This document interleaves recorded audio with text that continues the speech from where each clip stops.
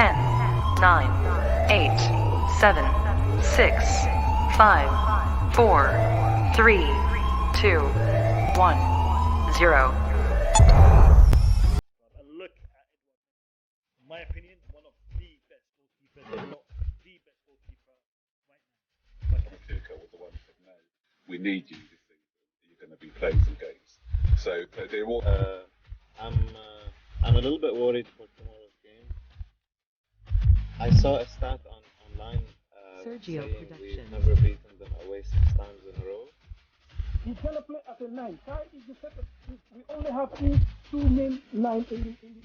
Technically. But I'm telling you, even if that ball went to Lukaku, he's not gonna do anything with it because Lukaku ballon over the. He has a clear chance. He has a clear chance. Listen, he has a clear chance. No, let me finish this. He has a clear chance last year.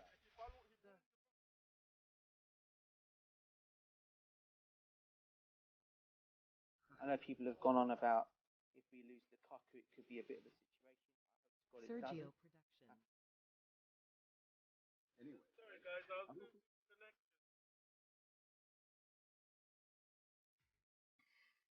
Yo. Welcome to the Blue Lounge. Welcome to the stream. How are you guys doing? How are you guys feeling? The game is less than half an hour away. And I am excited. I am so excited. Listen, people, I have put the link in the chat because this is an open stream. This is your pre-match portion. We're going to talk about the lineup. Then we're going to get into the game, hopefully by then. And then we're going to watch it together. And we're going to... Then we're going to evaluate it together. Hopefully, the result is going to be as we like it to be. I want to see a Chelsea win tonight. I want to see a Chelsea win this afternoon. Tex, welcome to the stream. Hello. I hope you're doing good, my brother. How are you? I'm doing amazing. You know, it's not too late for me, and it's the Club World Cup as well. So, you know, but if we lose, Good time. I am going to be going on Twitter is going to be like stepping into a war zone. Which is, Listen. yeah. I don't even want to contemplate losing. Bro. This is not a tough game as in Man City, Liverpool, Bayern Munich, Paris Saint-Germain kind of tough game. This is, a tough team. We're playing in their part of the planet, their part of the world. Conditions they're better suited to. But I think we have it. We have it within us to get this win.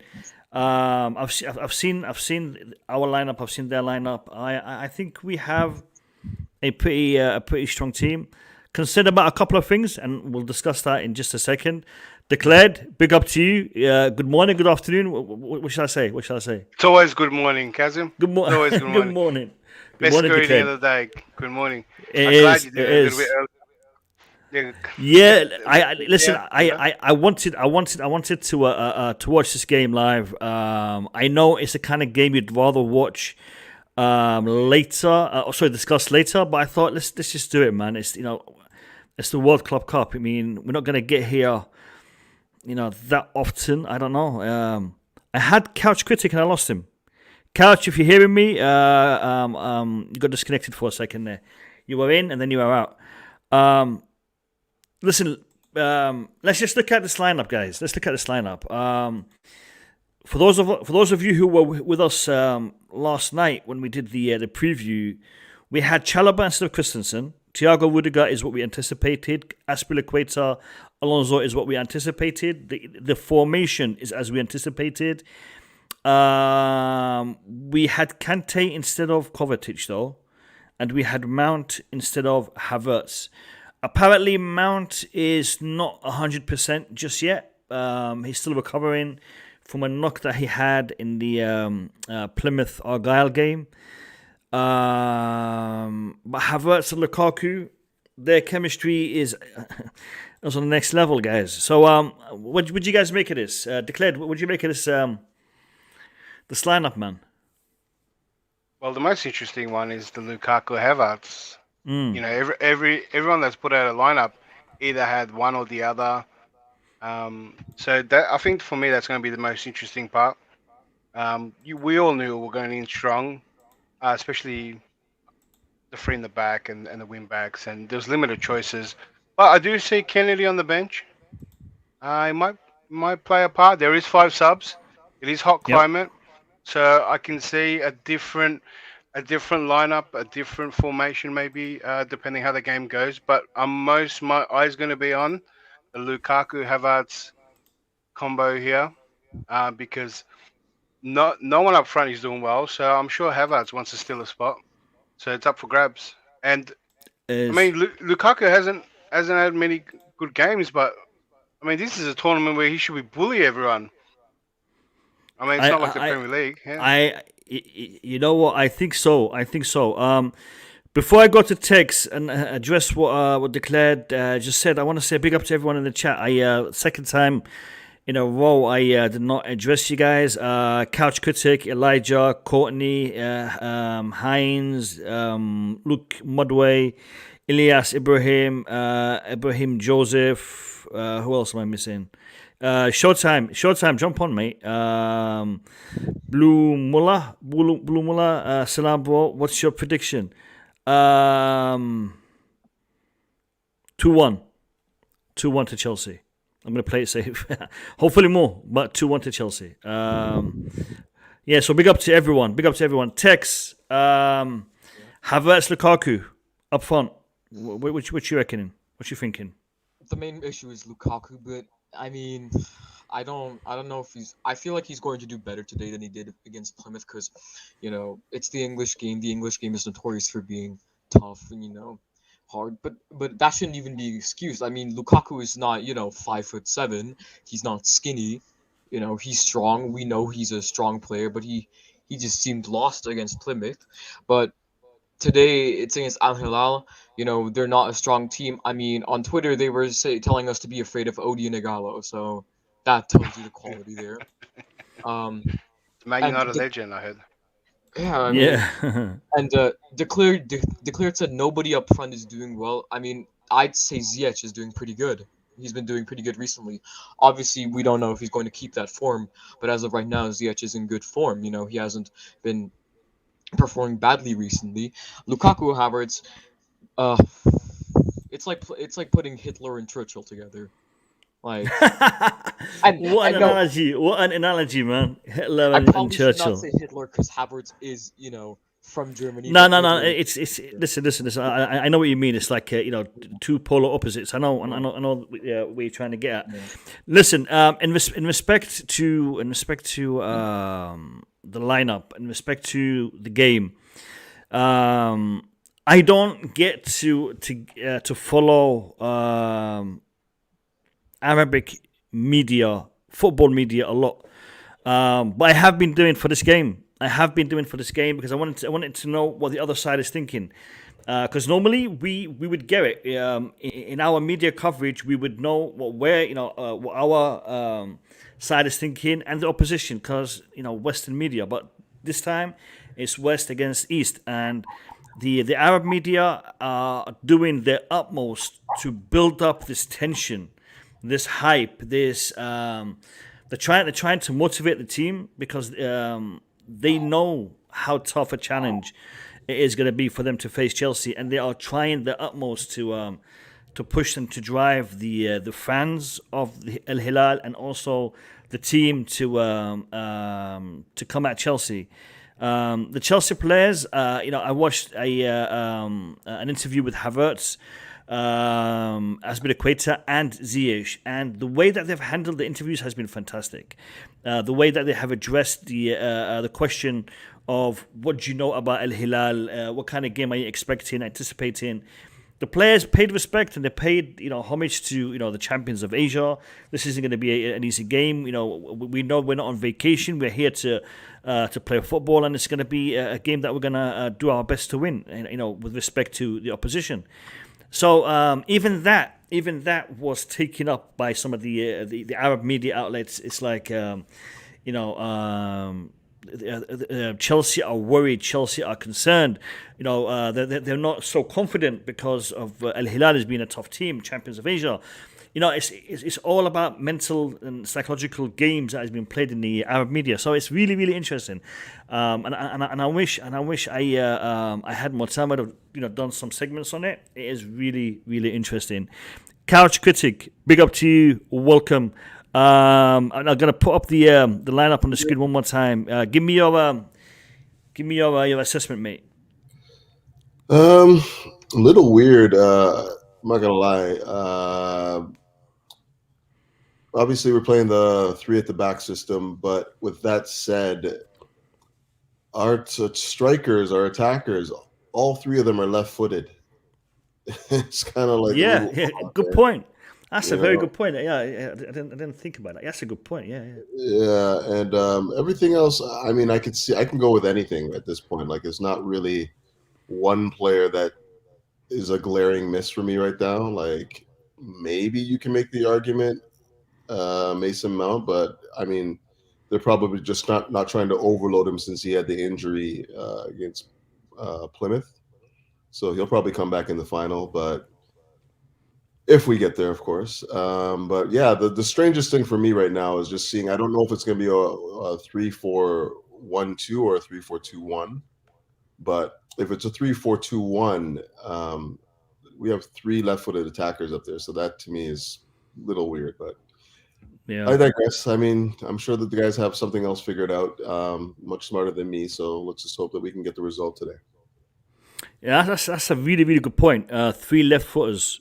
I mean, Havertz, he can play both right-footed, left-footed. He can shoot with both. Ziyech can't do anything unless it's on his left foot. I mean, he's an Iron Robin type of player with only one foot. Lukaku, we say he's left-footed. Some will argue that he is zero-footed, but we'll see. He's only got a head. He's got a head. Yeah, and only the left side of his head as well, not the rest. I don't know. You know what? I hope he proves us all wrong tonight. I really do. I really hope. I hope he he bangs a hat trick or something. Listen, this game, it's one that I'll probably be looking forward to this tournament ever since we picked up that Champions League trophy. This has been the tournament that I really wanted to win next. I know it's only $5 million prize money, and it's not seen as being one of the most prestigious. But for me, it's not only the trophy that we haven't won, but it's a world title. It is a world title, and I think this tournament, this trophy, will become harder and harder to win in the future because, if FIFA is going to continue down the path of expanding tournaments and expanding brands and matches and whatnot, then this is the tournament that they'll be focusing on because this has a lot of potential. This is going to be the ICC. Yeah, they have that summer tournament like the ICC tournament where it's a friendly, but at the same time, there's big money at stake there too. That's their testing ground for this. This is going to be their. I wouldn't say their replacement to the Champions League, but close to it. They want to go global with this thing, so we'll see where it goes. This tournament is anticipated. By the Asian Federation, by the South American Federation, by pretty much everyone, and the fan base. They look at this as being something of a very, very high standard because they are going to be competing against the best club in the world, which is the holder of the European Champions League. If they incorporate maybe the finalists of the European Champions League, top 3, and the top 3 of each federation, and they expand it, it could be a massive, massive tournament. Guys, I've got people jumping in, but they're not connected. Listen, if you're in the back area, go out and come back in again. Sometimes it doesn't allow you to join straight away, so just keep on trying. And once the connection is secure, I will bring you in. Let's have a look at the people in the chat. What are they saying, guys? Expectations, score lines. Let me see it. Let me see it in the chat. 18 minutes before 20. It's 10 minutes now. That was I'd say 2-0. 2-0 declared. Yeah, 2-0. I think we keep a clean sheet with this lineup. Couch, you didn't give me a prediction yesterday. Yeah, I did. It's 2-1. Did you? 2-1? Okay. Yeah, so the defenders are going to score. We did. Yeah. Yeah. No. We said it was Thiago Silva and Marcos Alonso. Yeah, I remember that. Mm-hmm. I was really pleased to see Ben Chilwell also join with the squad, and the reception that the players gave Mendy. Yeah. That was special. People in the media would have you believe there's turmoil and issues and problems within the dressing room, and Chelsea, players are not happy with each other. But all you got to do is just look at the way they all greeted Mendy and the joy on their faces when they saw him, and even the handshake between Ben Chilwell and Reece James. It's like Reece James was actually really surprised to see Ben Chilwell, and you can see the friendship. These players are proper tight, and I'm keen and hoping to see this grow and see this develop, rather than giving an opportunity for the media and external entities to come in and divide our players and our team, our dressing room. Yeah, it'd be nice to see more of that, rather than hearing the stuff that comes out of Matt Law's mouth every 2 days or so. It's just. Yeah, but you guys know no one's interested in that, yeah? What's that? Doesn't get. No one is interested in that. It doesn't get the clicks. That's true. To say there's like harmony and people high-fiving. Nah, they like chaos. I'm gonna keep saying it. I'm gonna keep saying it. I'm gonna keep saying it. I don't care. I mean, I know the streams that have chaos and whatnot get the clicks. I'm nice and mellow. I'm chilled. I'm a supporter of my team, and I want to see my team succeed. If no one's gonna click like, you don't have to. But if you're a proper Chelsea, proper Chelsea, yeah, click the like button now. 40 likes. What are you guys playing at? Seriously? We've been streaming for 18 minutes, 14 likes. That's not even like a minute. Come on, lads. Do us a favor. Hit that like button. Not enough chaos. Let's start fighting. Where's Boogeyman? Hey, Boogie, if you're watching, jump on, man. Hey, speak of the devil. I swear to you, as soon as I said it, he appears. Whoa, man. Proper Boogeyman. You know what I mean? Proper Boogie. Boogie, we were talking about you. Welcome, Boogie. Yo, thanks for having me. That means the name follows me, man. That's good. As soon as I said your name, I swear to you, as soon as I said your name, you just popped up out of thin air, man. That's it. No one can talk behind my back. That's the thing, man. Don't do that. All right, listen, Boogie, man, welcome to the stream. Boogie, I'm gonna put the lineup on the screen again for you, mate. What's your thoughts on this, mate? What's your thoughts on this? I cannot see it properly. I'll read it out. I'll read it out for you. In goal is Kepa. You got three centre-backs, Christensen, Thiago Silva, and Rudiger. It looks like three centre-backs, Azpilicueta on the right wing and Alonso on the left wing.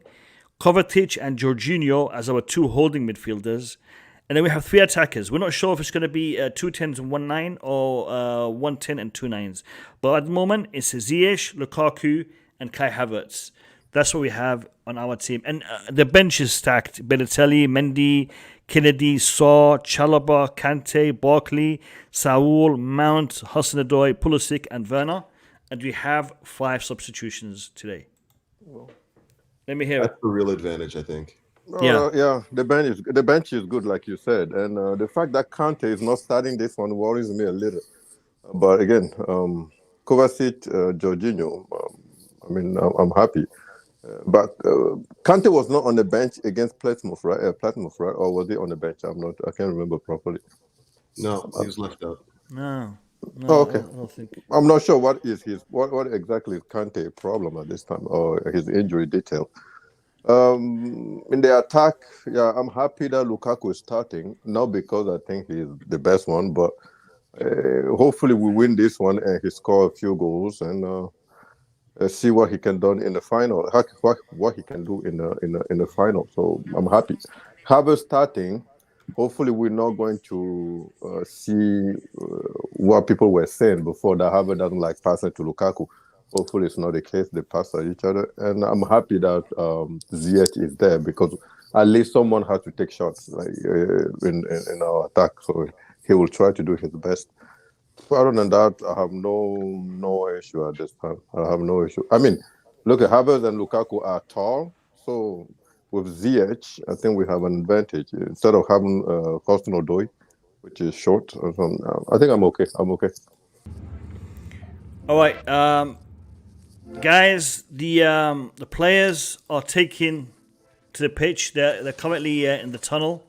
We are wearing the yellow kit. The blues today are Al-Hilal. Sorry, Al-Hilal. I had it confused with Al-Ahli for a second.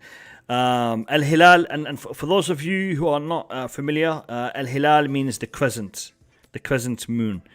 Bobby, Smoke Signals, big up to you. Welcome to the stream. Bobby, you're just in time to discuss the lineup.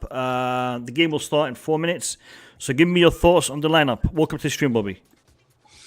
Hi guys. Good to be back on. Good to have you on the stream. I see nothing wrong with the lineup. I maintain I'm currently a bit fed up with Chelsea's injury woes and injury stories, and the fact that we never seem to go into meeting big teams or big tournaments with the full complement of players, because this is one really for Reece James and Ben Chilwell to be part of the squad in terms of playing rather than just being there to spectate. But based on what we have, based on the niggles, I think it's a good enough start.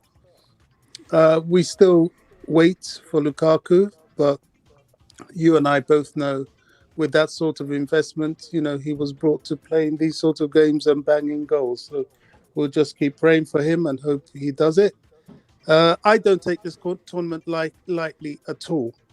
These teams, we haven't heard of them. This team, a couple of sort of Premier League players and I think Porto players and that sort of thing.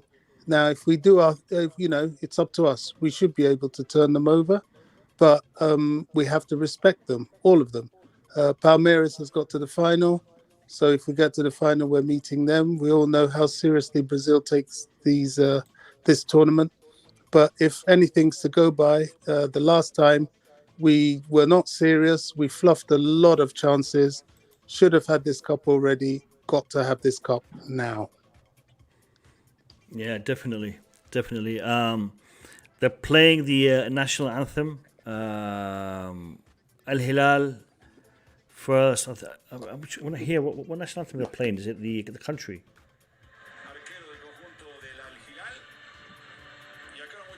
Oh, it's the tournament anthem. It's a tournament anthem.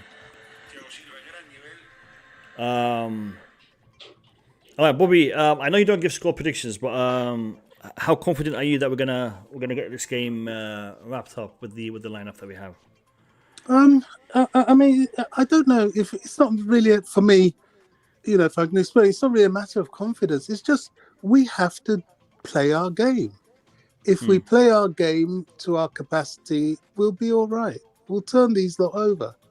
If we start doing silly things like on Saturday, missing gilt-edged chances, then you struggle. If you allow people into the game, they give you problems. If you smother them from the beginning and keep on top of them, they'll back off and wilt. It's up to us. But if we play our game, we'll turn them over today. All right. They're exchanging the club crests. Are you guys ahead of me, behind me? What are you guys seeing on the screen right now? I'm seeing the coin toss lineup. Sounds like you're I'm ahead behind. because I'm still looking at the players. Yeah, Teams. you see, whenever there's the penalty shootouts, I'm behind. I'm asking people to pause, but when the game starts, I'm ahead of everyone. All right, they're showing us the VAR studio. Hopefully, we don't have any mishaps there. I just want to say a big shout out to all the Chelsea fans that went out to Abu Dhabi. Absolutely. I know we've got Chris, one of our subscribers and panel members, out there. I spoke to him today.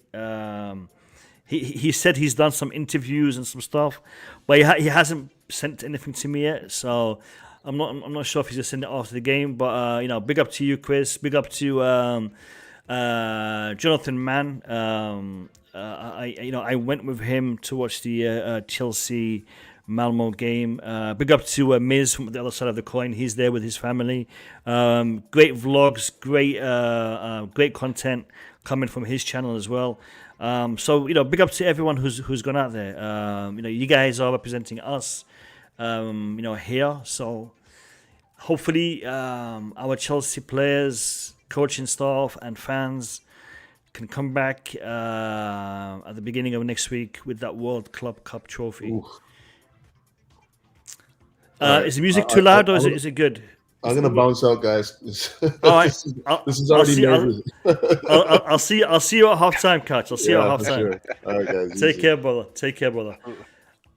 Guys, is the music too loud or is it good? I can't hear anything. Go ahead, music. All right, cool. All right, brilliant.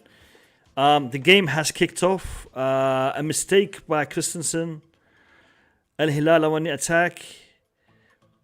First shot, it's wide. The Manchester United legend Igalo took that shot.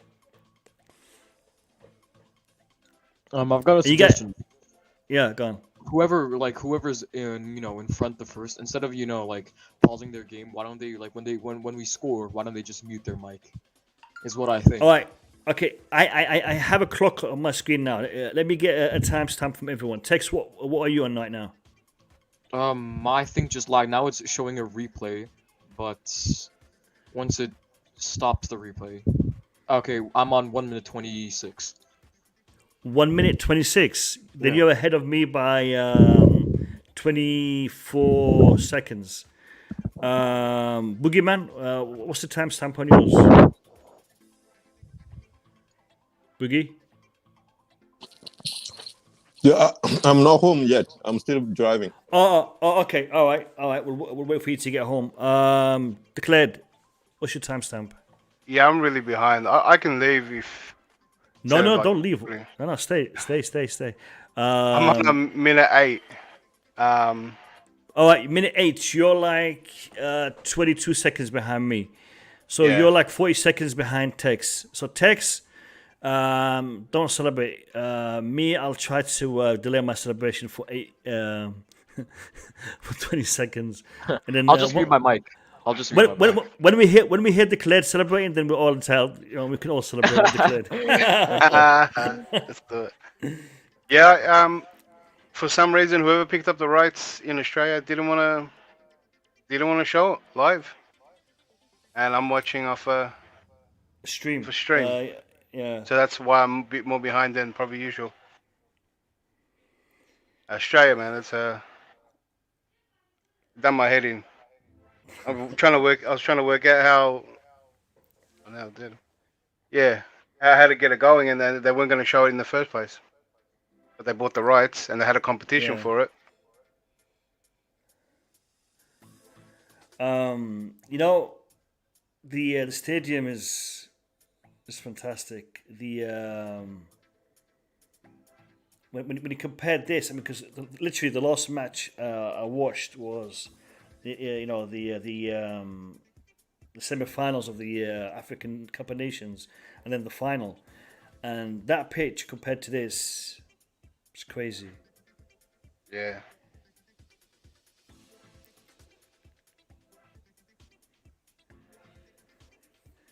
They put heaps of money into the teams, and Yeah. But they got stupid rules. So you can see how, and it's only accordance to the Asian Champions League, where you can only have 2 internationals and 1 Asian international, and the rest has to be homegrown. So as you see, they have. That's why a lot of teams and Australian teams competed in it as well. They'll have the biggest clubs will have 2 big players, and then one of the biggest Asian players, and that's it. And the rest will be homegrown. And they fit in a salary cap. Yeah, one thing they also do is they nationalize a lot of players to get by these rules, because their home. Yeah, that happens rule, here. Yeah, but the homegrown rule for the UK, I mean, he has to be he has to be part of the setup before the age of 21, I believe. While in Asia, if they have a passport from the country, then he qualifies. So a lot of players get dual nationalities and in here, Australia, there'll be players that got their citizenships and they got new contracts from it because they fall under a different category. Yeah. Yeah, but I guess people have come to Australia and want to live here. True. 5 minutes have elapsed. Nothing to write home about so far from either side. So I think that both teams are trying to get a feel of the Just warm up. of the opposition. Have they mentioned if the weather, the temperature, if it's hot? 20 something degrees. 20 something degrees. It was 23 right. or something. Yeah, not too hot, not too cold.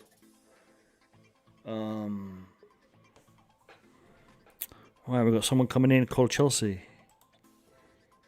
Yo, hello. Chelsea. Bye-bye. Chelsea has left us. Chelsea has left That's a us. good sign. Yeah, one disadvantage of putting the link live is you get a lot of people who jump in, and then once you actually put them on the screen, they get camera shy or they feel overwhelmed and they just bounce. And listen, no one's gonna bite your head off. If you want to come in here and just chill out with us, you're welcome. If you're a Chelsea fan, you're welcome. If you're Al-Hilal fan, you're welcome. Let's get some banter going. How many people do you think click on that link thinking that it was a link to the game? Good point.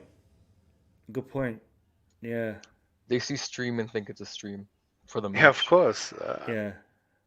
I mean, and that's why my clickbait thumbnails are always top notch. Yeah, I made sure I had the right color kit on this one just to make sure that it's proper clickbait. No, I'm joking. I'm joking. It's good fun. Yeah, no, I mean, believe it or not, we've had up until now. I'll give you a number. Let me have a look. We've had 1,000 views in the past 34 minutes. That's normally what I get for an hour and a half of streaming. So Right. the clickbait thing, it seems to be working. I don't know. Listen, guys, this is a stream of fans, Chelsea fans predominantly, just enjoying the game together. We're going to be bantering, talking. What channel is it on, Ilyas? Ilyas, I don't know what channel it's on, mate. I'm watching it on the stream. I don't think it's on TV. Check BT Sports, check Sky Sports. I'm actually watching it on stream. We're currently attacking quite strongly right now. That Thiago Silva shot was horrendous. Jeez. I'm gonna see it now. Listen, it was powerful, and it wasn't too far wide. It was about a meter wide. From where he took it. From where he took it, Hey, listen, that wasn't a bad shot. I mean, I'm getting there. Yeah. Okay, make that 3 meters wide, but you know, it was a good shot. It was powerfully hit. What channel is the match on? Nicholas, I don't know. I'm watching it on stream. I've got a prediction. It's not a score prediction, but even if we win, but if Matheus Pereira scores, I guarantee you the Al-Hilal fans are not going to shut up about it. They're going to get the West Brom gifs already up and running of him celebrating against us last season. They were already doing that before the game. They were already speaking about that before the game. Are you saying if they lose the game, they're gonna try to banter us? That's one of the weirdest things I've ever heard in my life.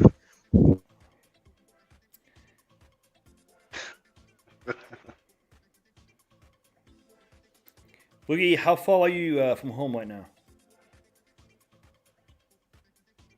Are you driving, Boogie? I think he's focusing. Yeah. Going for those red lights.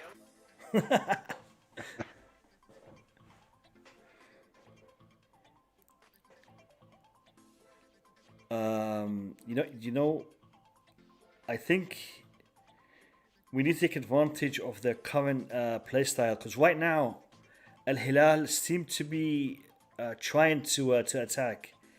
They've not had enough possession. To be fair, Chelsea have dominated possession, but there are a lot of gaps in their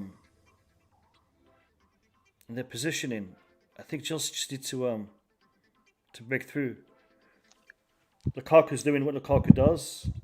Did you see the Ziyech shot? I didn't know.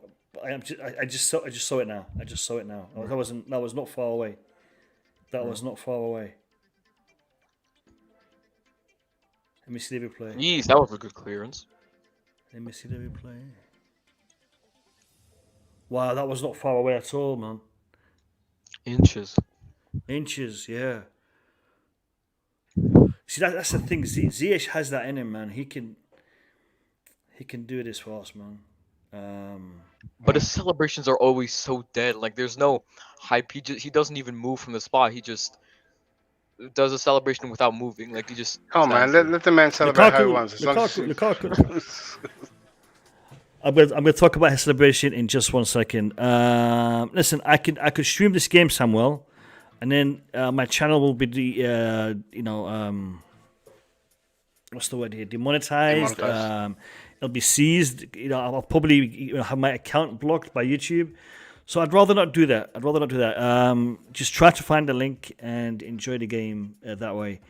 My stream just froze. Hold on.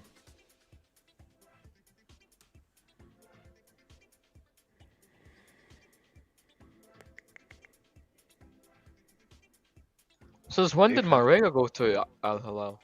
Wasn't he at Porto?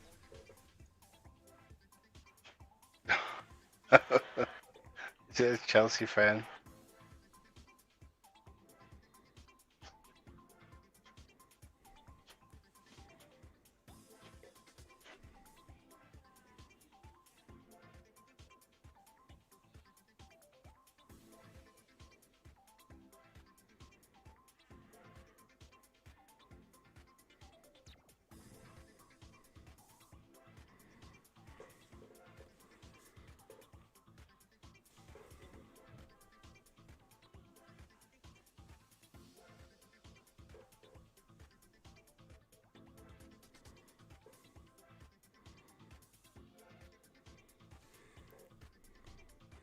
I'll be back literally 30 seconds. Yep. Imagine if we score in the next 30 seconds. Oh, it'll take me that long to catch up anyway. Yeah. True. What minute are you on? 12:20. Jesus, I'm on 112. I mean, I'm not 112. I mean, 13, 17. That's a full minute. Yeah. All right, what did I miss? Nothing.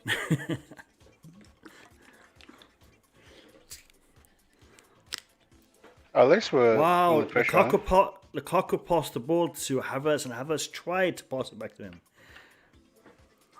What's next? I don't want coming them passing down. to each other. One of them's got to take a shot.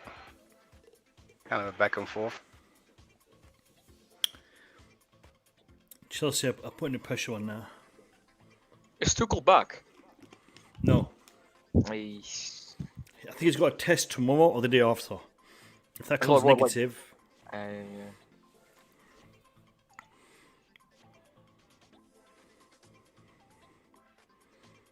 Do you guys think that the Al-Hilal has taken a change in their posture? They've become more defensive in the past 5 minutes, I reckon. I feel like that's most night when they play against us because they try to be, even the most attacking teams. Sometimes they try to attack against us and then realize that it's not going to work, and then they switch. Oh my God, Ziyech! What a ball in by Ziyech! What a ball in by Ziyech! What minute are you on? I'm on 14:05. Ah, okay. What are you? 14:44. Yeah, so I'm about 30 minutes behind you. 30 minutes? 30 seconds. It feels like 30 minutes in there. You're in a different half than me. Yeah. We've got a guy called Anthony Adie coming on. Let's see.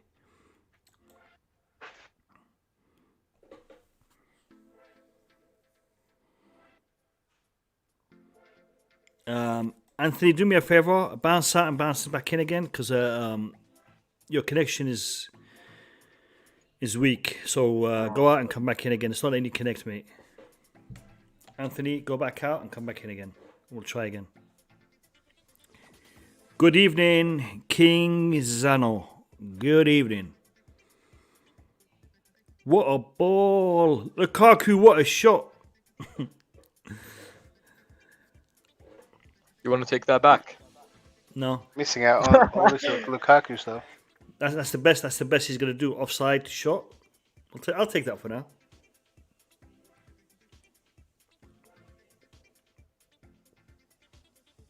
At least he even reached the ball. To be fair, that's improvement in my opinion. I want to see Lukaku do something, man. I want to see him score. I really want to see him score. But then the Lukaku stands are going to be unbearable because I know so many of them, and they're always the most unbearable people I've ever met in my life. Listen, Anthony, I can see you in the back room, but you're not connected. Go back out and come back in again.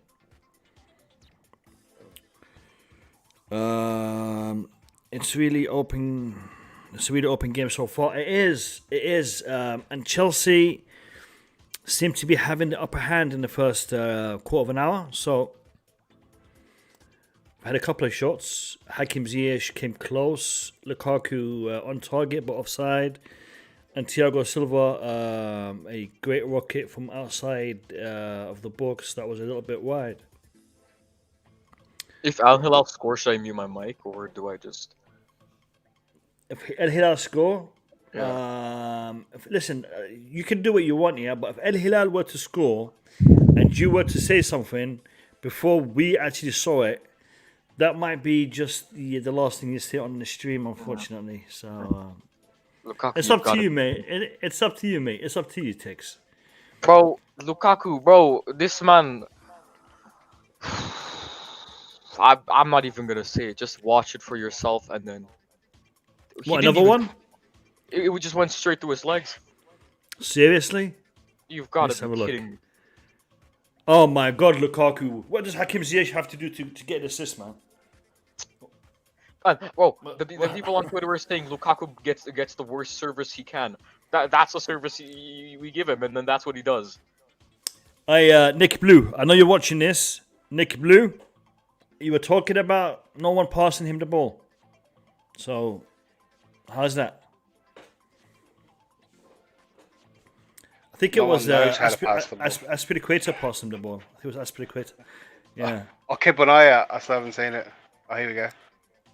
Oh, yeah. There's a proper. There's a random Donny in the stands wearing a Real Madrid kit. You know, I thought maybe Lukaku had a right foot, but he doesn't. It.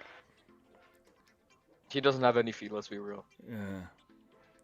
Listen, if he was just timing his run, Doesn't actually have to kick it. It just bounce off his leg if he just times it properly.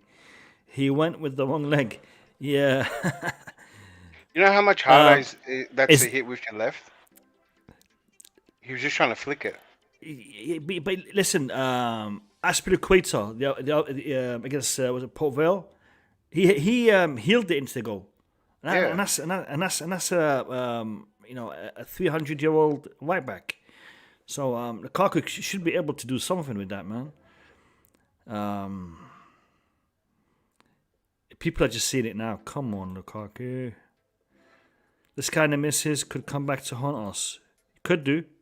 It could do. Hurt us, yeah. Could do. Hopefully it won't. Good, bro, why is Lukaku doing step overs? What is this man doing? All right, Tex, you're spoiling the game now, Tex. Sorry.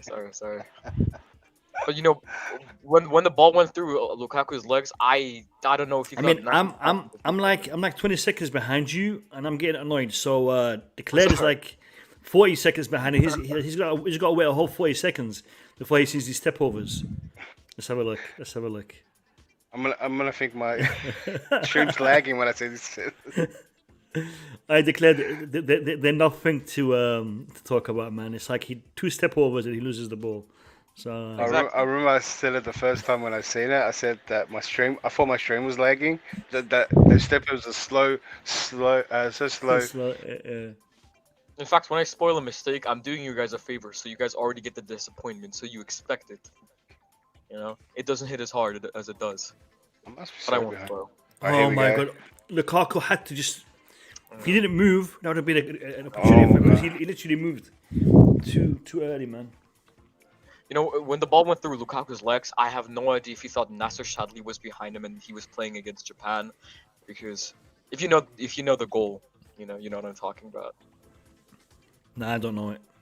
You know the Nasser Chadli goal in the last minute of the game against Japan in the World Cup 2018, 3-2. You know, I didn't watch that game. Yeah, look at I forgot who was. I think it might have been KDB.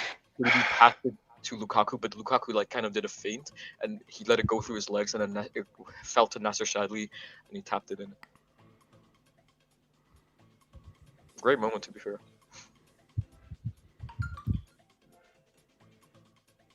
You know, saying that Lukaku put on weight was a bit of a joke. But it could be possible that he looks slow. He's definitely lost. He was lean when he first came in the start of the season. He has looked a little bit more stocky. Let's just be polite and just say stocky rather than fat. It's no good. Yeah. Because one of the things I brought up, and people thought I was trolling a lot too, was the only way to get people's attention. But his frame, and he has a legit weight battle. And it was Conte that kind of solved that and made him play way better. But for him, he's not doing a great job keeping the same standard. So as soon as he got injured, he probably just put it back on. But yeah, it's the frame. He puts muscle on easily, and he puts weight on easily. Yeah. Genetics. Yeah. That's why. Some people say he could play to, some players play till 36, or what Ibra did. It's going to be too hard for him. Yeah. Because each year he gets into 30, it's going to be harder for him to keep that. You know what? I don't even think it's that hard to be really lean if you're an athlete. I think maybe he's emotionally. I don't know. If he's not having a good time, maybe he just eats. Yeah. I mean, it's your diet and your lifestyle, and if you're a professional footballer, you should be able to maintain a good diet and a good healthy lifestyle. Yeah.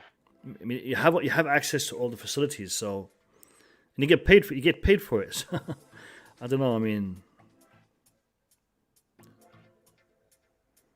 Well, he's got his big contract. Do you know what I mean?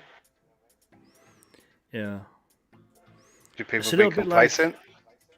it's a little bit like Eden Hazard going to Real Madrid, his dream signing, and then all of a sudden he's gained weight and he stopped performing. Maybe when you achieve your dream, there's nothing else that's motivating you to continue, right? Maybe. And when you reach your goal, there's nothing else for you to want, because it's a big thing. Your whole life. Because that's what they're saying is a big issue with a lot of young players. They get the big contract and then they feel like they've achieved everything. Yeah. RD here saying we are getting outplayed at the moment, and he's right. For the past say 4 or 5 minutes, Al-Hilal have started to put under pressure. And now he's just put on this post. Kante's on the bench. Pulisic is also on the bench. Reminds me of Porto 1-0 loss in the Champions League. I'm not sure how that how you got to that. Maybe some blue jerseys. I don't know, white and blue.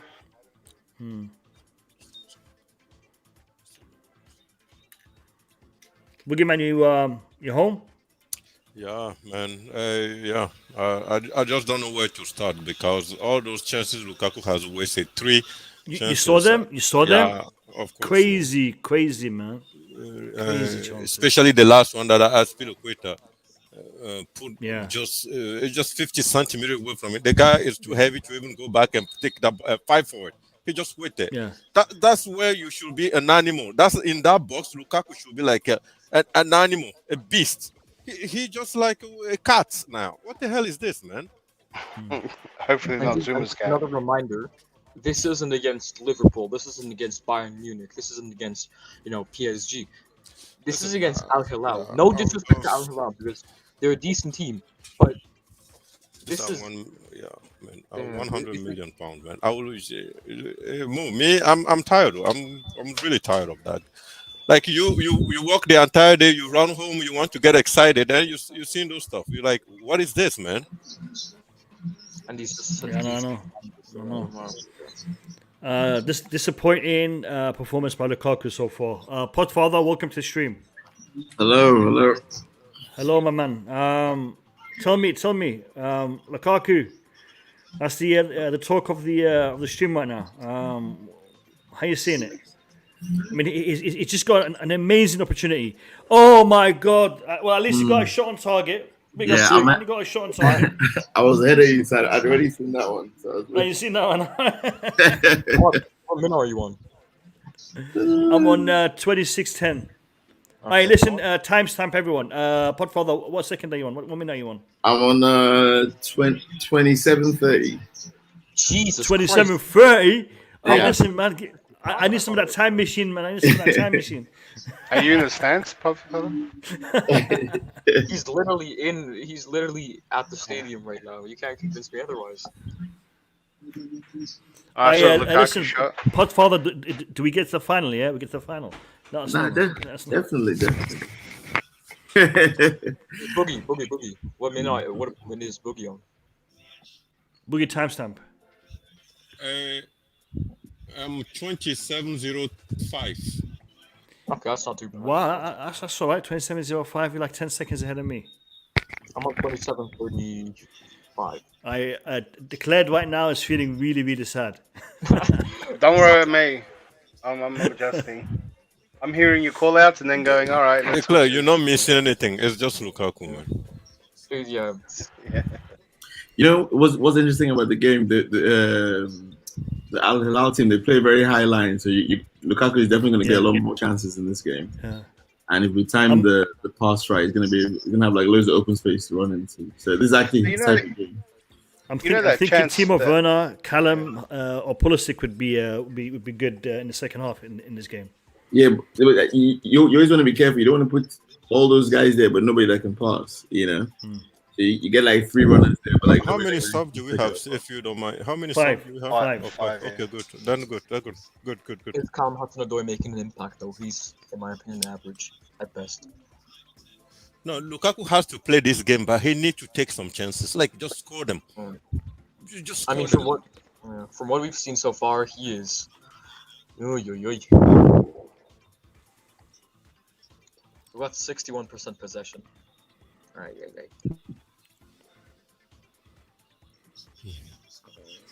Have they ever just seen a shot on target yet? I don't think they have. No, I don't think they have. No. Yep. They've only had one shot.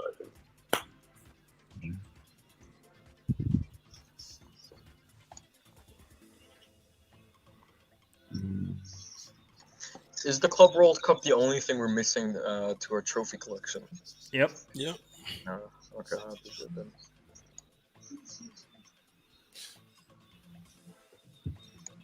That was some pretty good skills from Ziyech.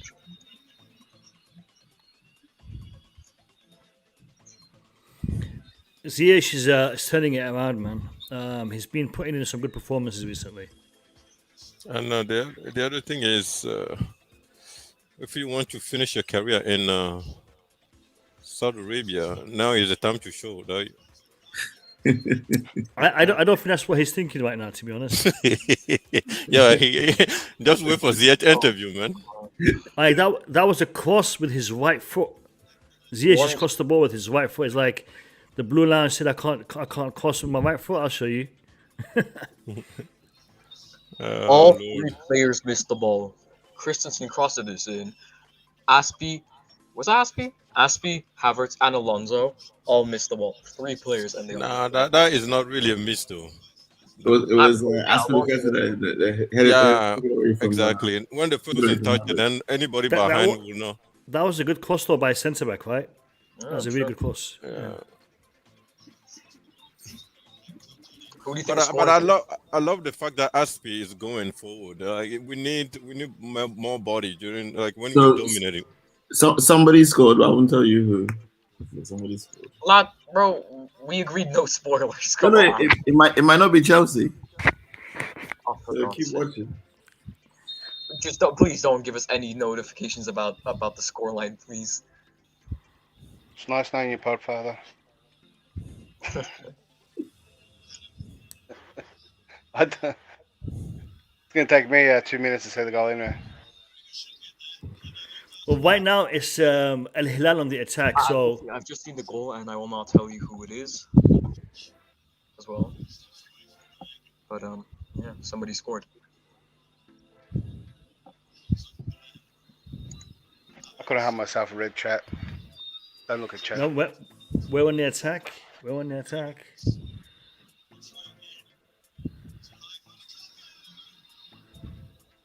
No, really? I just heard it on I heard it on one of you guys' screen. I can't believe it. I can't believe it. I can't believe it. I cannot believe it. And he doesn't even celebrate. He doesn't even celebrate. Good. I don't care. I don't care. Don't celebrate. Don't celebrate. Bro, imagine if he did something like a knee slide. That would have been on par with Harry Maguire celebrating against Albania. I'm just updating I feel bad for declared. Imagine if you still not seen it as well. I haven't seen it. Oh, that's just brutal. I mean, he can't miss that. He cannot miss that. If he had missed that, I'd have been pissed. What is it like? Anyways, yeah, I'm happy. He's probably pissed because he hasn't missed it.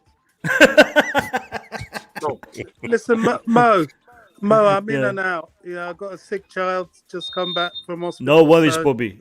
No worries, Bobby. Get well soon, man. Speedy recovery, man. Speedy recovery. No, my child, my youngest, had an operation yesterday. Came home, was bleeding badly. I had to go back in. Had to rush him by ambulance back to the hospital. So we brought him back home again. Okay. He's asleep at the moment, right beside me, actually. So if he wakes up, I'll have to drop out. Listen, Bobby, look after your kid, man. Look after your kid. We're here. Whenever you can come on, man. Take it. No worries. What do you make of some of these? I mean, there was a chance that Aspie gave to this guy, and even Aspie was looking at him and just. It's like, yeah, I saw that was one of the easiest opportunities that Lukaku ever had, apart from the one that he actually scored. Yeah. Hopefully this breaks the jinx. I hope it gives him confidence because does he expect it on the plate every time? Every time. Hat trick incoming. Amen. I listen. Podfather, you're like 2 minutes ahead of us, so don't worry. In 2 minutes. Try being a little bit more vague, not like someone scored. I'm not going to tell you who. Try making it more mysterious. Yeah, a little bit more mysterious, man. Yeah. I think Havertz and Aspi are playing very well. They are. Ziyech too. Ziyech too. Yeah, Ziyech. Yeah, Ziyech is becoming a bit of a baller, man. Yeah, he's becoming a bit of a mainstay. And with him retiring from international football, I think he's going to be one of the untouchables at this rate. Yeah, that's true. Actually, it's a good time for Chelsea to have him. Yeah, and the other, I was going to say his wages are actually pretty low. So I always said he was. They are. Was wanting to say he's a good squad player, even when he was doing badly, because he's on the lower end of the wage structure. Listen, declared he cost us less than Drinkwater, and he's getting paid less than Drinkwater. So that's a stat for you. It's incredible, isn't it? Drinking wine now. Yeah. By the way, big up Declared, my man Declared. I always like to join him on a stream. Good seeing you, Bobby, too. Yeah, we streamed too late for Declared, man. Well, he's down under. You're down under, aren't you? Yeah, I'm in the next day. So the time difference, look at that. This is my concern. These sort of shots, top bins. Kepa. Mm-hmm. Bobby, what's your timestamp, man? What are you on? What do you mean? What's the clock saying on your screen? 17:06. Huh? No. The time on the game. He's talking about. Beg him, sorry. 17:06. Sorry, 36, 12, 13, 14. So just 36 minutes. You're about 50 seconds ahead of me. Really? Yeah. What are you watching it on? I'm watching it on E4. It's on E4. Yeah. All right. No, I'm watching it on stream. Let me see if I can get E4 on here. Just go to E4. It'll give you less headache. At least it's licensed, Yeah.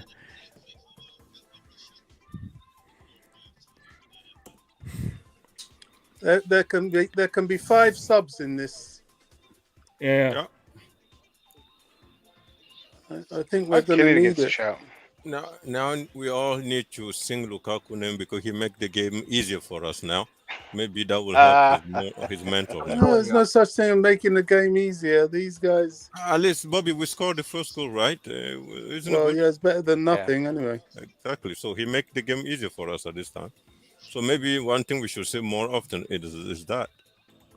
I get a feeling Pulisic will love this game. I think he'll be. Sure. A lot of this space, will be right up his alley. Harvard. Whip it. Come on, Lukaku. Just get in the butt. Don't be. He's nearly on the wing, pointing his arms about.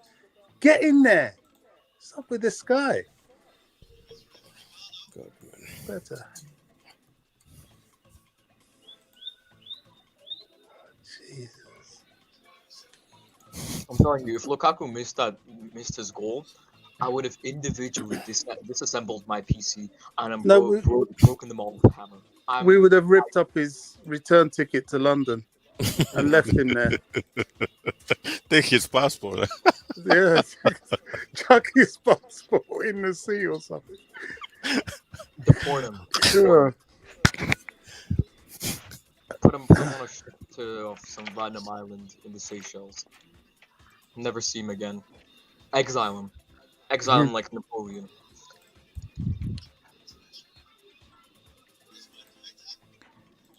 I mean, these lot are just defending. I mean, come on, Chelsea. Just put them to the sword. I mean, they're just and they low have no block quality. waiting for fast break. That's all they're doing. Come on. Yeah.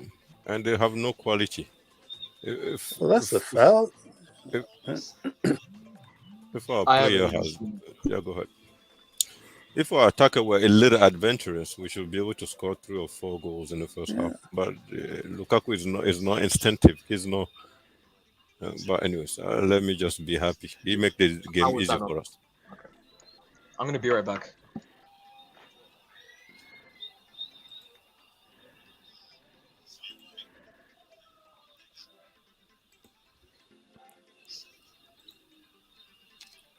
When is the second semi-final? It's all on Sunday, isn't it? It's the done second already. one. It's done already. They played. Yeah. Oh, we know. Listen, guys. Yeah, Palmeiras have got through. There's 2 people in the back area. You're not connected. Your device is not connected. So bounce out and bounce back in again, and I'll try to get you on the stream. I can see you, but you're not connected properly. And anybody watch their games? Have you watched the first semi-final? I saw the highlights. They didn't look too bad. You know, it's not going to be an easy game. Definitely not like this. I'll have to pop out. And kids waking up. Okay. Bobby, come back at half. Bobby, no problem. Thanks to Tex. I'm back in the mix in times. Oh, beautiful. What did you do? Change streams. Oh, okay. Yeah, I've done the same thing. I'm on E4 right now. I'm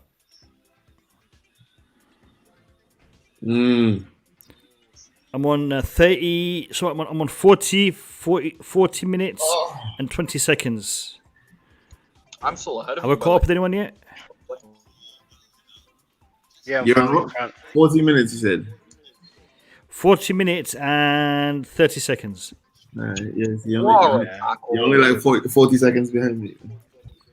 So what happened there? There's nothing done, then it's the same. This is like live. No, it is because you jumped a minute ahead of what you were on the stream. Okay. Yeah. Yeah, there's people in the back area, but I can't put you on because you're not connected. Charles, you're not connected. Oh, that was so close. Oh, was that all offline?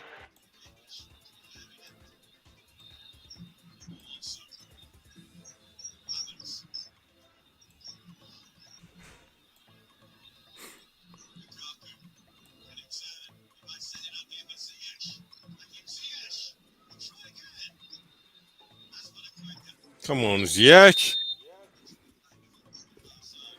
You know what? I'm actually watching my game and I'm hearing the commentary on one of you guys' screen.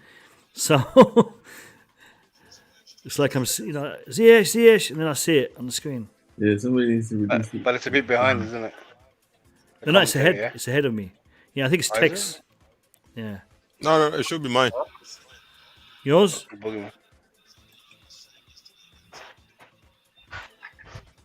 I put a stream way far from where I am, but you can see here that's the problem. Oh, lordy.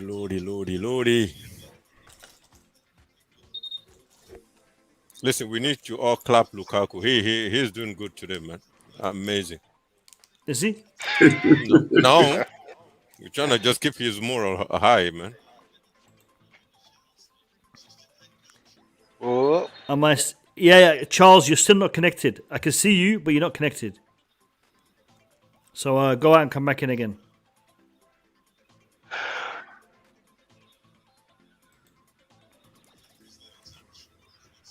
I gotta give it to him. He's doing more boogeyman than ever before, I guess. Well, would you have gone back to this formation? This is our best formation, yeah. I'm not Ziyech sure. is playing really good.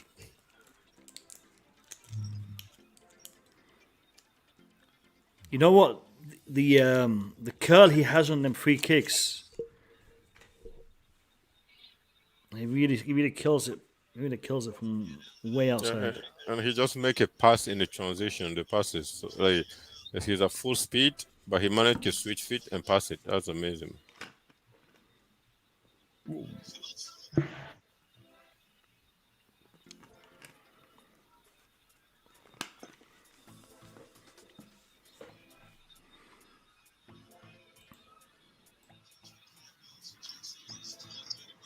So normally, I'm pretty sure no one knows too much about this team. But do they a possession team or do they dominate games normally? This team. No, but I think attacking is their strength. They're better going forward than defending. But obviously, Like during their game in Asia. yeah. Yeah, they dominate games, Boogeyman. Okay. They're like the one of the biggest teams in even in the Asian Champions League. They got heaps of them. Okay. Then they found a match now. Yeah. That's why I think most teams would sit back deep, but it's not in their DNA to sit back too deep. So they're trying to do something in the middle. But they can't do it anymore anyway. 1-0 down. Yeah.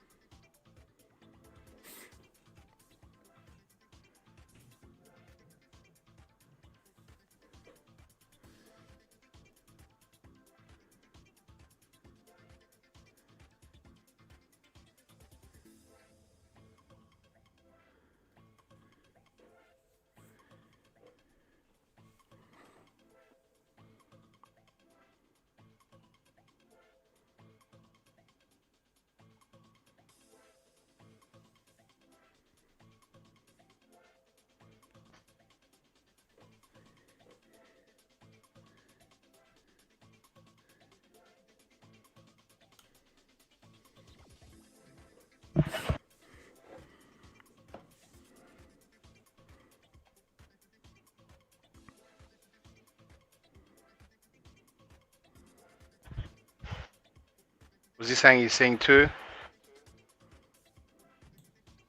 Are you guys seeing that? I don't know. He's saying two It's Lukaku's. like You confused him. No. Second chance. It's the second time he's had that chance. He's put one away. I think he's saying that to him. It takes you 2 chances to score 1 goal or something like that. I think. That's a good Right, that's conversion rate, isn't it? Yeah. All right, so it's half time. It's half time, lads. We're gonna take a minute break, and we'll be right back.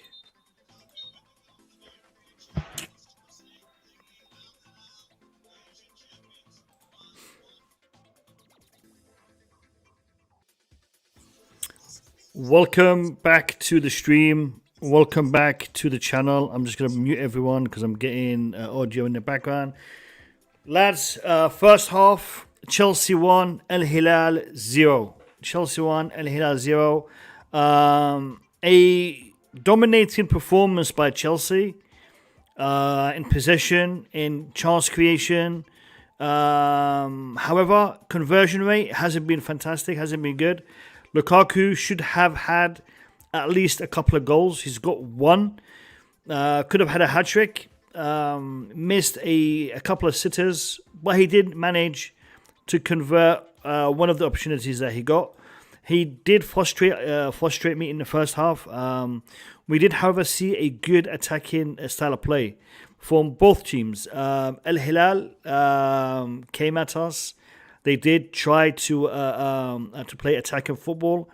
However, they were outclassed in the middle of the park, and they had to play most of that game on the back foot. Most of that half on the back foot. I was watching the half with Tex, Declared, Boogeyman, Podfather. I also had Couch Critic come in. I had Bobby Smoke Signals come in. So, guys, you saw the first half. What's your assessment? What do you guys think were the main points to focus on in that first half? And you're all on mute, by the way, guys. So whoever wants to talk, just unmute yourself and go right ahead. Yeah, Lukaku is a top striker. He has one chance, he put it away. So now at this point, listen, we see what we need, and we go into the second half really confident at this time. So that's all I can say at this time, man. Changes on the way? Why? Maybe. Yeah, I want to see him actually. That's what I mean by yeah. I want to see the changes. Who This would you team, change? Like this game's not sewn up yet. everyone, wherever you can, just freshen it up. It just feels feels slow. I don't know if the heat's getting to him. Yeah, they're trying to play very direct. No one's really want to connect. I don't know, man. They're tired. I thought they played well in the first half. There's a couple opportunities there where we should have taken, and even the switch of plays have looked pretty good too. Yeah, we could have more in the final third, but like really, what does that come down to? The fact that like they're defending pretty deep again, right? And this is the Chelsea Achilles heel, trying to break down low block teams. But the overall build-up hasn't really been that bad. Like we're creating opportunities, which is what you want. I don't think anyone's really been playing poorly. I thought Havertz actually looked pretty decent on the left, which is not where he's accustomed to playing. He's combined pretty well, and he's using the width of the pitch well. Yeah, it's better than I thought. Let's just say that. Like we're playing well enough to win this game easily, and I don't think that there's one performance that you can look to is bad. I want to hear your thoughts on Lukaku's performance because you weren't here with us in the first half. So how did you assess his performance? I liked his movement. I thought he was actually getting up and down the pitch a bit. Obviously, he should have scored more than just one. Like there was a couple like gilt-edged chances that he expected a striker to take, but I mean he scored. Like that's all I care about. The fact that he actually hit the back of the net, and even some of his link-up plays actually been pretty good too. He's come deep a few times to collect. That's what I want to see, to be honest with you guys. Like don't just be a stationary like lamppost in the box. Move around a bit, make yourself use your physicality and your presence all over the pitch to impose yourself, and he seems to be doing that quite well. He used his arm to shield to get in behind that one time, and that's what you want to see. That's his game. If he's not playing like that, then he's not going to be effective. So I thought he was actually pretty decent. Muted celebration. What did you guys make of that? What was he supposed to do? What he normally does. Knee slides? Yeah, knee slides. Bow and arrow. Whatever. Oh yeah, I missed the bow and arrow. That's true. Yeah. Yeah, we'll see. I don't know. I think he's got one more in him, so we'll see what happens. Yo, big up, guys. Tobago, welcome. How are you? Tobago, your man Lukaku scored today. How you feeling? I'm not happy about that miss he missed.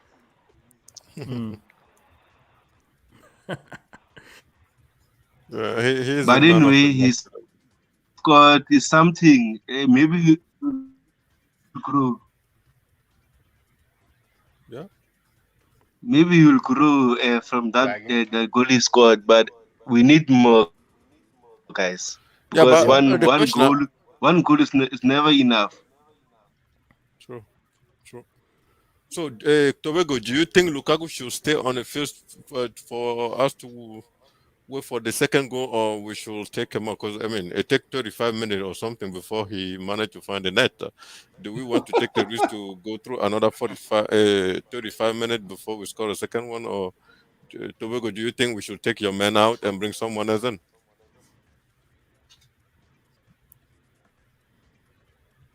Tobago, that's for you. He's lost.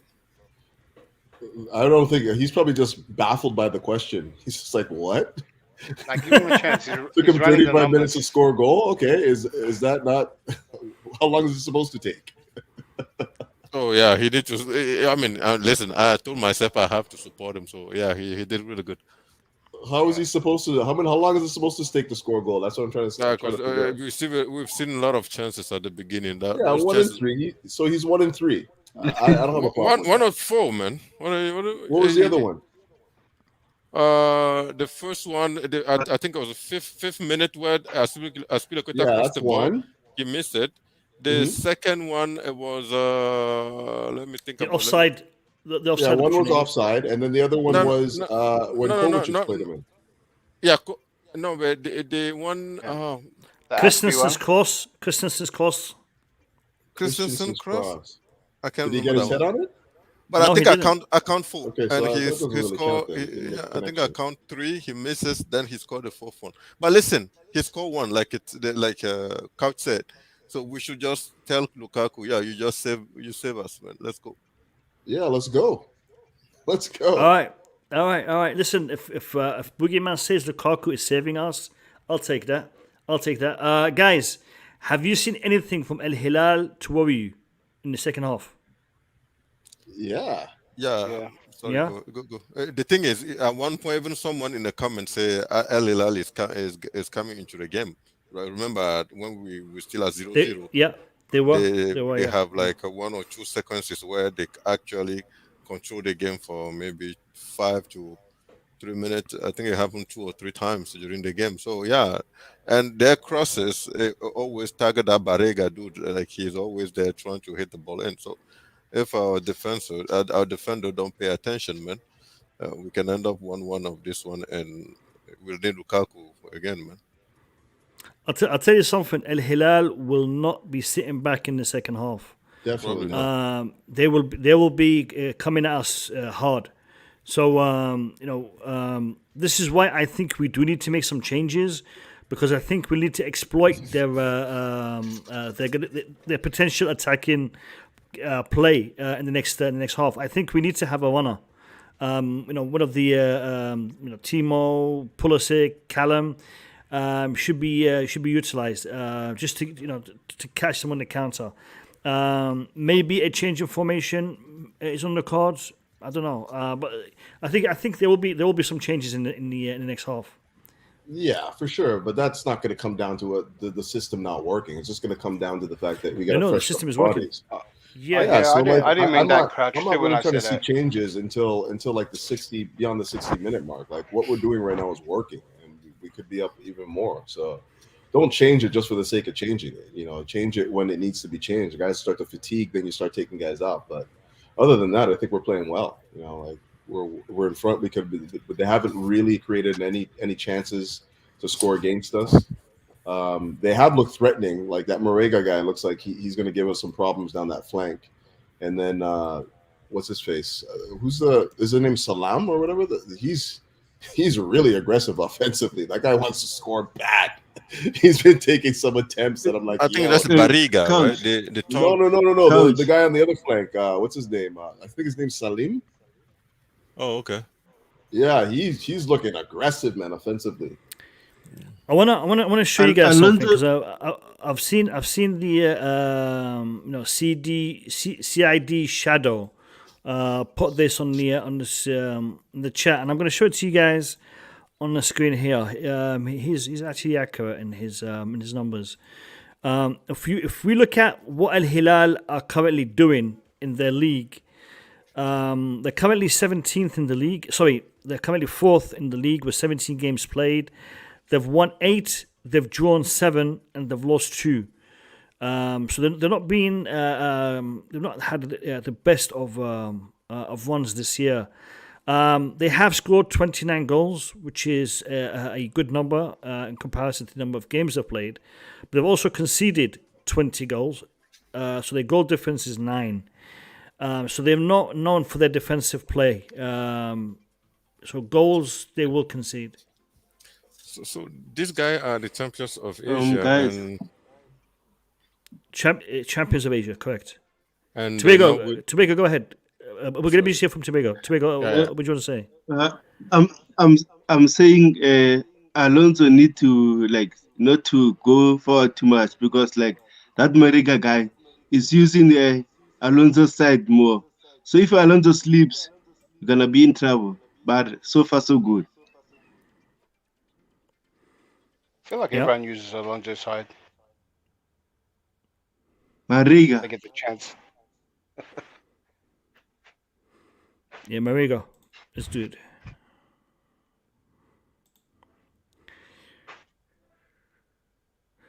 Yeah, Boogie, go ahead. Boogeyman. Yeah. Go ahead, mate. No. I was wondering, like, if they're really champions of Asia, and I heard at the beginning or yesterday that they're dominating Asian football, why they're lacking in the National League? I mean, they're fifth. They're fourth at the moment in their league. They have 2 games in hand as well, Boogie. I don't know if you saw that. No, I didn't. I didn't. They play 17. The other teams have played 19. Maybe they're having a bad year. They are one of the top teams in Saudi Arabia. Saudi Arabia is one of the powerhouses in Asian football.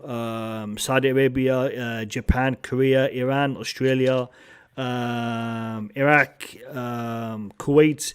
These are all teams that are quite strong. Emirates is also one of the strong teams in Asia. In regards to club football, it's mainly the Saudis, the Persians, the Japanese.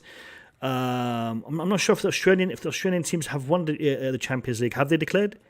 Only I'm not one. sure have they won the Champions League, the Australian teams?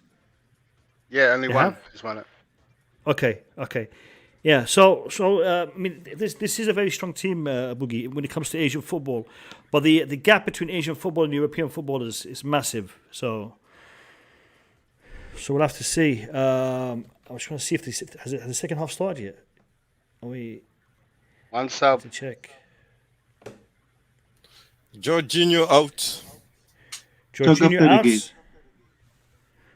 Can't tell you. For who? Kante. Okay, that makes sense. Jorginho was marked out of the game. That Pereira guy was just sitting on him the whole game. He didn't get too many touches. Kovačić was just running free. I just like Mikhail, big up Blue Lounge. Ideally, I'd like more goals to show for all our opposition. Else, Heart Attack FC will make its appearance. Al-Hilal can easily score 1-2. Can score 1-2. We should be looking. Yeah, we should be looking to cement the lead. Mikhail, big up to you. Good to have you in the chat. Hopefully, we'll see you on the stream in due course. So big up to you, Mikhail. Thank you for your support. Right, Heart fellas, Attack we'll see you after the FC. game. Heart Attack FC. All right, Couch, we'll see you on the other side. Take it easy, brother. All right, guys, the stream is online on YouTube from FIFA. Checked it out. Is it? I listen. Post the link in the. Oh, you can't post the link, can you? You can't post the link. All right, let me check. Can anybody confirm if it's actually on YouTube, the game?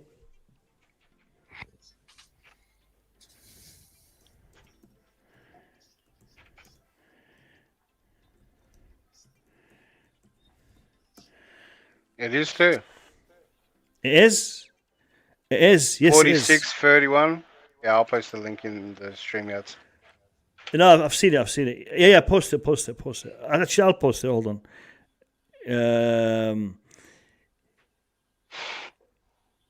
All right. Yeah, that's really good. That's better than what we're watching, huh? Yeah, it's up to date and better quality.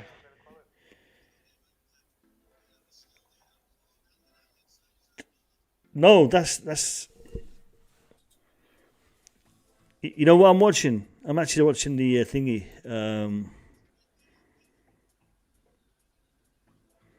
Oh, here it is. I found it. I had a different one on.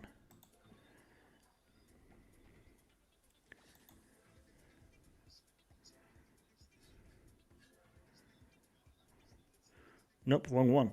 I listen declared. Yeah, send me the link. Yeah, do you see it? Oh, I see it. Oh. I can't watch that. It's not available in the UK. Really? Yeah. Is it the way I linked it? You know, I got to use a VPN to watch that. That's interesting. It's just can you see the FIFA channel? Yeah, no, I see it. It says it's not available in my region. Alright, so that means someone's acquired your rights. What guys a watch chance! Yeah. What a chance! What a chance, man! He played it right. He played it right. It was the right. It was the right shot to take. Yeah. I mean, unlucky. the control before the shot was not good. That control was not good. Yeah. It hit the post. It actually hit the post. Mhm. I thought he saved it. No.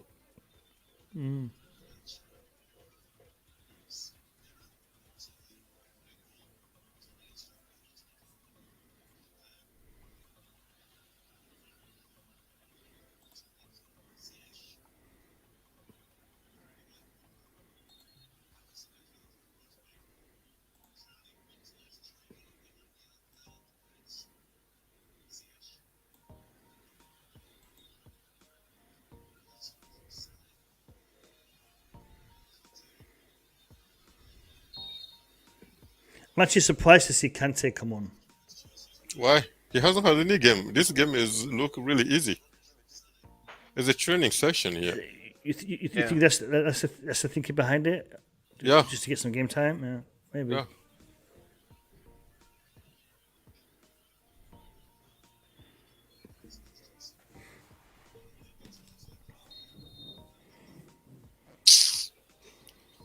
Oh man.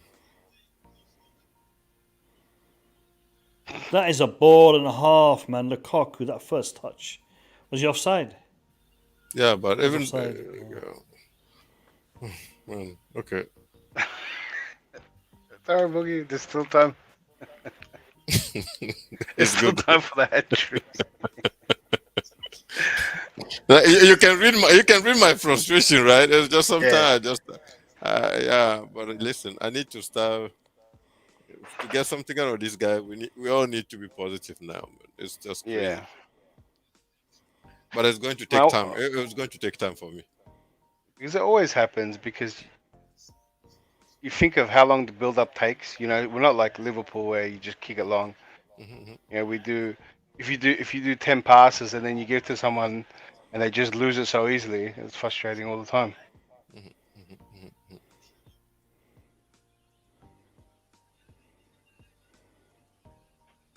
LLL getting into the game now. Yeah. Short time. I am backing Lukaku. Listen, we'll all be backing him if he scores goals, man. Yep. Uh-oh. Well done, Kante. I told you guys. Kante should be coming on that second half.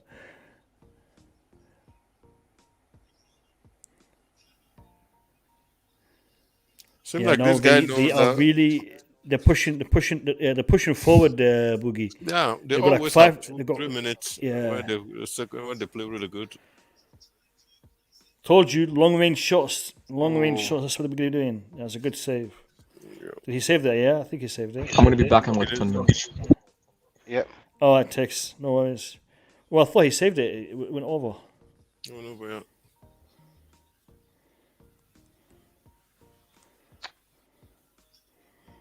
Are you guys seeing that tackle? No, the music at the back. I think there's more playing music at the back. Yeah, I'm playing music.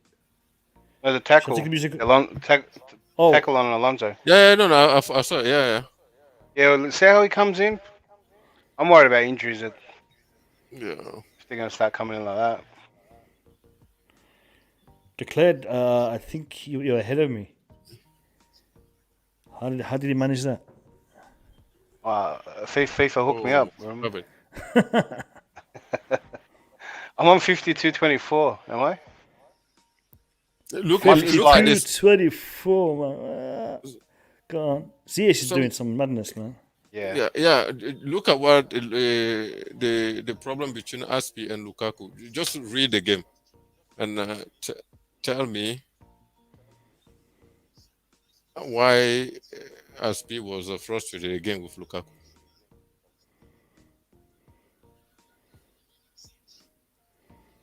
look, Aspi was the one highlighted before as being the culprit in not passing the ball to Lukaku. And now he's given him a couple of great chances, and Lukaku ain't done nothing with him. So... yeah, good.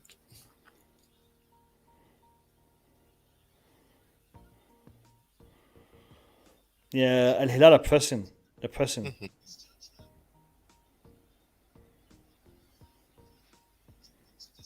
Like someone said, we need that second goal. We need it. Yeah.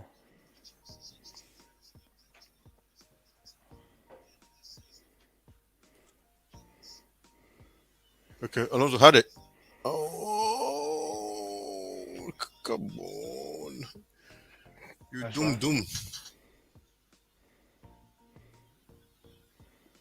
For the first time, it was a clean one. Just take it, man.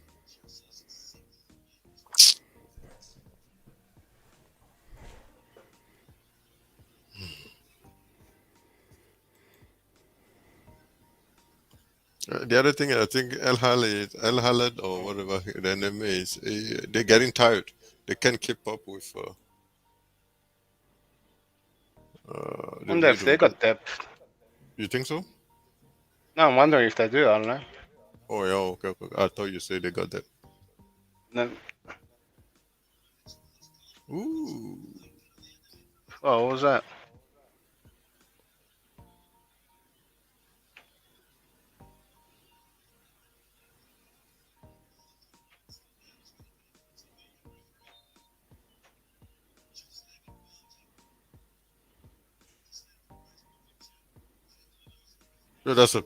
Yo. Do they have VAR? Yeah, they do. Yeah, but did you watch the Manchester United and Middlesbrough? Burnley? Was it Middlesbrough? Oh, Burnley yesterday, where the ref cancelled one of Manchester United goal because Maguire blocked the return of one of Burnley defender. Yeah. Did you watch that? Yeah. Yeah, but that was crazy, right? I don't Yeah, understand it. I mean, if I can put my body just in front of someone, if it's not really a pure block, we're pushing each other. I mean that goal was denied. I thought it was unfair for Manchester United. Yeah. It's very nitpicky because they can cancel a goal for it, but they'll never give you a foul for one. For the same thing. Exactly.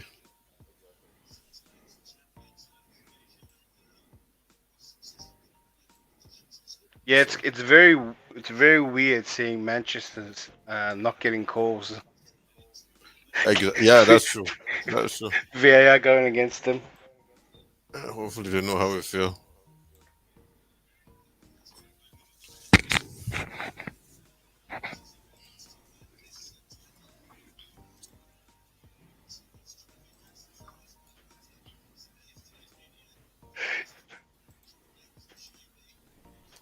I know, Mo Kasim, I know there were like a player like Mido or even one Chelsea defender that played for us. Mido is Egyptian, right? Or he's from Egypt, I think. Yeah, Egyptian, yeah. Yeah, but do we have like people from Eastern Asia? No. How do you qualify your region? Like Saudi Arabia, Middle East. Iraq, Middle East. Middle East. Yeah. Do APL have people from Middle East player in the past from Middle East? Yeah, I mean, there's an Iraqi player currently playing for Manchester United. There's who's that? In the youth system. Yeah. Zidane Iqbal. You've also had a couple of Iranians played for Fulham, played for Bolton. You've had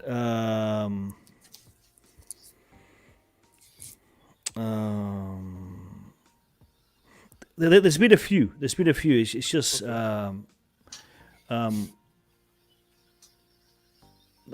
a lot that play in Germany in the Bundesliga. There's a lot of Iranians that play in the Bundesliga. There's a couple that play in France. Oh, okay. Yeah. France has all. But it's not many. Yeah. Yeah. Yeah, Because they get the picked thing up is, by the Middle Eastern leagues. yeah, they do, And they're given the big thing, money. They don't want to.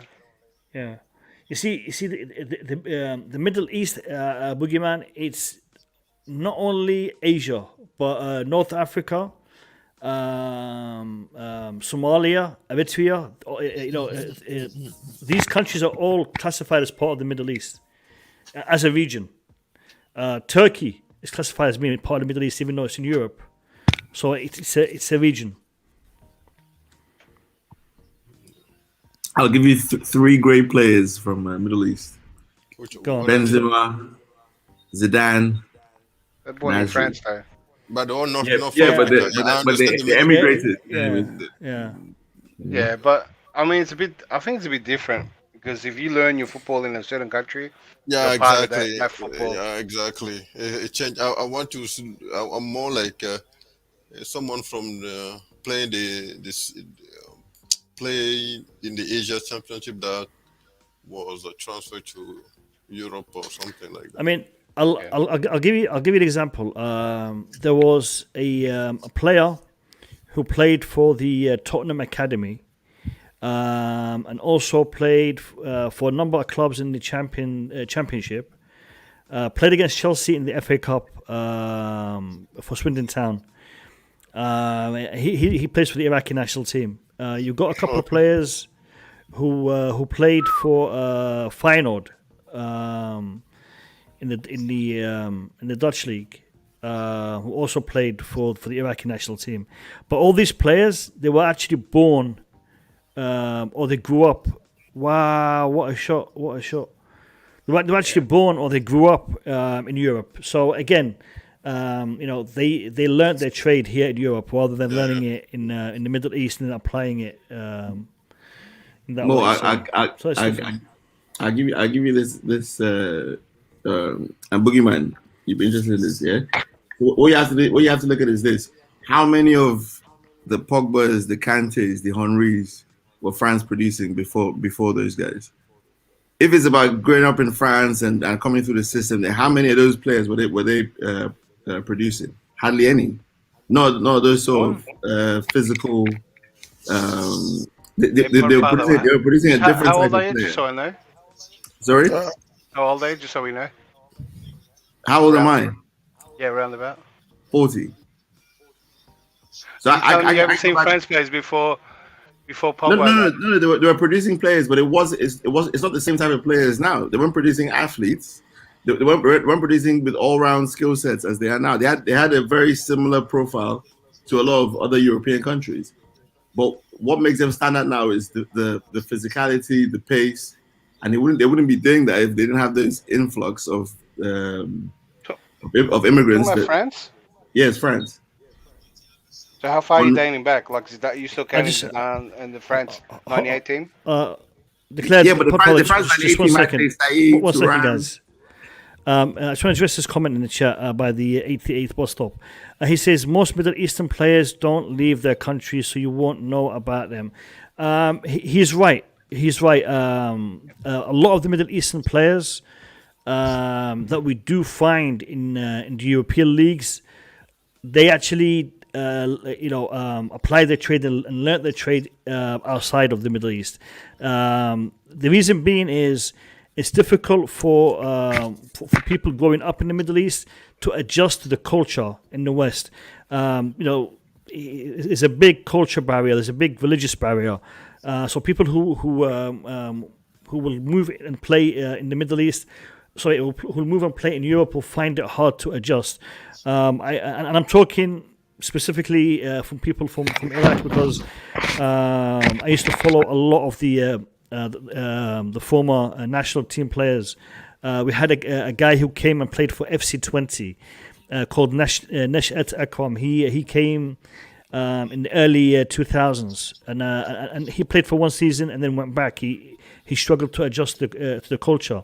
One of the stars of the Iraqi national team and the winner of the Asian Cup 2007, Younes Mahmoud, was offered a contract for Lille in France. Everything was agreed. All he had to do was come and sign the contract. Then he backed out. He decided not to do it because he was afraid to move out of the Middle East and apply his trade in Europe. So a lot of Middle Eastern players do find it hard because the adjustment is not something that is easy. Iraq used to have a good national team. Back in the early 2000s we did. Unfortunately now it's not as good. Go ahead, Potfalda, and declare that. I do apologize for interrupting you. I just wanted to address that. To add to what you were just addressing, the biggest reason is a financial sense. Every league keeps their own players because they're worth a lot more, and it's something that's happening in Australia as well. So because of the way that the Asian Champions League structure is, so your homegrown players are worth more. So just like you're looking at the Saudi team here, right? These Saudi players will never get the money or the chance if they want to go to Europe. They've got to start on a wage, on a lower wage, and then build themselves up. So if they want to progress their career, that's what they got to do, because they all get good money and they get comfortable and they don't want to leave. And what's happening in Australia is that we're not even that powerhouse, but a lot of players will go overseas and come back straight away, safe, and it just feels safe. Where if you remember the golden era of Australian team, where Harry Kewell, Viduka, and all that, we didn't have that. We had a poor league. All those players left early to Europe, and it was make or break, and they were produced from in their teenage years in Europe, and that's how they came about. But a lot of Middle Eastern players don't feel comfortable leaving because they're worth a lot more to the league, and that's why none of these Saudi players will leave. Yeah. And in their country, the superstars, when they go abroad, they they don't have that frame that they have in. Okay, good. That was the question I was going to ask. When Declan is saying they don't have the same living condition in Asia than when they move to Europe, I was going to say, you think they're better paid in Asia than when they move to, but you just answered that. That's fine. Yeah. I think it's a mix. It's a mix of both. Like, there's a reason why English players have almost never ever really gone abroad, while Germans, Italians, and they had money and they still left. So it wasn't just about staying in the dominant league at the time or whatever, whether it was Syria. Is there any way someone can tell me what is the average salary in the Middle East champions their league? It won't be anything near the Premiership. You get one or two players that will be on loads of money. So I think same thing with the MLS, but they have salary caps. Yeah, I mean they have a wage structure. They have all sorts of things where there's a limit to what you can earn. But I'd assume whether you're from the Middle East or you're from Australia or you're from South America, if Real Madrid comes calling, I mean, you'd be hopping on the plane and you'd be going. But because there's not a historical statistic to show how many players transition. It was like, how everyone was scared to touch Asian players because they didn't transition well, even players from Japan and that, back in the day. So no one wanted to touch those players. So you got to prove yourself at a lower level and then build yourself up. But any league that has a big homegrown quota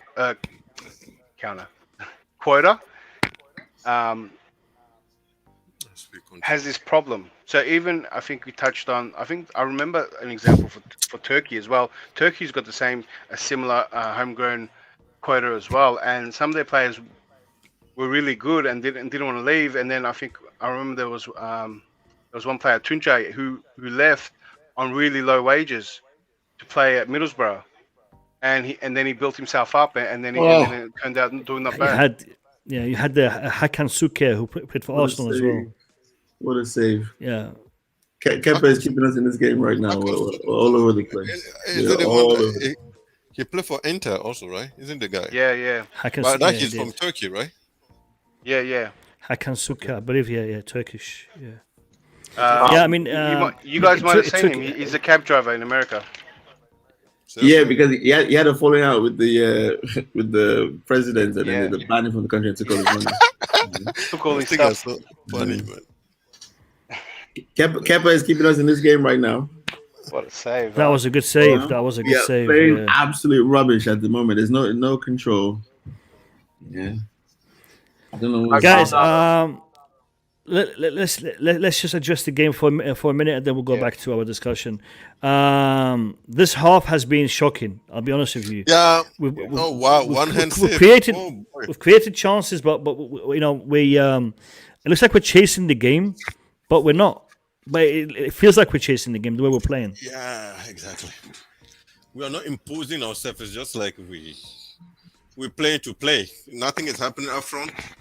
We're giving them the midfield, and then they're doing whatever they want to do. That's crazy, man. That's what it was. One hand save. Like that guy stretched himself completely to save that goal. That's crazy.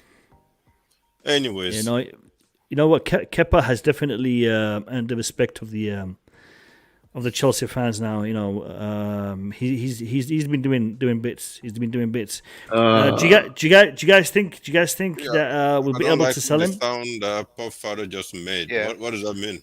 Don't worry. No. It was close though. Don't be giving us heart attacks, man. Don't be giving us heart attacks. It was close. Pereira is absolutely running the game right now. You know, he's getting past all our players quite easily and getting shots off, and also, yeah, he's a good player. Yeah, I was surprised when he went to when he went to this team actually as well. But nobody else picked him up. Yeah, what's subtext? Why were you talking about selling him? Why would we want to sell him if Mendy, gets injured? Why would you want to sell him? Because he cost us an arm and a leg and he's on a massive contract. And I would rather have someone who is a lot less expensive as our number 2. That's why. But he still does a decent job though. I'm paying him. Number 1. He gets paid 3 times more than Mendy. And so Mendy needs a new contract. How much is Kepa on? 150, is it? 155, I think it was the exact. So I think Kepa's our fifth. More than Kepa. Kepa's our 5th highest paid player, and you think that should go to a second goalkeeper? No. And then what causes a bigger problem is that Mendy's on like 50 or 40 or something like that. So Kepa is 3 times more than him, and so then Mendy needs a new contract. The thing I don't understand, I mean, Kepa's salary is a little too much for being a second goalkeeper, true. But Mendy, listen, you came into this live now to. I mean, I think 4 years ago he was nobody. No, if I say that, it may be insulting, but 4 years ago he was a non-professional, right? So it's normal that he has to build himself back. I'm pretty sure the next contract he will be normalized. And he came in at the opportunity. Yeah. So it's not about the money. If Chelsea is smart, they'll bump him up now.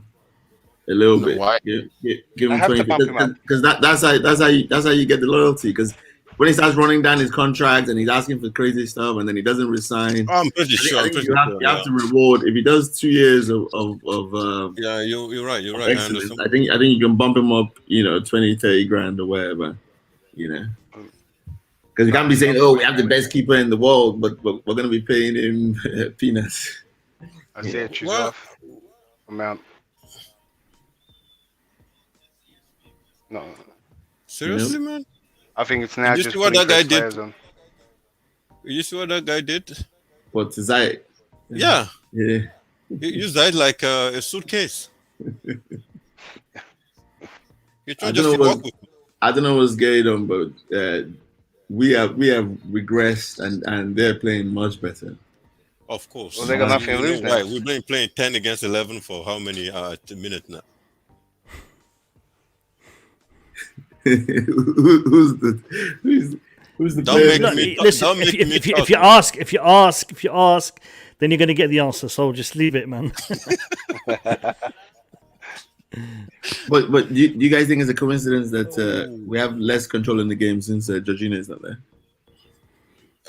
But at the same time, they had to turn it on. Yeah, they've got better, but there's nobody that's just passing and keeping possession. It just seems like Yeah, that's a really great point. People, yeah, I mean, we keep talking about it, but people don't see his how good he is for this team. Contribution. Yeah, that's a good point. But again, even with Jorginho and Kante, with Kovacic and Kante, Yeah. we should be able to control this game. It should not be that. I mean, those guys, or at least score more goals.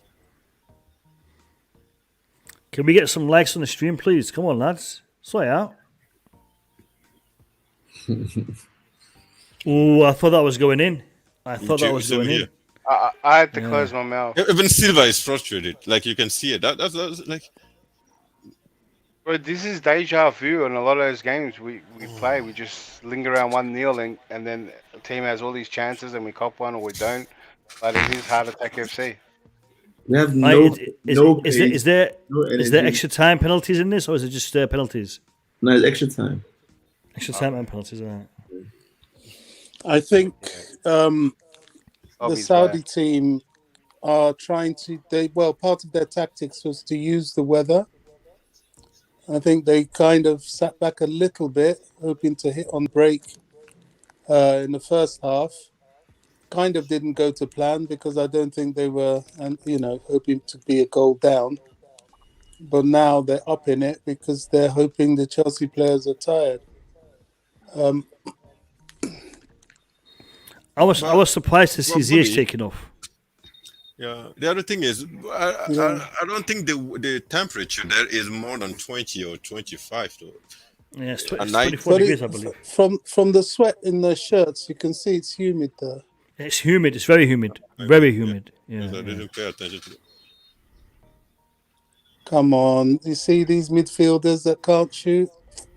It's a problem. Hey, move it. Kovacic, man. That's his only weakness, isn't it? Yeah. See, Mount, he came on. It's good to see him, but I'm not doing cartwheels because he'll give you lots of endeavour but no end product. It's just it. Yeah, the thing I don't understand. He's come on and he's playing as like a winger. He's playing like very wide right, and that's not his game. He's not going to do anything from there. I didn't know why he's playing. It would have made more sense. Would have made more sense to have bought on Pulisic or Callum. Yeah, but obviously, Mount's going to drop. Mount's going to drop deep. You guys. Yeah, but I think the manager is probably worried defensively, possibly, because they seem to be getting a lot of balls and countering us. So obviously, you want Mount before you want those other two defensively. But I'd expect him to come on and play number 10 though. So obviously, he's playing wide right. Maybe to stop their fullbacks from coming forward or whatever. I think it's a tactical thing rather than him just. No, it's the role he's always been playing. He joins the front three, but then he's the first one to drop to make three in the middle. Out of the three and leave two on the top. Yeah, but usually he doesn't play so wide because when he's wide, he can't really do anything. He can't be his man. He can't really go past the guy. It's a freedom role. It's where you're gonna get if you got Havertz on the left and Lukaku in the middle, you're naturally just gonna go right. But if you watch him, how deep he drops, he's the one that drops the first one. You know what? Lukaku wants the ball to his feet. He's not prepared to take a couple of steps in the direction to get the ball. If you don't pass the ball to him, then he's not even going to make an effort to get that ball. Yeah. He's done, bro. He's walking now. I don't know if I'm ahead or nothing, but he's just chilling. Look at the cross. He was waiting for it rather than going to meet the ball. Yeah. I mean, so it's very, I don't know. And these are the deficiencies we are talking about his game. I don't know. Maybe we can invest in an attacking coach or something. I don't know. We just need to invest in someone to slap the food Bobby, out of him. if he hasn't learned how to play by now, he ain't gonna learn by no attacking coach, no nothing, man. He's yeah. Do you know how he's gonna learn, Mo? How? By being on the bench. Yeah. 4 or 5 games on the bench. I promise you, he'll come up and he'll start running. Because he wants to play the World Cup. He's got stuff to achieve in his career. This is not whatever. You just have to find some. But he'll be he'll be devalued, Pod, and the club don't want to have that the asset getting. He's getting devalued now. Depreciation. Every game he plays now, he's getting devalued. Nobody's buying him for 80 million. Every game he plays, his price goes down 500,000. Every stinker, every performance. You can't say he's not getting fed. He's getting fed, but you've got to create something yourself. Havertz is doing some good work out there because of his mobility. Yeah. Like all top strikers have like a particular way they like to finish or like to get the ball or whatever. With him, I don't know what it is. Is it the ball down the side? Giroud's thing was always near post. It's a ball. It's a ball in front of 2 inches in front of goal. Open his leg on the right. I can't even say empty net because against Plymouth he can't put it in. So I like Paul's father said, nobody knows, man.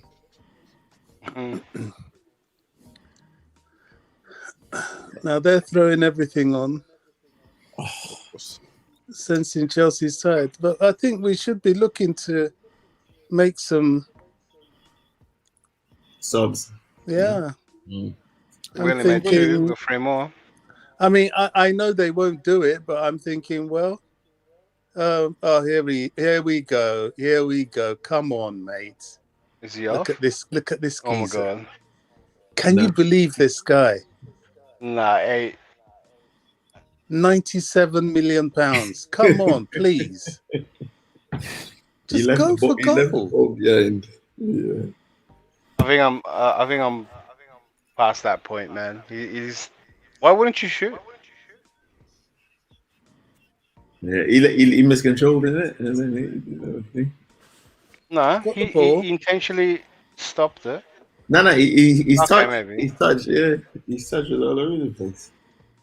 He's trying to run with the ball, and then he left the ball behind. I don't know. That used to be bread and butter for him. Yeah. That's the frustration. Those are the things that he was brought to finish. No comment.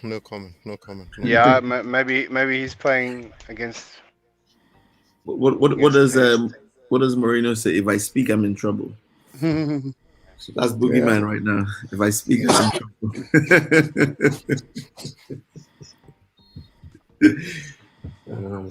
And the frustrating thing is that we should have been at least 3-4 goals up now. Yeah. Instead of this playing to the wire all the time. I mean, they're taking up their best player. They're taking up Pereira. So, well, they got others. I think we should bring on Pulisic. I think this is his game. I was hoping to see Kennedy. 1-0. 1-0. Would you guys be happy with that? If we finishes 1-0? No. Well, why not? Well, you take it, but it doesn't give you great confidence. Not the performance. Listen, I've seen. Listen, after that game against Plymouth, even 1-0, I'll be happy. Let me just put it that way. Yeah, but listen, Palmeiras will eat these guys up for breakfast. For breakfast, yeah, they're very exactly, good too. That's why I'm not happy.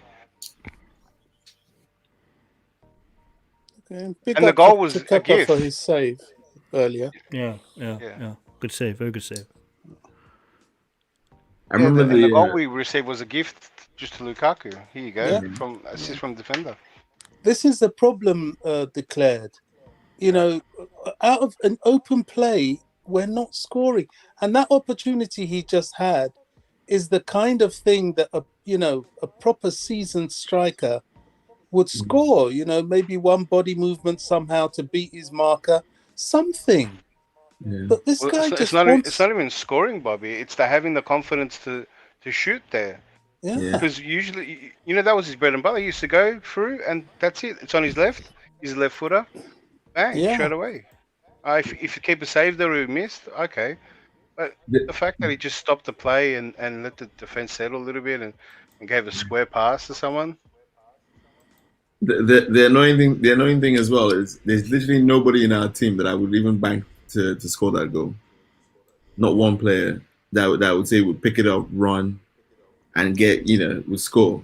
I can't vouch for Havertz. I can't vouch for Mount. I can't vouch for Hudson-Odoi. I can't vouch. Well, I think of all Ziyech the would rip it up strikers, Havertz is probably the most likely. Yeah, but Yes, Havertz had a similar opportunity in the first half where he's running down and the the left. ball got caught on his feet. Yeah, so I don't know, man. I'm losing all faith with these guys. You know? Losing all faith with these guys. Can't lose faith. Some of the players. The only that you're reason talking I about can are young. see Ziyech is off is because of tiredness. Yeah, saving him for the next game, hopefully. It's a bit presumptuous, but yeah. Yeah, I think it was definitely our best attacker in this game. Yeah. But yeah. What they get? Oh, they're getting frustrated. Let's just hope we can play through this bad patch. I think maybe we're just not in good form at the moment, and then hopefully you win this tournament, you go back, and then the form slowly starts to come back. But we're not in good form though. If you look at our last couple of games, it's not been great. 83rd minute, and we still haven't made any. We need Thomas Tuchel back. Really, let's just survive this. I think he's getting tested tomorrow. Yeah. One of the assistant coaches has the headset on, so he's communicating. Yeah, they got some sort of video thing as well. But in this entire game, we've only made one sub. Why? Two. Question. No, two subs. Oh, two yeah, subs. two. Yeah. Question, guys. If we win this with Tuchel being in London, does that still count as a trophy for him or for his assistant? Yes.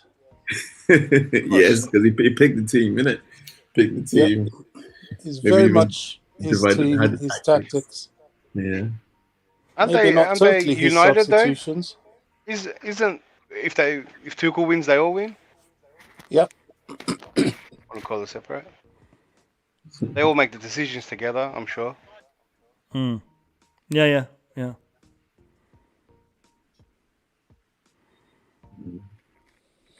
There were any substitution? I was not around. I can see Malang Sarr coming on. Yeah, that's no right. Because Alonso's tired on that left flank, and they're taking advantage of it. Why do you put Kennedy? I was really wanted to see Kennedy, so we just see how he feels. I see Havertz still putting pressure. Yeah. Oh, come on. But Aspi, like, we owe that guy a lot, man. Aspi is such a warrior. 100%. And even if he has like he lack a little bit when it comes to pure quality, he always complete that with his work rate and his concentration and all those things. But we are missing. I mean, this kind of game, Reece James, even Ruben Loftus-Cheek. Yeah. People that can really play with the ball. That's what we. Is Ruben actually in the squad? No. He didn't travel. We're missing that. Anybody think is Ruben really injured? Because I mean, a few times I saw him on the bench, but he was not used.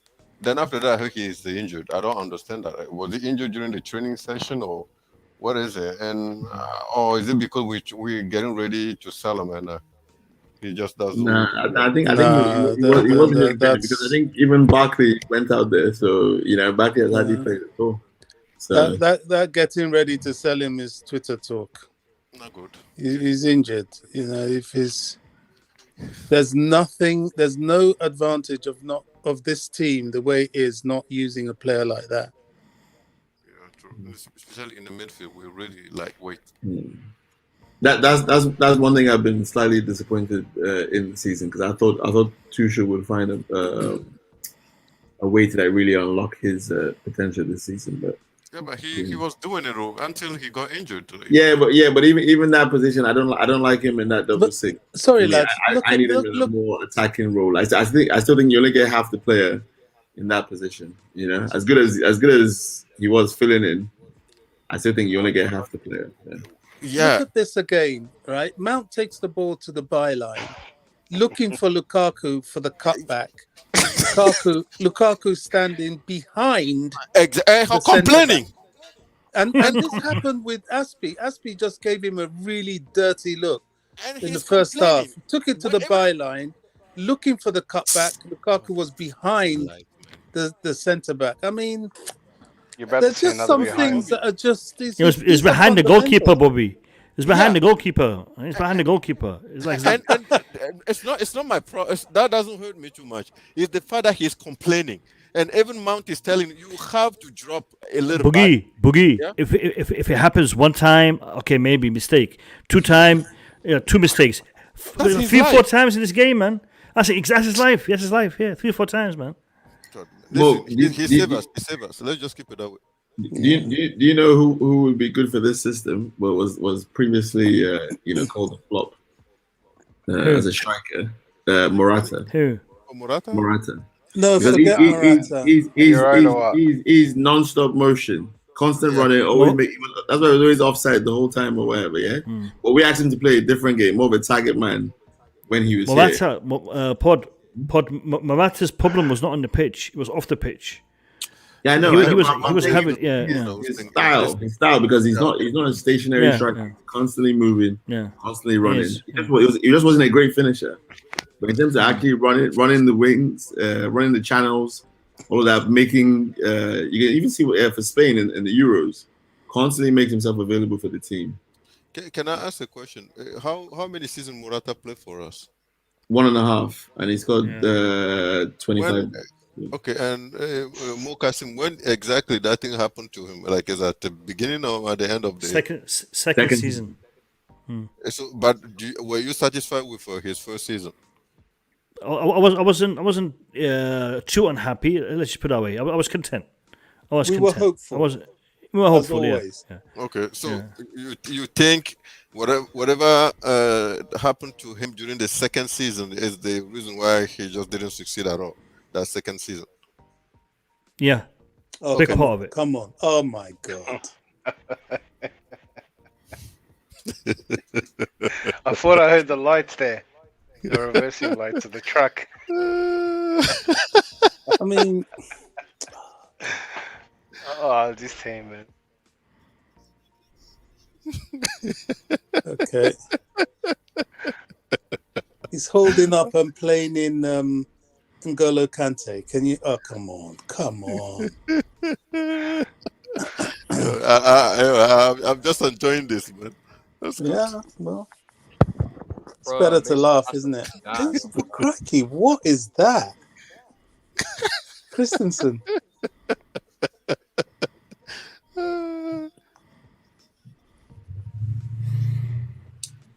A minute and a half to go. Yeah. We've been so casual. I'm worried about the final. Oh, but listen. A game is a game, man. When we face them, it's not going to be the same. The good thing is, looking at it, positively, is this sort of game would only help to acclimatize them. Because I think to a certain extent they've struggled because of the weather. Yeah. Having done... when's the last time? This is my issue. When's the last time we really grabbed the game and killed it and dominated in such a way? It was Reece James and Chilwell that was helping us do that quite a bit. Billy gave more Kim. I keep forgetting the name. Yeah, like we've been going through all these games just very, very casual, struggling. 1-0 leads and be content, and then we will cop one at the end. I'm not feeling. And to some extent, Ruben's another one that used to help us dominate. What I guess what you're saying is, when's the last time you really enjoyed watching your team? No. Yeah, just see them at their full potential. We've seen them at their full potential. They're nowhere far from it. All of them. We just watch for moments, and wait for the result. Rich was a really good one. So, like, are we saying Chilwell and Reece James are like most important players? Well, especially that's what Reece. it's looking like. He's very significant. I don't know. I mean, he's not. It's not everything about him, but he does a lot to help the dynamics of the team and the effect of the team going forward. He really does. Yeah, I agree. And we've missed that. Yeah. And they score goals also. Every time they are there, they're dangerous. So yeah, it's creating more tension on the opposition defense. But listen, but that's also up to the manager to solve, isn't it? Yo, listen. When you have Not Lukaku, really. Look, there's nothing the manager can do, man. That's just the way it is. I'm not going to lie. What would you do? Like the guy, even if his colleague are telling him drop in, he's criticized them. No, I put him on the bench. Yeah. He costs way too much money to be put on the bench. Hey, listen, everybody says that, but I promise you, let the guy miss the chance in the final, yeah, and we go out. He's getting benched. Torres has done the same thing. He still play for us, right? Okay. Cool. Well, Thanks, let's Lukaku. be positive. We're through to the final, which is what we came to do. Now, it's one game. You know, we've got to get this trophy. Corinthians are no slouch at all. I don't know. I don't know that much about them, but I'm hearing perhaps their weakness is their centre-backs. I'm hearing. I don't know. And if it is, another opportunity for Lukaku to... Bobby. Lukaku has a reputation of making centre-back look really good. It doesn't matter anymore. That makes sense. That's funny. Lads, we're gonna take a minute break, and then we're gonna come back for the post-match reaction. So I'll see you guys on the other side of this tiny weeny break. 10, 9, 8, 7, 6, 5, 4, 3, 2, 1, 0. Look at, my opinion, one of the best goalkeepers.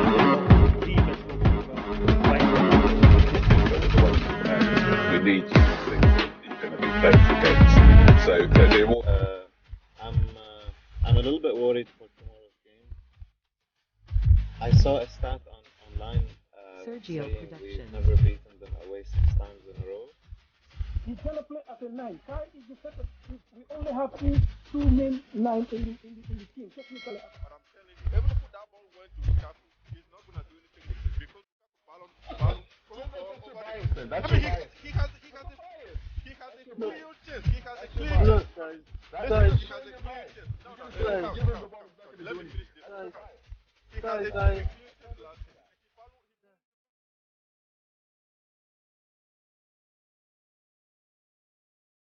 I know people have gone on about if we lose Lukaku, it could be a bit of a situation. Sergio Production.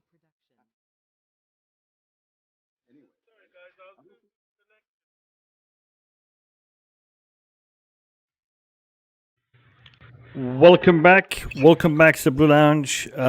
Chelsea are through to the final of the Club World Cup after defeating Al-Hilal by 1-0, courtesy of a worldie by Romelu Lukaku on the edge. He scores a tap in, but he scores a tap in and misses like 10. Romelu Lukaku puts Chelsea into the final. However, it was a lackluster performance from him in many ways than one. On the whole, content with the outcome, content with the result, but this performance needs addressing drastically when we are going to be facing the champions of South American football in Palmeiras on Saturday afternoon. This is the third part of the show, the stream. We started with the pre-match, we done the match, and now this is the post-match reaction. All of you guys jumping in, do us a favor and hit that like button as we are about to start the final part of this the stream, and that is the post-match reaction. I'm seeing a comment here by Al-Hilal fan, and he says the referee was on your side. Al-Hakam yujamilkum. Maybe you saw it that way. I don't think the referee had a particularly bad game. I think Lukaku had a particularly bad game. But anyway, that's my perspective. I will hear from the lads on the panel. And if you're joining the stream now for the first time, consider subscribing. Would love to have you being a part of the Blue Lounge family. Guys, we watched the game together. We addressed a lot of the tactics, the substitutions during the game. So let's just recap. How did you guys find this game? The first semi-final for needed 10 years for Chelsea in the Club World Cup. Again, we progressed to the final, and again we face a South American opposition. How do you guys see it? Give me your thoughts. Okay, I'll go first since nobody else is talking. Big up to you, Eric. Let's have it. Let's hear it. Yeah, good to be back. I missed the other stream. This is a very good result for us. I don't even care about the performance. Sometimes that's just what happens, right? When you make a long journey from London. I'm hearing some music. I don't know what's happening. Yeah, it should be good now. When you hear when you make the journey, right? You make a long journey from London to the UAE. You maybe the players experience some jet lag. Maybe that's why the performance wasn't as good as it could have been. But we were professional, right? We got the result we wanted. Clean sheets. I didn't expect a clean sheet, to be honest. So I'm happy with that. And we're through to the next round with little stress, right? Little stress, little worry. Because the game against Plymouth was a very troublesome... It was a very concerning match. We had to do a lot to get over the line in the end. But this was a very different scenario. And Kepa, yet another good performance. I don't think he Fantastic save from Kepa. Yeah. I know people are saying things like him starting ahead of Mendy, but we can't be doing things like that. That's not very wise. And I know some people are not very serious with it, but whoever is serious, but maybe should slow down a bit. Mendy is still the number one for a reason. I think Kepa is the penalty guy, and he's the very reliable number 2 option, right? But I'm happy with the results, and we move on to the final. Yeah, no, definitely. Listen, I've seen the comments and the talk about Kepa being our number 1 ahead of Mendy. That is something that I cannot look at seriously, because I think Kepa's shortcomings, they're still there. He's still bad when it comes to balls being crossed in. His height is still an issue. However, I think he has improved in his confidence. I think he has improved in his self-belief and ability to step up to the challenge. He's focusing more. He's and he's shown that he is mature up here, and he's determined to succeed. So for all of those attributes, I take my hat off to him, and and I wish him all the best. But I think talking about him being ahead of Mendy, the only attribute that he has, in my opinion, that he supersedes Mendy at is penalty saves. Everything else, Mendy is head and shoulders above. So a great save by him in the second half, and I think his save and Lukaku's goal is the difference between Chelsea and Al-Hilal this afternoon.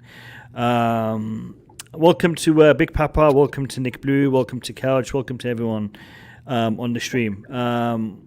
I want to hear some more feedback. I want to hear from Nick Blue. I'll let you come in, Couch. I want to hear from Nick Blue because I know Nick Blue is dying to come in and tell us how good Lukaku was today. Go on, Nick. Yeah, I'm happy because we went through to the final. First half, we were good. Lukaku was running. You look, he's nearly getting there. He's not quite there yet, but he's getting there. He had, the goal was a tap in, but he was there. And I hate, all these haters are still going on and on. They, it's a tap in. What about when Mason Mount missed a tap in a few months ago? Or Cho missed a tap in? Fantastic point. Fantastic point. Mason Mount is not a striker, neither is Cho. Yeah, that doesn't matter, but they still miss tap-ins. But I'm just trying to say he was there when he matters, because if he's getting there slowly. He ain't there yet, but he's getting there. Like I said before, I have all he better hurry up, man. We've got the final in a few days. He scored. He scored. About the final. Yeah. Anyway, second half we were very bad. Second half, Havertz went down. He was good in first half. Second half, he couldn't keep the ball. He lost it a lot. And Lukaku was Lukaku. He still held up the ball when it mattered. The Mount came on. He tried, but he didn't do much. And I think when the game changed when we took Jorginho off, the control went from the game. I want to see Kanté. I like to see Kanté. He needs minutes as well, but it shows how we miss Jorginho, what he does for his team. And otherwise, I'm very happy we're in the final. Everyone will say before the game, I was 7-0, 8-0, 6-0. I said it's going to be a close game. This is a semi-final, and no one wants to lose. And, I'm just glad we're through. And for the final, I'm very confident we can go and beat. And I want to see a better performance. Nick, can I ask a question, Nick? Or we're not allowed? Yeah, of course. It's open discussion. Isn't it a close game because Lukaku played? Sorry? Isn't it? You say it was a close game today. Isn't it because Lukaku played, started the game? No, it's not because of Lukaku played. I told you, Lukaku will be playing every game because he's not a player to leave out. We don't have many better strikers. He's the only striker we have right now, so he has to play. All right, good. Listen, can I go next? I have to go sleep. Go on. I love takes. Straight to the point. My mom's gonna beat the hell out of me if I don't go to bed right now. Go on, Six. Go on, Six. I mean, I've heard a lot of people complaining about this and that. I mean, yeah, rightfully, Lukaku was not good today. I mean, honestly, I am getting sick and tired of this man. Because I not only watch him when he plays for Chelsea, I also have to watch him when he plays for Belgium. And in Belgium, he's actually a lot better than he is for Chelsea, but he still makes mistakes. To be honest, I'm just happy we're in the final. If we lose the final, which we most likely won't, I am going to go into a long period of depression, and I'm going to be in.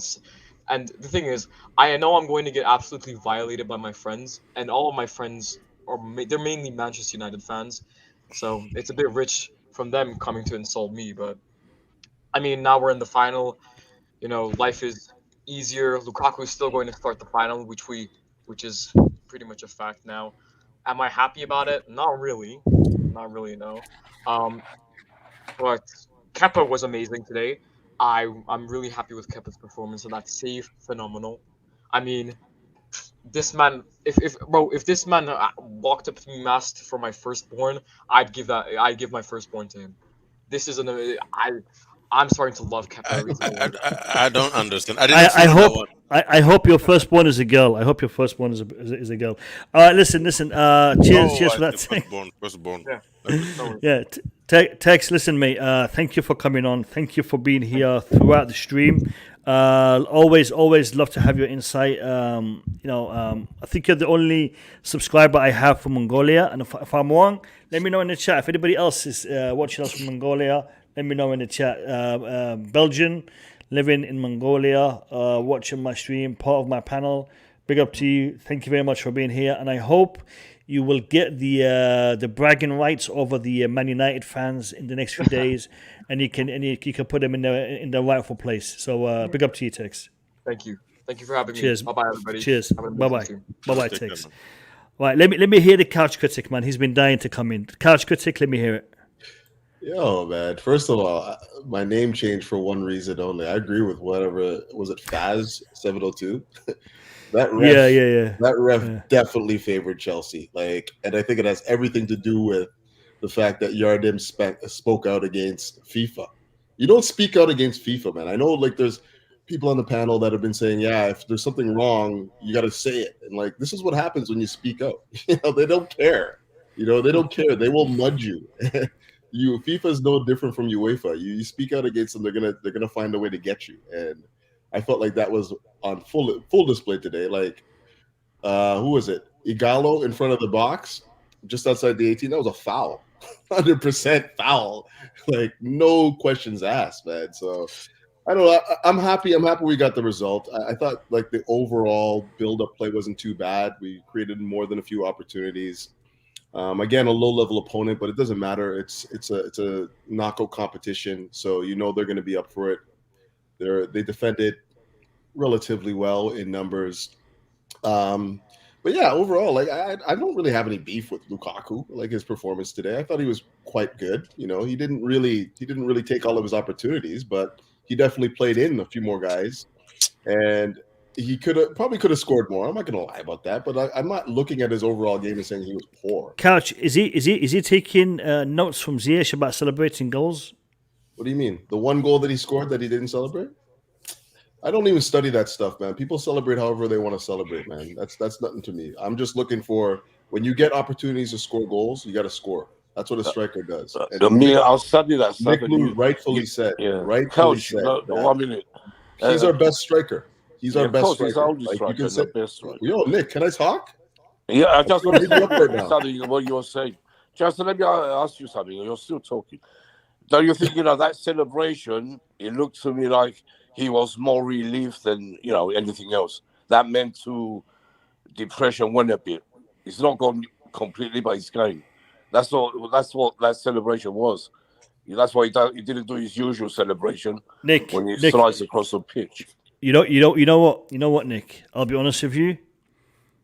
I am so happy that he scored the goal that won the game. That won the game. All right, and I hope that he can do the same thing in the next game. Yeah. I want to see Lukaku score the winning goal to win us the World Club Cup. I really do. All right, and the reason why is because I want to see this investment pay out. I'll be honest with you. I want to see. No, you must be the only other one apart from me who thinks the same. Because everyone else, they're still hating him because we won the bloody semi-final. And I have no beefs with Lukaku. I'm not saying chaps here. Got good areas, moved around the pitch. His link-up play was actually quite good. Yeah, I thought he was actually. Yeah, I'm not saying you were right. Man of the match for me. Sense, but yo, Nick. No. Cash, don't go over the top. Don't go over the top. All right, man of the match and link up play. Actually, I'm behind couch. Lukaku is the man of the match, man. I can't even get my words in, man. The Blue Lounge nominates Romelu Lukaku for being the man of the match. Kepa, what did Kepa do? What did Kepa do? Kepa did nothing, man. Bro, he stopped a 1v1. That was a fluke, man. That was a fluke. Who's your man of the match? Was it Lukaku? Nah, man, it was, what's his name? Mason Mount, man. He came on us in the second half and he was a baller, man. He was I didn't know what you were doing there. It's like you're swimming in a pool that has a net under and you think you are a good swimmer. It's Lukaku problem here, man. There's no man of the match today. It was no man of the match for me. Why not? The first half, because there wasn't one particular player who deserves man of the match, even when Lukaku scored. But I told you, Lukaku's getting there slowly. I'll tell you something. No biased, yeah. But I actually think Kai Havertz, being away from the starting lineup for quite a long time, and he came back today in a very intense game. There's a lot of pressure on this game, and he played well. Kai Havertz played well today. First half he played well. Yeah, First he played half well. I'll give him that. Yeah. But second half he tired a bit, which is normal. Yeah, humidity. Ziyech was good. Ziyech was very good as well. Ziyech for me has changed a lot in his playing. I mean, he went through a patch where he was lost. He was lost on that pitch, but now over the past, I'd say, 4 games, he's been one of the best players in each one of those 4 games. So I'm glad for like I said, I'm very glad for it. Yeah, I think we said this in the stream. The fact that he has announced his retirement from international football, I think it really is going to make him focus mainly on his club football and stay away from all the banter that is going on in social media when it comes to his home nation. So he closed that chapter in his life, at least for the time being, while the current coach is there. But yeah, no, Havertz had a good game. I think Kepa had a fantastic game. But I have a feeling he will not play in the final. I have a feeling Mendy will play in the final. Yeah, it's gonna be hard. It's gonna be hard now for Tuchel to who does he drop? I think. Yeah, do you know what it is? I think it's this is a trophy that a lot of players would want to participate in winning, and it's only 2 games. Yeah. So I think Mendy. Kepa has already done. He's already earned it. Should we win it, he's already earned it. Mendy playing in the final would make that medal feel a little bit more, earned. Where we are in this tournament, for a big chunk of what Mendy did in the last Champions League campaign. So in actual fact, all of the players deserve it. Even Ben Chilwell, Reece James, who will not be partaking in the tournament, but we're in this tournament because of what they did last season. And I'm glad they're all there as well. I'm glad they're all there. Chilwell, James. Yeah, but I have a question. Yeah. So we have a Kennedy coming in, right? That means Kennedy is taking probably Chilwell medal place, right? Is that so? Chilwell is not getting medal, but he was pretty much as crazy, man. I would snatch that medal off Kennedy, man, if I was. No, he didn't. He didn't win it though. What are you talking about? He didn't win it. Chilwell, James, Loftus-Cheek, they will not have a medal. They will not? Oh, how many? I thought they gave us 25. It's 23, Boogie. 23 man squad. The 23 men will have a medal. I'll duplicate some, man.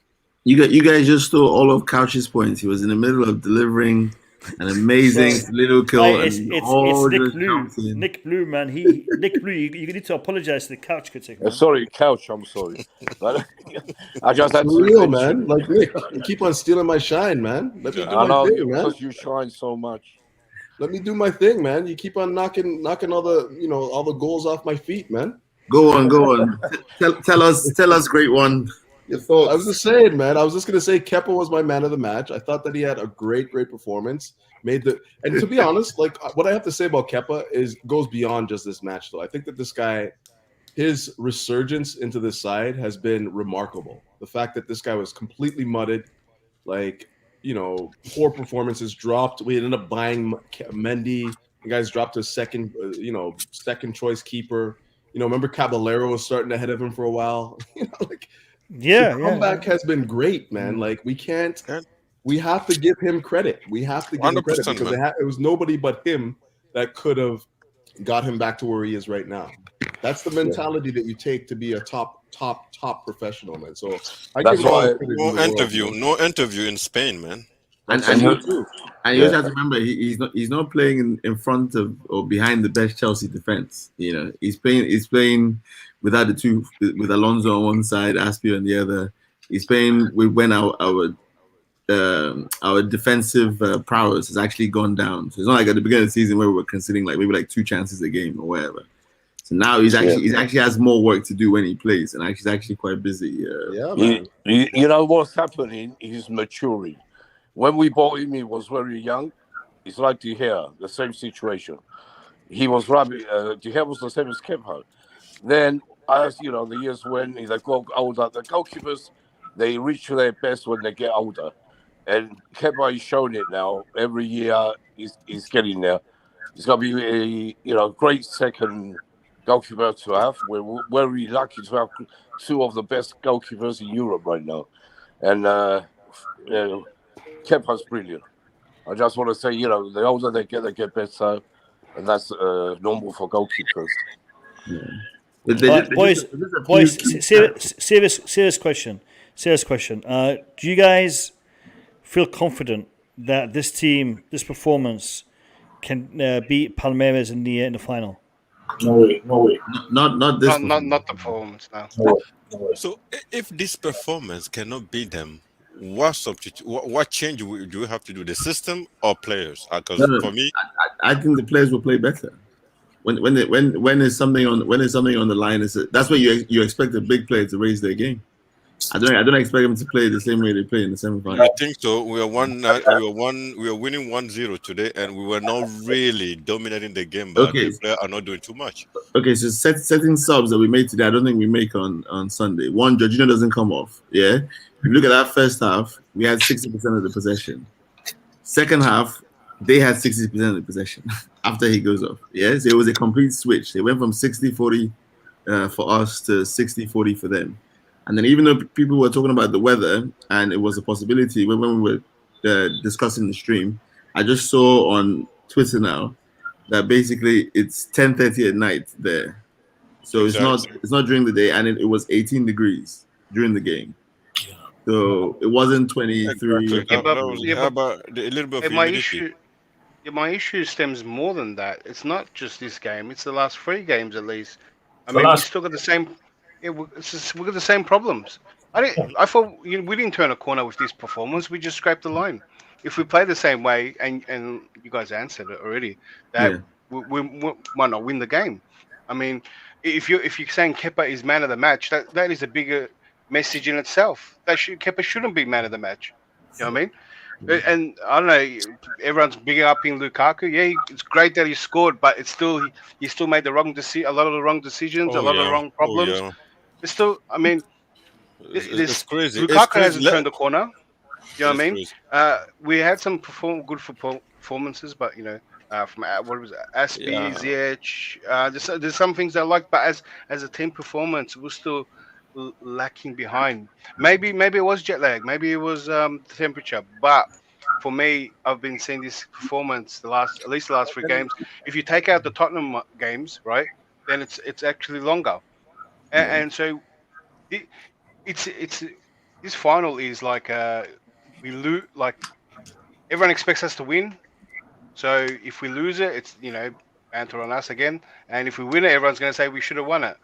So there's nothing. So we have to win this tournament. Either way you look at it. I want to hold on. I want to hear from Big Papa. Big Papa, give me your assessment, Big Papa. Yeah, thank you for giving me the opportunity to speak. Yeah, good result, lackluster performance, right? And I agree with Declare that the performances, besides the Tottenham match, have all not been up to scratch, right? And like I've been saying, I think the performance is more about the way we play than the players themselves. Now, in hindsight, I would like to say that, Kepa's issues stem from Frank Lampard and the way he chose to set up his team. Right? Because prior to Lampard, I don't think we really had an issue with Kepa when he played under what's his name again? I forget. Sorry. Yeah. So Kepa was a decent keeper under Sarri. He wasn't that bad. But when Lampard came, I think the way we played eventually contributed to him having all these confidence issues. Big Papa, maybe to a certain degree, but he also had a falling out with his partner, and that impacted him quite heavily as well. So personal life also played a role. Okay, so maybe that also played a part, right? And now I think the opposite is happening to our attack. Right? The way we are playing is really hampering the way we attack. When I looked at the patterns of play today, I could not tell what we were trying to do. When the ball is being crossed right into the box, right? We have about 1 or 2 players challenging 5 or 6 players to try and score the opportunities. And if you have 6 opponents in the box, then it means that outside the box, they don't have enough players to transition. So the sensible thing is that we have players in the box because we need to take risks to get rewards. But it looks like now we become a risk-averse team. And if you don't take risks, you don't score goals. Right? And if we do not transition from playing this way, I think there are problems are going to be. Because we move from being a team that everybody hates to play against to being a team that everybody now likes to play against. And we make almost every game look, we make heavy work out of almost every game. We turn it into a contest. Right? Yesterday, my comments were that we should be winning this game at least 3 goals to 0. But we transformed the game into a contest in the second half.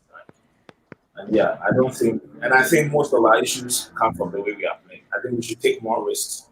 I prefer that we become a high scoring and high conceding team than we become because the game could have easily been a draw today, and then we would have taken it extra. Big Papa. Again, I'm asking you a serious question. No banter. Do you think Lukaku had a good game? Seriously. Well, he had a decent game. He was okay in the game. Right? Okay. I wouldn't say he had a good or he had a bad game. I think he was fairly decent.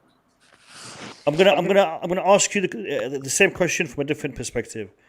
Do you think he addressed in this game the aspect that I and a lot of people criticized him for in the last game, which was he didn't show that he was motivated to play against the Plymouth, but today he did seem to be more motivated and more eager to perform. Right? I sensed that. Did you sense that? No, I didn't. Because I saw Havertz nick the ball off of people a number of times. Right? I saw Ziyech do the same thing. But you don't think his body language was different in this game than the last game? Maybe his body language to score, but not his body language to contribute to the overall, for the team, to work for the team. Okay, fair enough. All right. Yeah, because there were several times I saw the opportunity for him and then have the mentality to actually win the ball, and he just that I agree with in respect to his movement. Me and Bobby were talking about it on stream. If the ball was passed a little bit to his left, a little bit to his right, he would not make an effort to go and chase that ball, which was a problem, a big problem for me today. But this is the comment. Still the same feeling. He didn't win. That's exactly what I'm saying. But I felt that his attitude and his reaction to the goal was different today. And he has a long way to go. But I think maybe a couple of steps in the right direction, maybe. Machiavelli, spot on, mate. Machiavelli, spot on. Big Papa, thank you. Listen, Big Papa, man, you need to be a little bit more aggressive in the panel. You were talking about Lukaku not taking his opportunities. You need to push for your opportunities as well, because don't let these guys take the mic from you. Let me go to Showtime, who's just jumped in. Showtime, big up to you. Hope you're doing well, my brother. Give me your assessment. First and foremost, salamu alaikum. Wa alaikum assalam, Habib. Wa alaikum assalam. Big up to the panel, man. Big up. I'll tell me I did blue. There's a weird echo. I don't know if you guys are hearing that. Hi, Showtime. I'm glad to see you here. Showtime. Do me a favor. Switch off the audio from YouTube. I'm not on YouTube. I'm gonna jump out and come back in. 1 second. All right. Sweet. Yeah. There was an echo with Showtime. Yeah, I'm happy. Go, Yeah, but Lukaku scored a goal, right? And because of that goal, we are in final. I mean, we have to uh, recognize that and just You have cheer to it up. take your hats off, Boogie. Take your hats off. Hold to on, the hold company. on. Showtime still the Echo's still there. Showtime. Echo's still there. You might have the speakers on. You want to take off the speakers so you hear the audio through your headset so you don't get an echo. Maybe that's what it is. Go Boogie.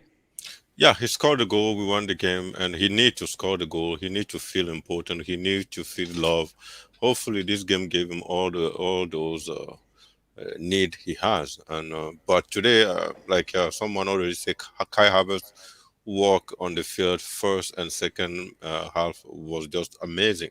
He pretty much covered for a lot of Lukaku not running, not chasing the ball. He pretty much did everything. Even the goal Lukaku scored, it was Kai Havertz that crossed that ball and the defender make a mistake, and then Lukaku scored an empty net. Oh no, scored the goals, but it's still Kai Havertz take all the credit for me, anyways. But hopefully, Lukaku takes some proud of being the one that scored the goal that take us to the final. So I would like to see something more than that, and we'll see because Yeah. we'll see. We'll see. Going back to the comment by Machiavelli, you know, a lot of times we had the space on the right hand side. We saw it with Mason Mount when he came on. We saw it with Hakim Ziyech. We saw it with Azpilicueta, and we played that cutback ball many a time. But Lukaku was never in the right position. He was too far up the pitch. He should have tried to maybe hold off his running. So you know, it's a good sign that we are working on these things. But I think chemistry is an issue.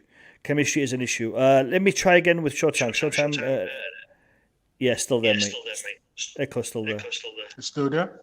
Yep. Yeah, but those things you learn it from academy. You learn those things from their youth age. You learn those movements. No, he's 29. Boogie is a comment from one of our biggest contributors to the Blue Lounge, and addressed it to Boogeyman talking nonsense. Havertz was decent in the first half, but kept losing the ball in the second half. Max Burton, I hope you're doing well, my brother. If you can jump on, we'd love to hear it from you, Max. Please jump on. Max, probably you know that I Havertz think was. Boogie's watching another game. I think so too. Yeah. Thank you. Havertz run pressing in the second half was really good. We all see it. Even I remember that it was when Mount came in, and then I was away. I came back. I was looking at my screen from distance. I saw someone is pressing on the left side. I thought it was Pulisic. It was still Havertz. He played 90 minutes. He was still running till the end of the game. So losing I ball, love running. Lukaku has lost more ball in this game than anybody else. So if you want to put that, Listen. I'm taking the title away from Max Burton, the proper Chelsea title. I mean, listen, your brothers are here talking football live on stream, and you're having dinner. You're having dinner, Max? Are you serious, man? Max needs Enjoy his it. calorie, man. Enjoy, my brother. Enjoy. Just kidding. Hey, listen, Mikhail, man. I'm seeing you in the chat today, man. Jump on. The link is there. I haven't heard from you for a while, so click on that link and let's get your insight. My brother from Canada. Let's get that cup. Hey, listen. Would we have a shout? Would we have a chant? World Club Cup champions. We Did know you say what we are. Max Boogie's is saying? You're getting murdered by Max, man. You're getting murdered, man. Yo, I don't want to say anything, and Mark will choke on his food. I'll just let it eat, and we talk later, man, Max. He's killing you, though. Yeah, I still think Havertz's work rate in the second half was magnificent. I don't think he was any average. I think he ran He did all I he mean, has to do. No, Can I I just agree. say I this agree about on, like this the whole work rate. running around on the pitch and whatnot? Like, what does it amount to? What does it really amount? Yeah, that's what football. The basic of football is running. Lukaku No, cannot it's do not that. running around the pitch. There's so many different ways to win a football match. You don't have to press high to win a football match. Couch, I hear you on the pressing thing. Yeah, so that's the thing when it's what's Mason Mount's best attribute? Everybody says pressing, whatever. But the thing about in the modern game of football or whatever. Yeah. You Listen. Sorry, Pod. I do apologize. I sincerely apologize, but this is a message from Chris, who's out in Abu Dhabi. He says, breaking news, Chris has been living the best life out in Abu Dhabi. Footage is en route to Mo. Big up the panel. I hope you're not missing me too much. Big up to you, Chris. Big up to you. Can't wait to get the footage. I will definitely be showing it in the next stream. So as soon as I get it, I will be showing it to the boys. Big up to you. I hope you enjoyed the game. And I hope you and the rest of the boys out there are having a fantastic time of it. We'll see you with the trophy on your way back, man. Big up to you, Chris. Big up to you. Yeah, so Kaj, as I was addressing you were thinking about the pressing.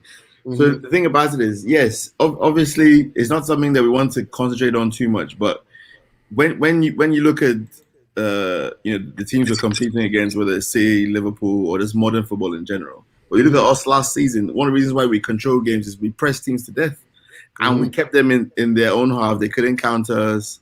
So now when you think those opportunities or chances they get shots from outside the box, usually it's because the forward didn't press. They walk right past Lukaku, walk right past the midfielders, stroll past Alonso and go a shot off. So I think it's a very you understand, Pod, that you have to press as a unit, right? So if Kai's the only one that's pressing the ball, so for me, he's the only one doing his job because I don't believe that they told him. What if the job is not calling for him to press? What if they're trying to sit back and hit them on the counter? Yeah, but what I'm saying is that when they got past him, so you're saying the only person that was pressing was Kai, and then everyone else on the pitch, Kai and the Ziyech. 9 guys on the pitch were not pressing. Lukaku is not. No, but from what I've been told, Kai is supposed to be one of our more intelligent players, brought up in a tactical system in Germany and all that sort of thing. So I don't think he's just doing it recklessly. I don't think he's one of those players who just plays on passion. Facts. I think he's those fact around, man. I think he's working. Wait, hold on. This is a comment. Who triggers the guys? press? I'm gonna try to address the comments on the stream. We're getting some good banter from the chat, and this is a comment to Nick Blue from Chris. Nick, address this comment, mate. Yeah. Can you see it, or shall I read it out to you? Read it out because it's a bit small for. All right. It's from Chris. He's saying, "Is Nick Blue happy that we are in the final, or is he still not bothered?" Of course, I'm happy. I told you from the I want Chelsea to win every single game. You know, it's still I still think the same. It's not as big as the other major competitions, but we're in a final. We want to win it. Any competition we're in, we have to win. Plus, it's how can I say this? It's hard. Yeah, of course, that's a silly question, really, to ask me. I'm a fanatical Chelsea fan, which wants to win everything. Wait, Nick, let's be fair. Chris was on the stream the other night when you said this is not really a big prestigious tournament. It's not. Yeah. I wouldn't be. Look, if we lost today, I wouldn't be so sad like if we lost another semi-final, FA Cup semi-final, or a Champions League semi-final. That's a different feeling. This would have been a different feeling. But I want to win it because we haven't won it. So we lost the final in 2012. So I really want to win it. So then we can say we won everything, like you said before. Yeah. Big up to Qasim from QNTV. Hope you're doing well, my brother. I think you might still be at work. So big up to you. Burton Ballers Max is saying, it's not as big yet, but it will be. Definitely. I watched his video on the World Club Cup a couple of days ago. This tournament has a lot of potential to expand. So let's bring it now while it's in this format, because it might be a lot more difficult in the future. And yes, it was on E4. Big up to you, Max. DJ Sav as well. I see you in the comments. Big up to you, DJ. Hope you're doing well, my brother. I know you haven't seen the game yet, so hopefully you will enjoy the highlights. I hope you'll enjoy the highlights. Sorry guys. We are in the final, lads. We're in the final. Is this gonna be our year? Let's hope so. Let's hope so, man. Let's hope it's a start of things to come. You know, let's win this Saturday and then go on and smash Liverpool. That'd be beautiful. Yeah. Can I just say something? And I obviously pressing is an important aspect of the game. I just wanted to make that clear, obviously. But how far have we fallen when every time we talk about players now, Mason Mount, Kai Havertz, all we talk about, look how they press the ball, What about scoring goals? Imagine if we said the same thing about Havertz or Eden Hazard. Oh, Eden Hazard has to press the ball. Look at him press the ball. It's not about the goals you score. It's not about your dribbling ability. There's sequences in game. You score sometime, you press. You have to press when you don't have the ball. You have to try to score when you have the ball. You don't have to. You have to press. That's how you win possession back. Couch. How many teams do you know? How many teams in Europe actually press high? But Couch. Listen, I saw Arsene Wenger. He had a talk, yeah, and he was like, most goals in football are scored within 3 touches now. And that's because of pressing from the front. Yeah, so it's not just a defensive thing. It's actually an offensive thing to win the ball higher. Bro, you're speaking to the choir. I know, I understand that, but you're making more out of it than there is. No. But giving him pressing the ball. You're saying, look at him, he's running around the pitch. No, but he doesn't score goals. He doesn't put in the right pass. No, he's not connecting on the final third. Like you're focusing on his pressing. No, but Couch, it's undoubted that with when Lukaku come in, our press dropped and has affected our ability to control games. I'm not denying that. Yeah, but I'm saying that's not the only way you win games. No, it's not. It's not. But if it's a tool that you have and you've been good at it in the past, it's not something that you want to lose. And nobody's saying that's going to cure all Chelsea's whatever. We're just giving him credit that even when the team is not playing well, what you want is that physical intensity throughout the game. So even if your passing is off, your creativity is off. What you don't want is the effort to drop.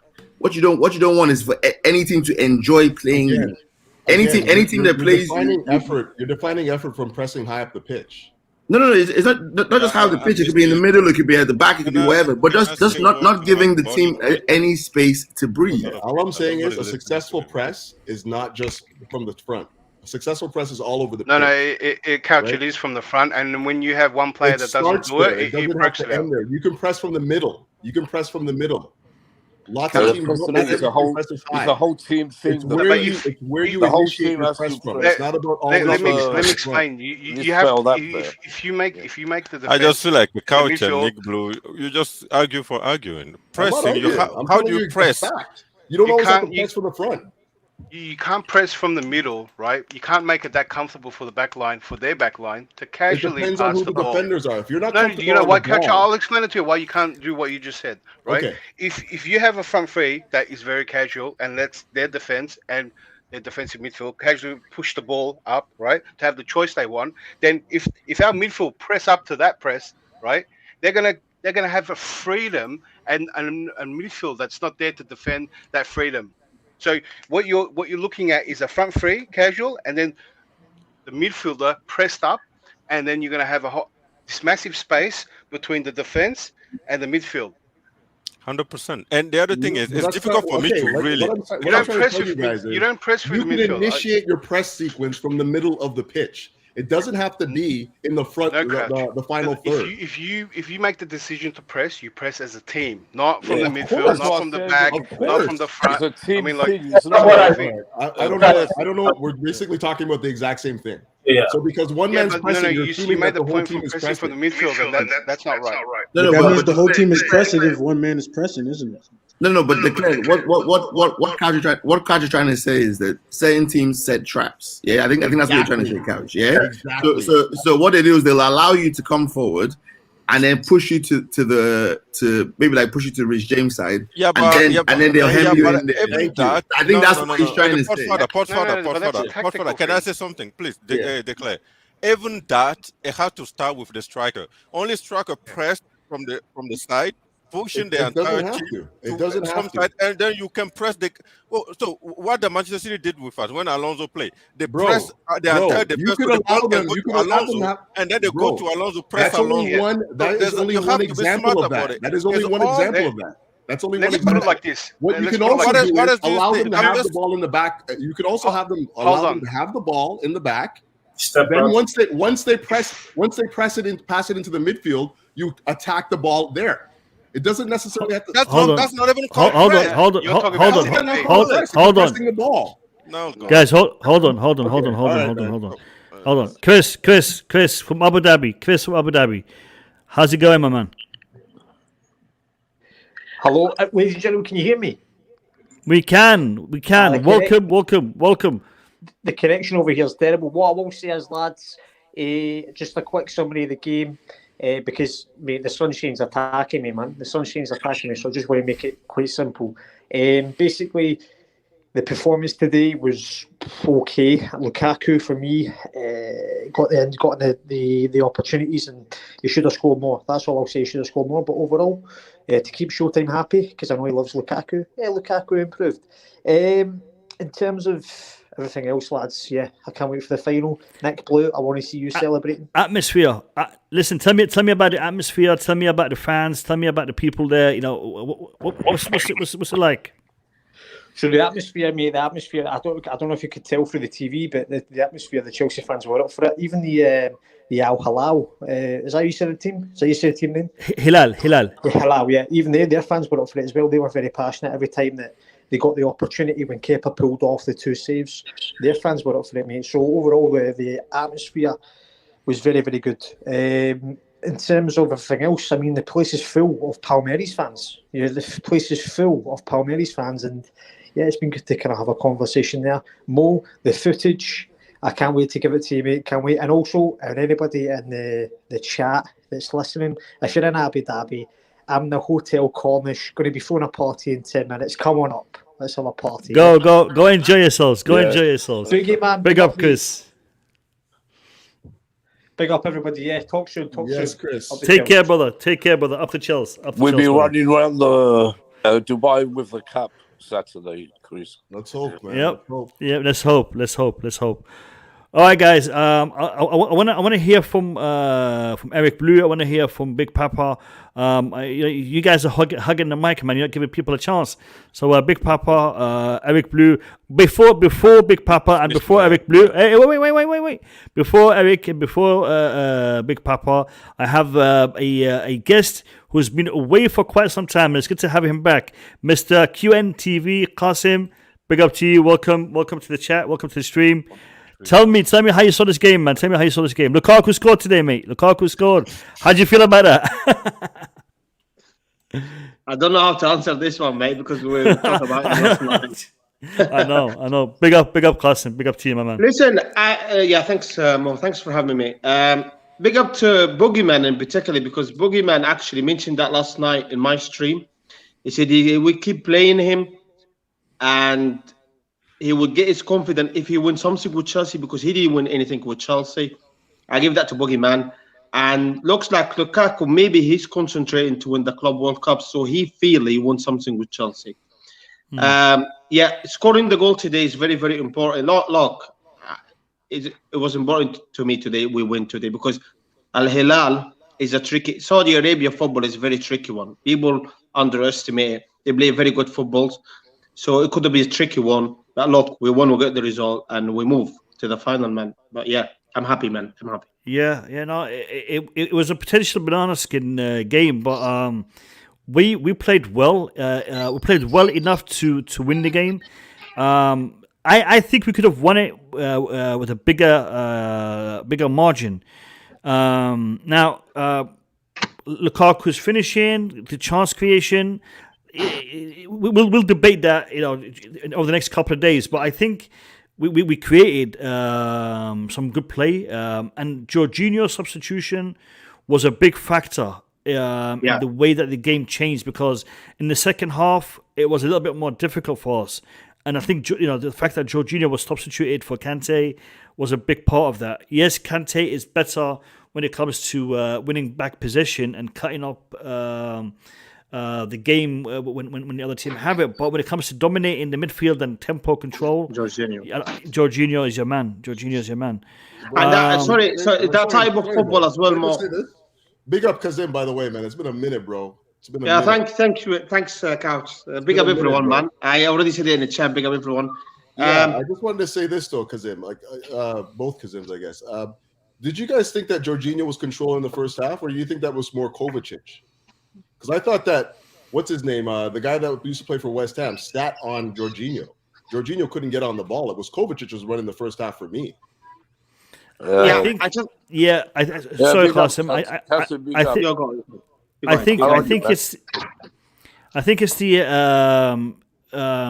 the control that and the gameplay between Kovačić and Jorginho. These two lads, when they play together, they have a certain chemistry, a certain telepathic link between them, and you can see that game is impacted a lot differently when they are playing together. And this is why whenever we look at Kovačić and Jorginho, it's a special connection. I mean, Kovačić and Kante will not give you that tempo control, or Kovačić and Kante and Jorginho will not give you that tempo control. Therefore, Kovačić and Jorginho both play a massive part when it comes to that. So I agree with you, Couch, in the sense that Kova has a massive part to play in it, but it's because of Jorginho being next to him. Qasim, if you have a different opinion, let me hear it. Yeah, listen, I know I'm gonna see something that controversial. Boogeyman is not gonna like it, but listen, I'm gonna have to say it, man. Right? Listen, I'm not a big Jorginho fan, all right, and I think, but that is type of football and league. If you go to the Spanish, the Saudi Arabian, the Italian, that's what Jorginho will thrive, because he's gonna have time and a space, because he's not he's not quick, right? He's a ball controller. I think he's sometimes struggling in the Premier League because he's too quick. They press him very high, and I think in this type of tournament, Jorginho would do very, very well controlling the games, because it's too much time and the space, and that type of football in that type of league, he will thrive, right? So yeah, Jorginho would do well in this type of. I won't be surprised if he got man of the tournament as well, Jorginho, because it's not just a rhythm. I would like to add something. The fact that Kovačić run with the ball more than Jorginho.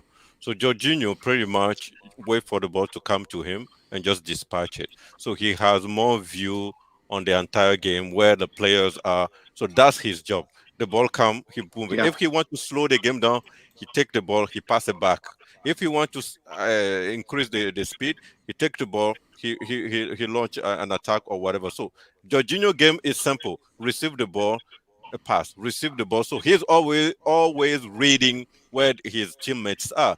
Where you have Kovačić, he has the ball. He always trying to control the speed around it. It's progress, run, go past the ball. So that's why they connect each other pretty good. So, but when you take Jorginho out of that equation and you bring Kante in, Kante and Kovačić, they have the same profile. They take the ball, dribble the first person, and they run with it. Yeah. You have nobody around that actually reading the entire game, passing the ball, receive it. They just run, and sometimes they just go run with the ball to the wrong space. So that's the thing. That's the most important thing of Jorginho. If you take Jorginho out of a he game, stays in it. Kante moves about. Kante's box to box. That's why. Exactly. Kante, so yeah. Anyways, that's why I like. A lot of people don't see Jorginho, but he is actually really important. No, I agree with you. Everything you said is bang on. I'm just saying in the first half of this game, I felt like he was marked out of it by that Pereira guy, and that the ball carrier was Kovačić. Kovačić was doing all the progressive passes and runs and whatnot. We struggled to see, even Jorginho get on the ball in the first half. That's what I was seeing. I think he did a little bit more than that. I mean, I'm talking about Jorginho. I think he did a little more than that, but if you compare both, Kovacic did more progressive pass than Jorginho for sure, but Jorginho pretty much slowed the game down when he want, pass it around and all those things. So I don't know. Hey, can we? Oh, what I was going to? Nah, forget about it. I want to go after Couch, but it's not going to be. No, go after you. Go. Yeah, but Couch. We're talking about pressing. Like you press each player on the pitch. Like press. You have different sort of. You can press the zone, or you can press the player that is carrying the ball. What you're talking about, waiting for the ball to come to the midfield and to press from the midfield, it does not really exist unless, like what Manchester City does with us, they mark all our players from left to the right up to the ball get to Alonso, and then they press like with high pace. That's why they always take the ball from us. So that's like a combination of individual press and the zone press. So, but I just don't understand when you said we have to press from the midfield. No, I just don't see, because the attacker always have to start the press. And Tuchel has always said his game is always high energy. It has to be high energy. If someone like Havertz keep running, it's because he's trying to win the ball back. Yeah, sometimes someone, why are you running if you have Lukaku? But that's maybe Lukaku is the one not doing his job. But he has to do his. Maybe to again. I'm not gonna go over this again. You can spring the trap for the press all over the pitch. You can start it in the midfield. You can start it in your defensive third. It doesn't matter where you start the press. It's not about always pressing from the front. Yes, that's what we do a lot of the time. I agree with you. Unless the team plays long balls, right? But like, unless the team plays long balls, if you notice when Kai Havertz is pressing, nobody else is pressing the ball. He's the only one. Is that because everyone else on the pitch is not paying attention? Yeah, but you see Kovacic is behind Kai most of the time. And you see, in this game particularly, when Kai Havertz was pressing, you see Kovacic running behind, and you see Ziyech, if Ziyech is on the field, he's trying to hide behind, see if that the next pass will go to the empty space so he can take it. How did we set up the press? What did you see the press set up as? What was the line? We've always pressed. Because I saw it as a 4-4-2. I thought we pressed 4-4-2. What do you mean by we press 4-4-2? Okay, so the two guys at the front of the line were Lukaku and Havertz, and then we had a line of four with Ziyech playing on the right flank, the two midfielders, and then what's his face pressed up. Alonso.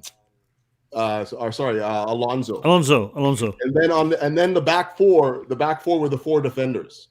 That's how we pressed today. No, so you have normally you have Havertz cutting the line between their fullback and their left back and their center back. So that's how Havertz, because he's playing that side, his press always start from that side. So normally Lukaku should be not behind, but on the side of Havertz, cutting all the passes, all the channel that will go behind Havertz. But Lukaku does not do that. He just stands. And then you see Ziyech completely behind. Because the thing is, Kai Havertz press should bring the ball to completely to the right side. So Kovacic, everybody can press on one side. Because you cannot just press, perpendicularly to the goalie. You have to push the ball to one side and press. That's what all we do. Like the pressing. I agree with you. I just don't know if that's what the press sequence was, though. I feel like we Couch, you have to remember the difference between the first half and the second half. So the first half, they didn't get out of their own half. Maybe once or twice. So a lot of times we were getting the ball off them was in their own half. Once through pressing and setting traps. Someone get Max in the stream, man. Max is sitting at home just sending those things to me, man. Yo, you need to come and talk on the stream. No, sitting at home. You're still eating, right? Listen. Rewarding himself after that comment. I'm gonna show you guys something. I mean, this isn't really clear, but we can use it. We can use this. This is the way Palmeiras set up against Al-Hilal. So, do you guys think we're going to see a change of formation, a change of system? Because what we did today will not work against Palmeiras. Why do you say that? That's not going to work against Palmeiras. If we put in the same type of performance, nothing will work. It will not work. Go on, Carson. Tell me why. I think they seem like they blame 4-2-3-1. I think with Chelsea, 4-2-3-1, it's a bit defensive linear and counter-attack football. I think with the Chelsea's obviously it's gonna be like quality. They think Chelsea will be quality side, more defensively, innit? Could be playing 5 in the back. All right.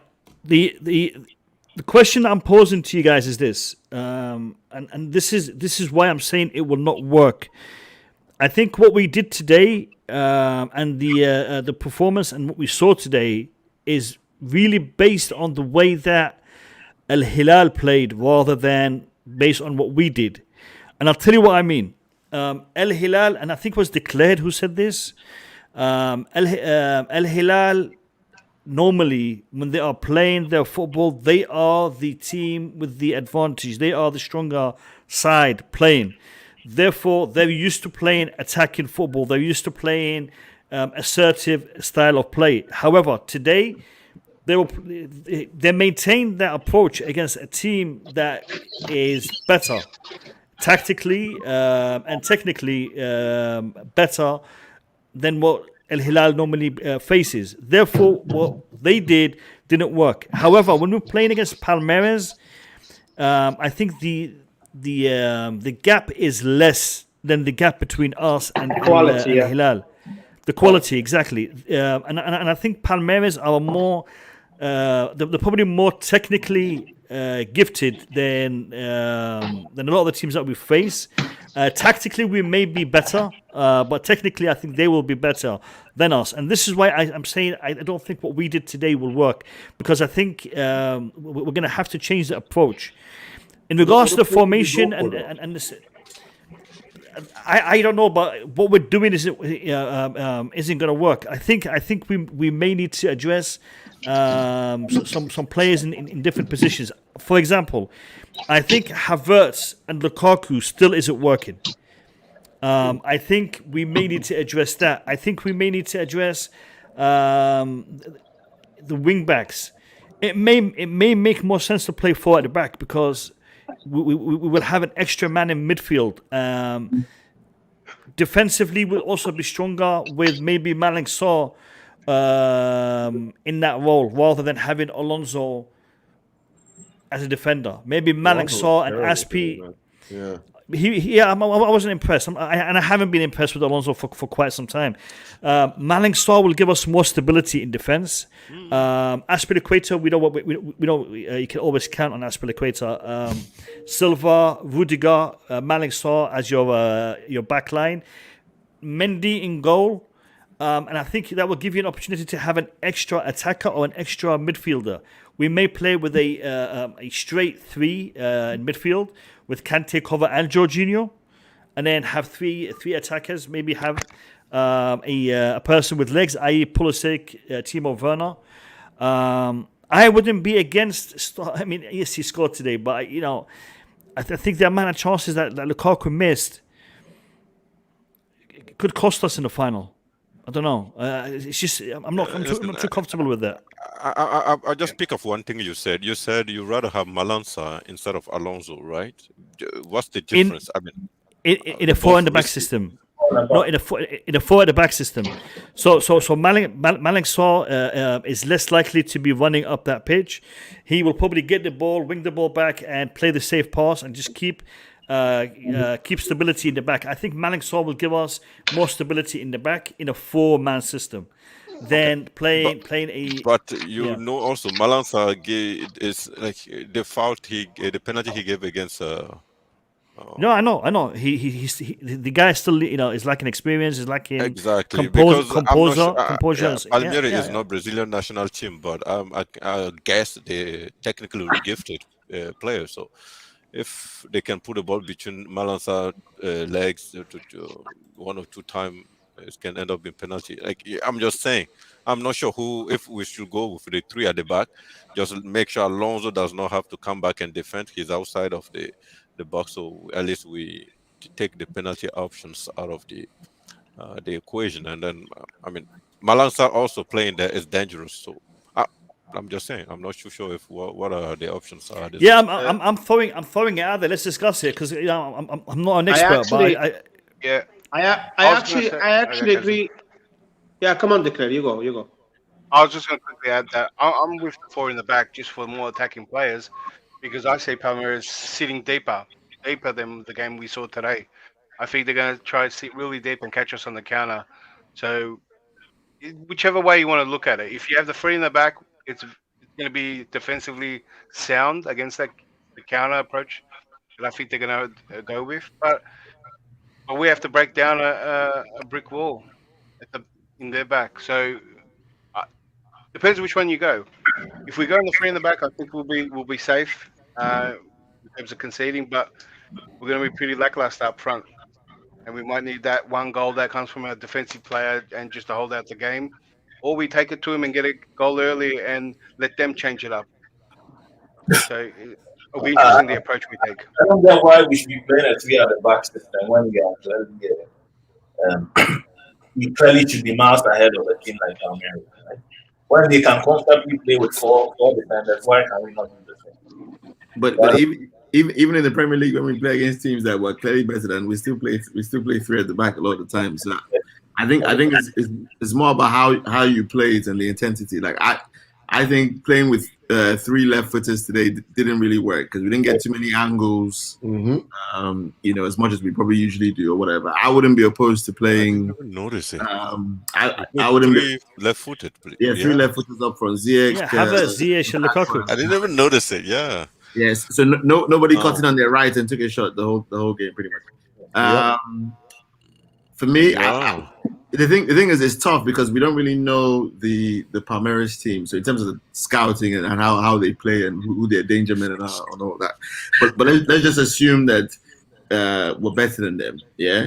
Then I would go really confident in this game. I would probably go with Hudson-Odoi on the left wing back. At least we get something creative. Why not Pulisic? An extra attacking player there. So, why not Kennedy? Still able to keep the 3 back. Why not Kennedy? Why not Kennedy? What you mean as a wing back? Because he hasn't played in like 4 or 5 months. I wouldn't play him his first game in this game. I just 4 or 5 months. I think he's playing over in Brazil. He was injured. He was injured as well. Okay, I didn't know that. So that would have been an interesting shout, just because he has been playing in the Brazilian league and he probably know these guys. Yeah, well. that's what I was thinking. I don't think his fitness is up to. I could be wrong, but I don't. From what I know, he was injured for at least a couple of months before he came to us. Right. So. I wouldn't start him in this game, and if you want somebody like a Kennedy type, the closest thing we have to that would be for me a Hudson-Odoi. Sorry. I think Pulisic for me, if he's either you play him up front or not at all, because he's not the most aggressive driver of the ball from that position. I think he plays that position very safe. So for me, I would go with, especially on the left, I would go with Hudson in that position. If you wanted a more attacking thing, I like more. I prefer 4 at the back generally as a formation, but we have to be cautious. I mean, at the end of the day, because we just don't know this team. We've never played them. So whether we're better or not better, you go into the game humble, and you're gonna work. Your tactical game plan has to be fully on point, and you can't take anything for granted at all. They're going to be more used to they're going to be more used to the heat, more acclimatized to the situation. That's really an advantage on their but thing. I don't think it was that hot. Like everybody. But even if it's 10 degrees hotter than what the Chelsea players are used to playing in, it's still an advantage. In someone in England, is it 22 or 20 something also, right? I think it gets hotter. Exactly. So I don't think they're not from Mongolia, right? I think Chelsea will play a back 3. I think we'll just stick to what works. That's our default. Yeah, in fact, that's the default system. Yeah, right? He's always go back to that. I think Sarr will start as well. I think Sarr will start. It's going to be. Sarr will start in a back 100%. In the back 4. No. Yeah, I think Sarr will start. I think because Qasim, back 3 or back 4? Back 3 or back 4, Qasim? I think he's gonna. Look, I'm gonna give you my idea, and you can bot it back 3, back 4. I think he's gonna play safe. Look, the Brazilian team. I remember when we played under Benitez and we lost to Corinthians. You remember that the final? I'll never forget that. Corinthians, right? And my guy here, He said, we'll never take anything for granted. Ultimately, there's a final, right? And Tuchel is going to take it seriously. He's not going to take anything for granted. Alonso a bit, I'm not sure. So to me, I think he's going to start with Sarr, and you want to call it back 3, and after that he can change it. I think he's going to start safe first, and after that he want to see what the team all about. We don't know much about the team. All we know is they're Brazilian. They're technically good. They could have 2-3 players outstanding, and cause a harm. So in the game itself, yeah, come on. No, go ahead. I told you. Yeah, in the game itself, I believe he can start say back 3, and after that, he want to see what's team all about, and after that he can switch it. I believe so. But Sarr will start for me. So you think Sarr can play wing back also? Because if we start with back 3, I think Sarr is a good. Listen, I came in more show a while ago and I said Sarr is not good enough. But listen, I put my hand up. He proved me wrong, and I'm not gonna lie, guys. I very, very rarely get things wrong. I'm gonna get me big head here, right? I'm only kidding. Qasim, big head. Oh, it doesn't happen. No, but more Qasim, he proved me wrong. He worked very, very hard. He's got a lovely left foot. He's very composed with the ball. He's only give him a time. He'll be good. I think this lad is going to be good. I really do. The way I saw him this match, I rate him as well, Qasim. He's getting better all the time. Yeah, and I not agree. as a wing back though. He could. I think he will. He's not a wing back though. Let's be honest here. I'm not saying he's going to be. Yeah. So how do you? I think the last time, if you're playing a back 3, hold on, guys. If you're playing a back 3, your back 3 is going to be Rudiger. It's going to be Thiago Silva, and then probably Christensen, correct? Or the other one. I mean, if you play Sarr, I think if you play Sarr, Tuchel played. I think Tuchel played Sarr in a back 3 once, and I think he was left-sided. Wasn't he like the left-sided center back? Yeah. But he's not going to play. He's not going to play wing back. No, he won't be a wing back now. But I think if he won't be a wing back. He won't be a wing back. If it's Sarr in the back 3, I think he'll be on the left. Then where Rudiger is then? And Rudiger and Thiago and. I'm trying to figure out. So what is the point of playing Sarr? Because you don't trust Alonso? Yes. Okay, so if you don't trust Alonso, then you're taking Alonso off the pitch. Who are you putting on the pitch for? You put Sarr in a back 4. So that's what I'm asking. It's either back 4 or back 3. So if it's a back 4, I can see Sarr playing. Obviously, he's going to play, but he won't get 4. He has to play for. Well, everyone's saying back 3, right?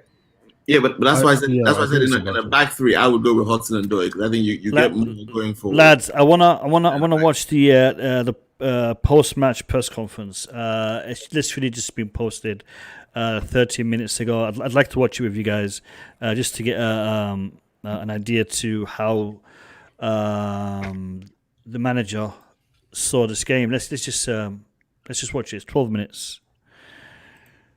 And I apologize for the ads in advance.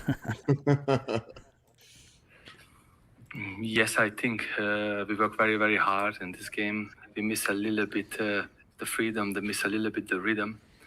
I think we start a little bit nervous. Everything what we do was not easy. We hard for it. We fight hard for it.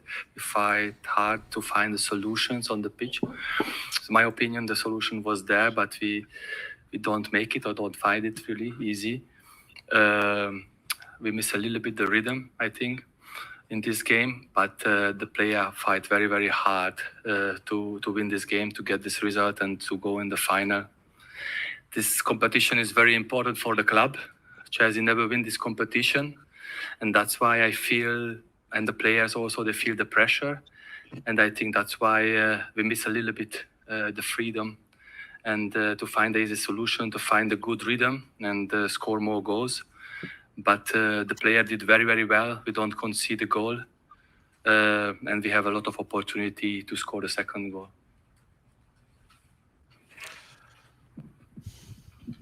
Hi, Salt. Hi. I would like to ask you about Thomas' participation. If you managed to speak to him on halftime, how was the communication during the match and especially on halftime?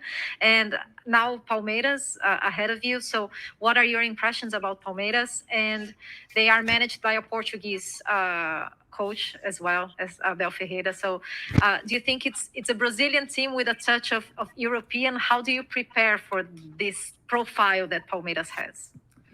Yeah, first of all, we talked to Thomas in the halftime. We have a good conversation. He has the same feeling that he was a little bit nervous. We have a lot of easy ball loses, and we talk about it in the halftime. We try to tell for the guys to calm down, to play a better rhythm, to find the easiest solution, and don't fight so hard for the difficult solutions.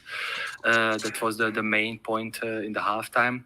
We have a good conversation with Thomas, and I think we can help. We could help to the team in the halftime. After the game, we don't speak now with Thomas. Is maybe a bit later. First is the media, and after we can talk to each other. About Palmeiras, yeah, for sure, is a Brazilian team. It's a very, very, very big team with a good coach, with a good European coach. We expect a very, very hard game in the final with a lot of spectators from Brazil.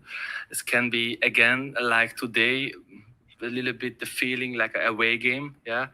With a lot of spectators for the other team, that make also things a little bit more difficult. But I think that we are ready to play the final, and we are here to win the final. Hi. Do you think the goal was important for Romelu? And could you tell us what you thought of his performance, and also maybe how he linked up with Kai Havertz, who he hasn't played with for a little while? Yeah, we are everybody very happy that Romelu could score. He fight very hard, and he tried very hard in the last game. He give everything. That's why we give him the chance all the time, game to game, and we hope that he has a little bit luck. To score. He scored the goal today, and he is very happy, and we are very happy, and we hope that he continues and then score against in the final. Kai Havertz also has a very good training week, very, very good training session behind him. That's why we decide to let him play, to see his quality in the game. I think he did his job very, very good. He had some dangerous attacks, some dangerous situation. He worked very hard in the defense to close the spaces. We do the good game. Yeah, we did a good game.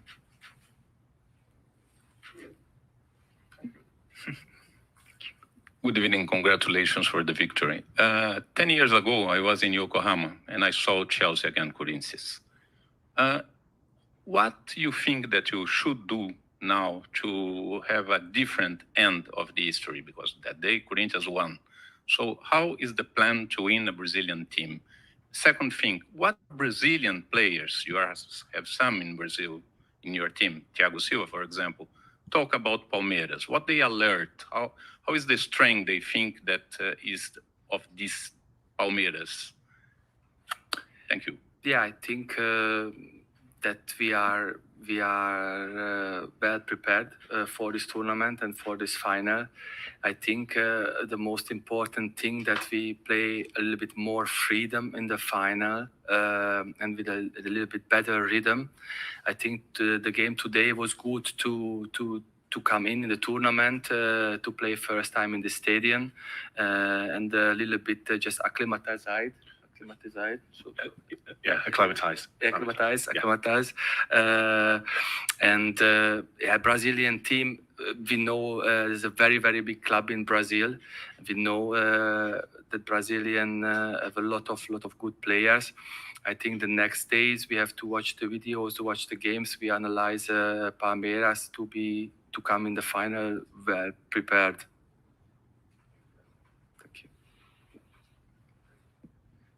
Just on Mateo Kovačić, obviously he played really very well tonight. I know Thomas had said previously he's one of the kind of leaders in the team, and the a guy you wouldn't want to meet in a dark alley because he's obviously a tough guy, and that came out in the right way tonight, didn't it? You must be very pleased with his performance, and can you just sort of explain a little bit about how important his performance was tonight and how important he is to the group.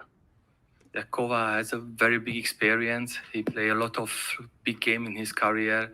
That's why Kova is very important on the pitch and outside the pitch. I think he bring today everything on the pitch. Is a guy, he never stopped to run, he never stopped to fight and try to find with the ball also all the time solution and have the teammates. He's all the time ready to help for everybody.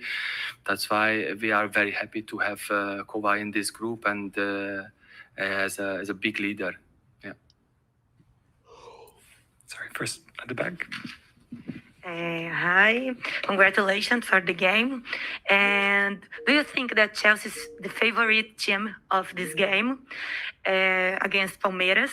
And it's a very important championship for Palmeiras because there is a song that all of the teams start to sing to Palmeiras, that the Palmeiras doesn't have this World Cup.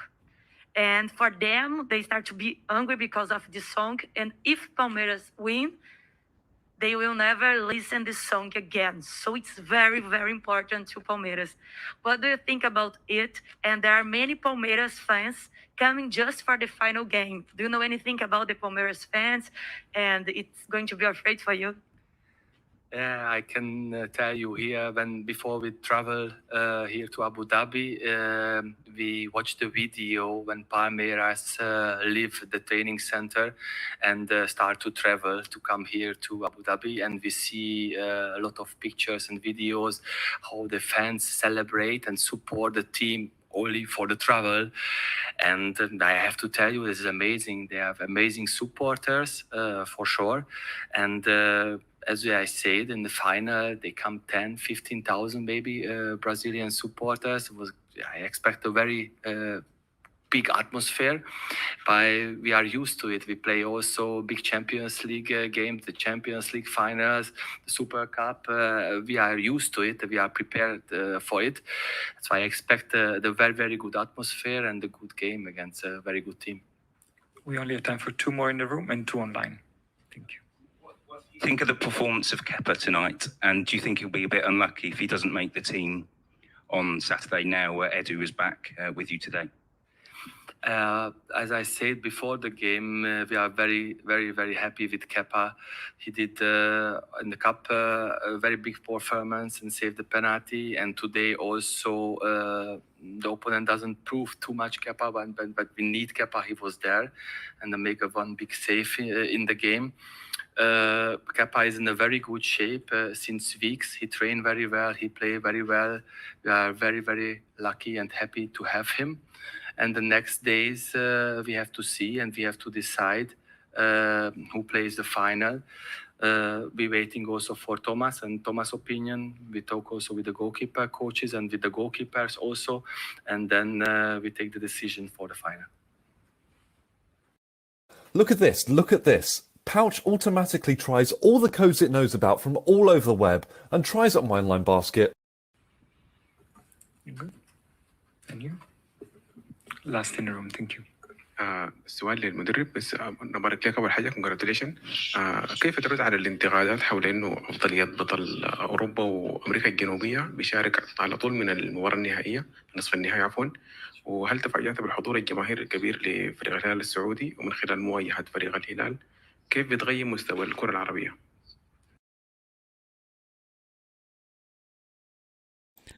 Qasim, do you want to translate? Do you want to translate or shall I? Basically, he's asking, how do you evaluate the Arab football and how do you evaluate the game in general? So it's just a generic question.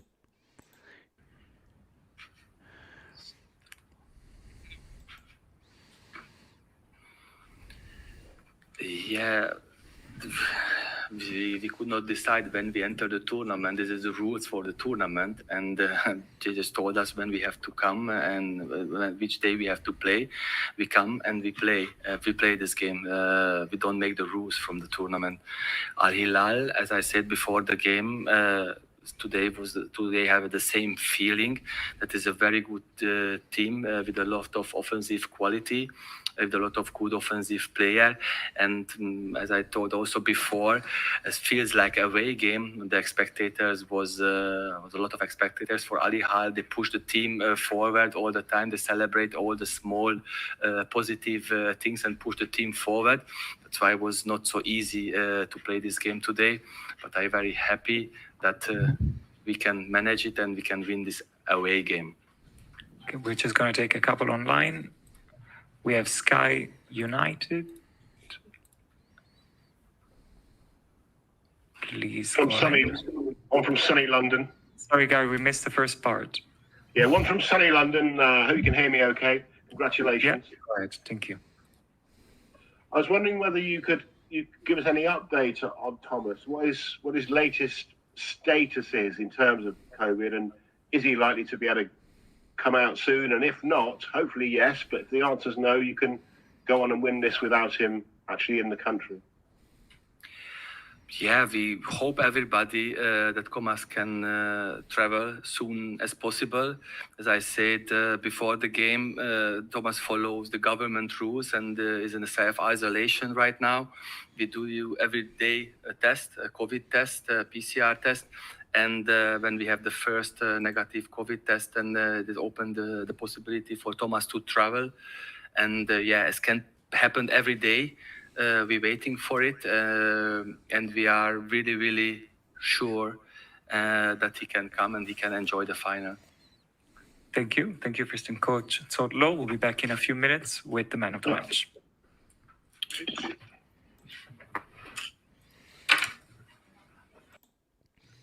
All right, that was the press conference. Not really much to take from that. What do you guys think of that press conference? Glad to hear Thomas Tuchel is going to be on his way. Hopefully, Not confirmed. But he's testing every day. Hopefully he will be there. Palmeiras is going to be tricky, lads. Palmeiras is going to be tricky, right? I mean, the Brazilian journalist, the way she was talking about it, it's like, we're not losing this. We are not losing this. I'm like, what? Lady, take it easy. Yeah, if that's how she's talking, what's the players going to be like? So, boy. I don't think she has a chance, man. Because, look, it's like the first Champions League final we played, we lost. And the next one we won. And this is what's going to happen. We lose one. I'm gonna stop you there. I'm gonna slow you down. So I'm gonna stop you there. Stop because every time I no, Nick. Yeah. We have to. Yes, we have to no, be very no, careful. no. No, we have to be very careful. We have to be very very. Yeah, I know we have to be careful. I'm just saying I have full... No, we have to be humble. We can't can just I talk and you assume that. No. Just hold on. Just hold on a second. No, you hold on. No, Eric.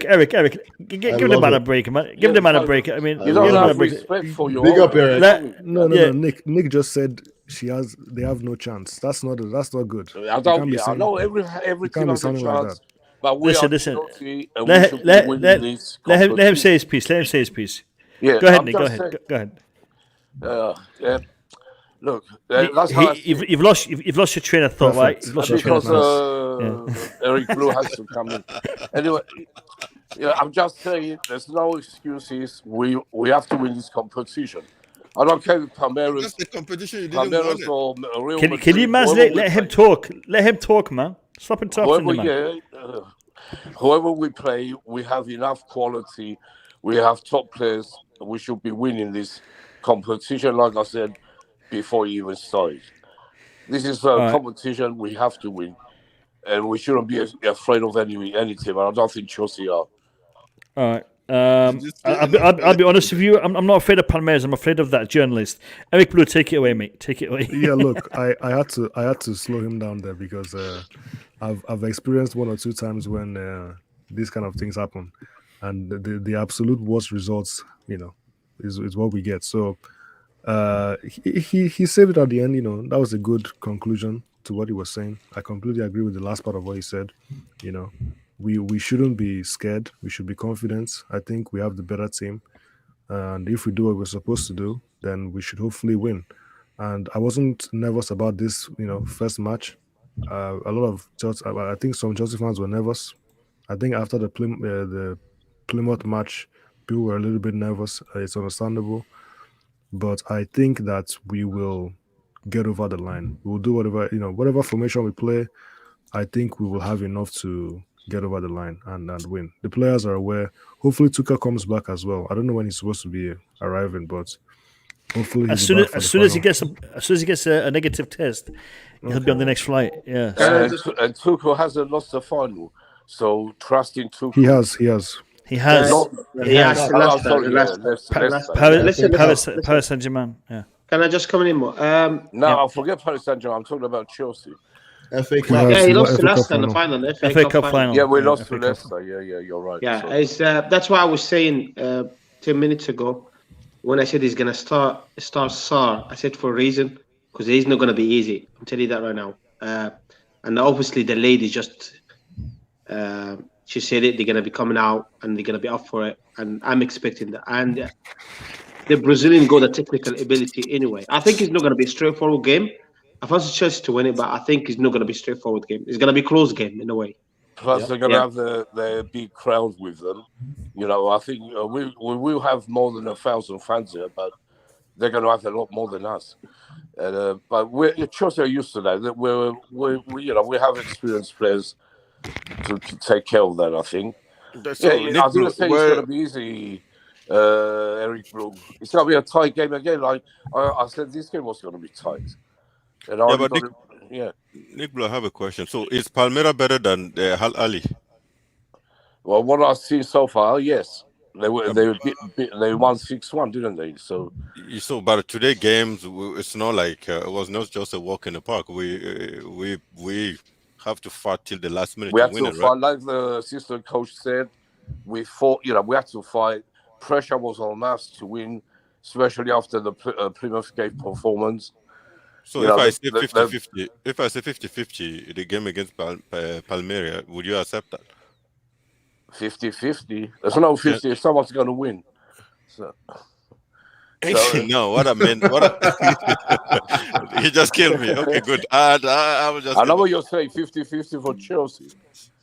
No, today's game. The reason why I'm saying that is against Plymouth, we all get scared, and it take all our confidence away. We just like, okay. That's why you're talking like this, huh? No. Let me finish this one. So then, when we played today game, we thought we should be the better team and we should win this game easily. I think my prediction lineup was my scoring line was 2-0. People predicted 4-0, all those things. Yeah, 7-0. And then we went to the game and we noticed that it was not that easy. Second half, they have a chance or two chances to score on Kepa. If it wasn't Kepa stopping those chances. So my point is this: if we all accept that Palmeiras is better than the Al-Hilal that we played today, and if we saw the same Chelsea that we saw today and we saw against Plymouth, I just think it's still 50-50. No one should go to that game and think we're not in a position. I agree, Boogie. Nobody's in a position. We can't be in a position where we're thinking that we can just walk over any team. Especially when you consider the way we've been playing. If all of our players were in form and playing well, different story. But we're still struggling to find performances from so many different players on the pitch. We're not overall playing good football right now. So. Yeah, this is going to be a tough game. It's going to be a tough game, Coach, but we should be winning it. That's what I'm saying. But what are you basing that off of, though? Like, if you're basing it on recent performances, I'm basing it on the players we have. And but they're not playing well. They can all play better, but I think Nick, if we had Reece James and Ben Chilwell fit, I wouldn't have any worries about the game. I still don't have any worries. No, we're missing two key players, and unfortunately we don't have good replacements. If we had good replacements for them, I would feel more confident. You see, the way I look at this is as follows. This is the team that beat Atletico Madrid, that beat Real Madrid, that beat a whole bunch of teams, that beat Man City to pick up the trophy, to be here, to be where we are today. All right, this is Chelsea Football Club, the champions of Europe. However, the team that did all of that isn't the team here today, because we have a bunch of players that were sold. We have a bunch of players that are injured, and key players. Because last season, we had people who can put the ball in the back of the net. This season, the people who are tasked for that are not as good, or not as prolific. Maybe they're better on paper, but they're not as prolific in regards to their performances. And two key positions. We are talking about Tuchel's 3 at the back system. That is only valid, and is only should only be utilized when you have good wing backs. Because when you don't have good wing backs, I would rather play Malang Sarr as a left back and Azpilicueta as a right back than to risk it. Risk Alonso again. I did not like the way Alonso played today. I did not like the way he played, and I've not liked the way he's played for a while. Now, is Alonso a good player? He's a good player, but he's not performing well. And that for me is a problem. He can't defend without. Against Palmeiras, they'll rip him to shreds. I just wanted to. That's the thing. I think it's going to be a back 4, so we have Sal there. I wanted to correct Boogeyman because he kept saying Al-Ali. Al-Ali was on the other side of the draw. So he's mixing Al-Hilal with Al-Ahli. Listen, Boogie. Al-Ahli, it means the local team. Al-Hilal means the crescent moon. Yeah. So it sounds the same, but it's totally different meaning. Was the team that, so which one we play today? Al-Hilal? Yes. Al-Hilal. Yeah. Okay.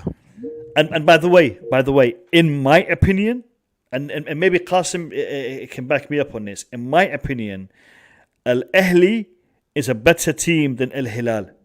Okay? And they lost 2-0 to Palmeiras. So Palmeiras beat Al-Ahli 2-0. But can I just say something more? I don't think Al-Ahli is full of strength because they have the team gone with Egyptian team. African combination. Yeah, but they are very, very strong. Yeah, but as I said to you again, I think Tuchel going to play safe first. He's going to start Sarr. And listen, the Brazilian is quick as well. Alonso's no business for Alonso there. That's the famous boogeyman word. Is no business for him in that game, in my opinion. I think they're going to be very tough. I think going to be tricky, and they're going to be up for it. And I think Sarr, back 4, if you want to call it, play back 4. Sarr is there, and after that, if the game open up, you can switch it. But I think you got to start safe first, in my opinion.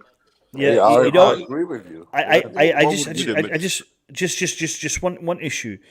And I think someone in the chat in the panel said this already. The problem with Sarr is not his playing ability, but his lack of experience. And in such a big game, I could see him making a foul and causing us maybe a penalty, maybe a red card, maybe something of that nature. And that is the only concern I have when it comes to Malang Sarr. I think he's a very good player, but I think the lack of experience could cause us the game. So that's just one thing. But couldn't you say Alonso can do the same, Mo. Exactly. He can cost us a penalty as well. And the thing guys, I don't think we shouldn't be worried. I know to play yourself. I know what Couch and Kasim are saying, but for me, I think it's about the tactics. If Tuchel gets the tactics right, I think we'll win the game because we have better players, and as long as they turn up, which Chelsea tend to turn up in finals, I think we should win the game, even if it's a narrow win, even if it's a KG win. I think we'll win.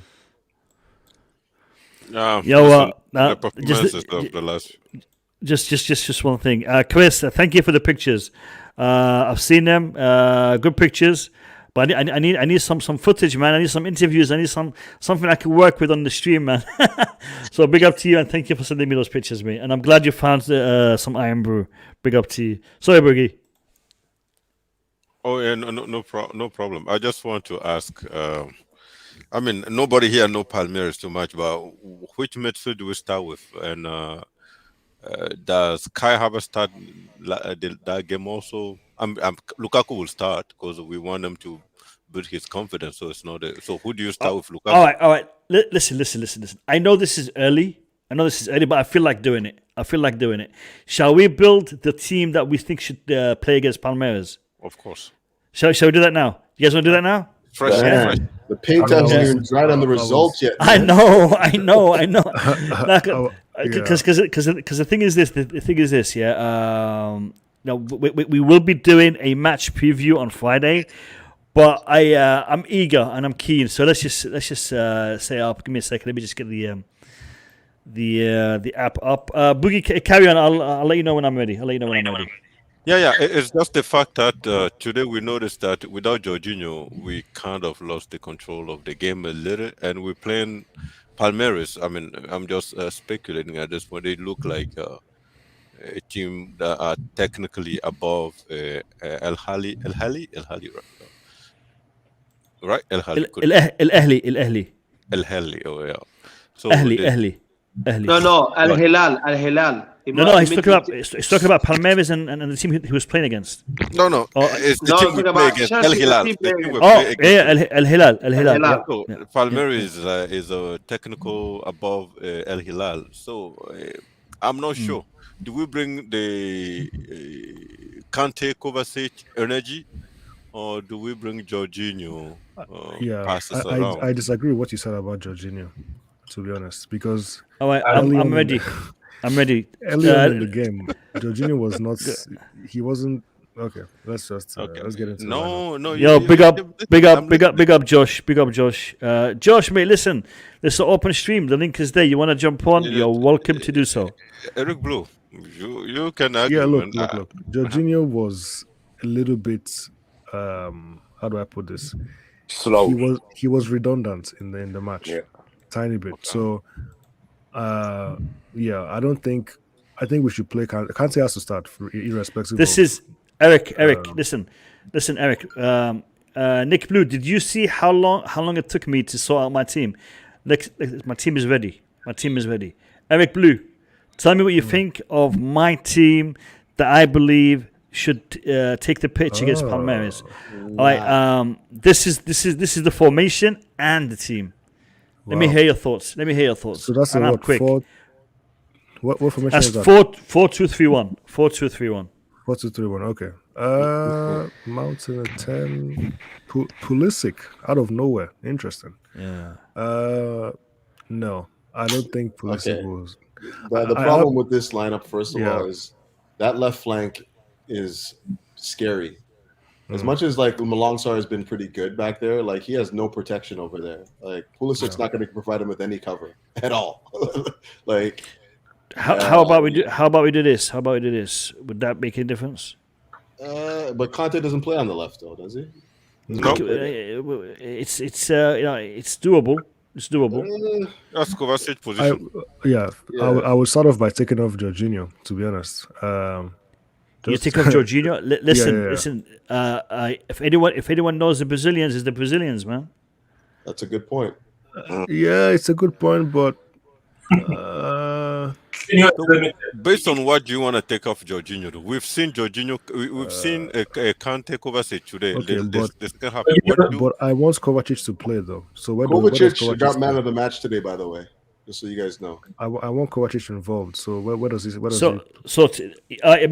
I'll be happy to do this. I'll be happy. But Kante has to start. He doesn't want to go. Kante didn't want to go, man. It took me a minute to get him off. Look. If it's a back four, I will go with the. Go on.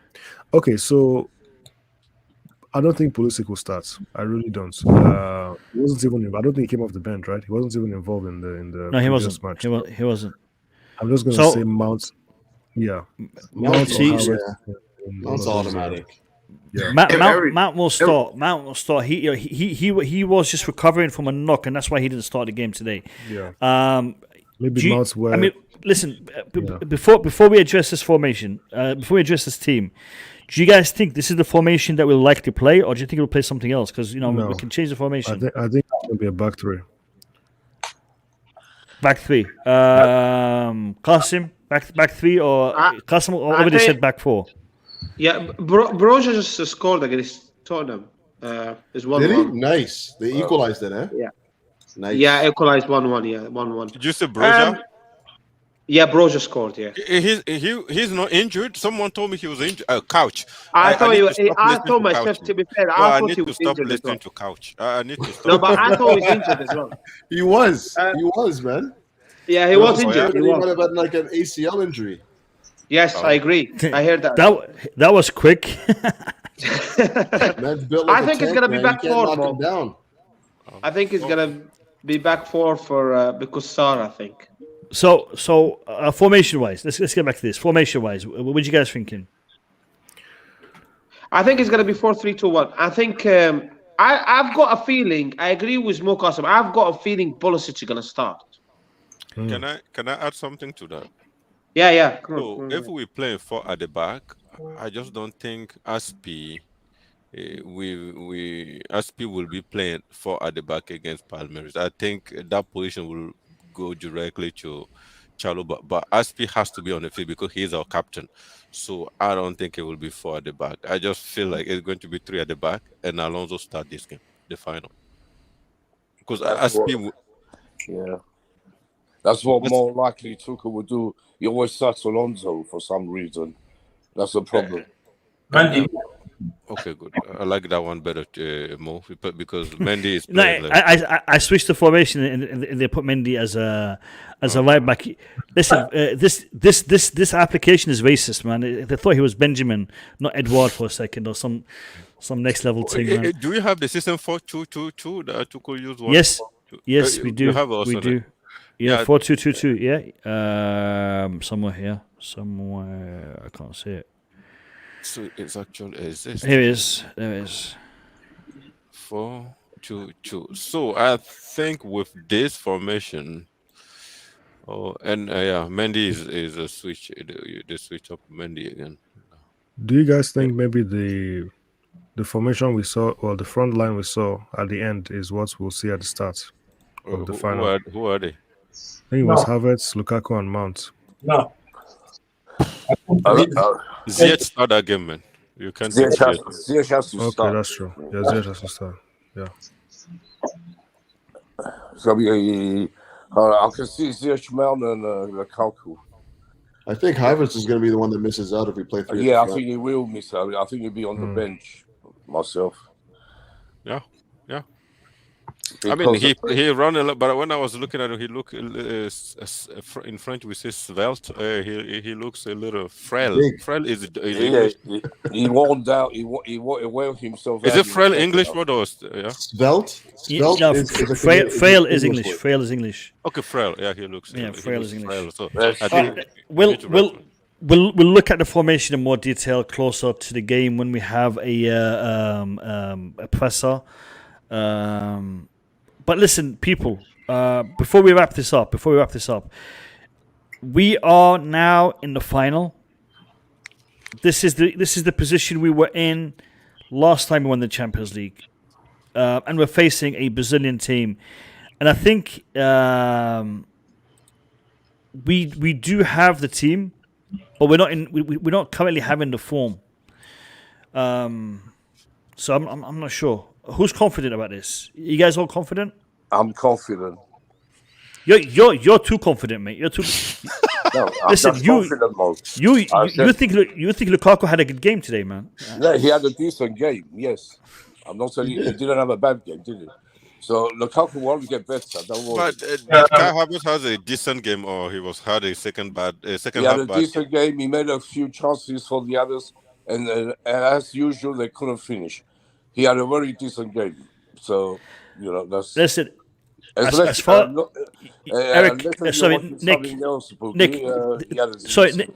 the difference between me and you is this. I have a higher standard for Lukaku than you do. I think Lukaku is a much better player than you give him credit for, because you think he had a good game today. No, I didn't say good. I said decent. Decent, yeah. You think I don't think he had a decent game today. Do you know why? Because I think he can. So he can do. He had a bad game. No. I think he can do a lot better than that. I think Lukaku is a very good player, and for me, what he did today is not a very good player. Today, he's a striker. He's a £30 million worth of striker on that pitch. He's not the £100 million worth of striker that I think I think he's 97.5 million pound striker that we think he is.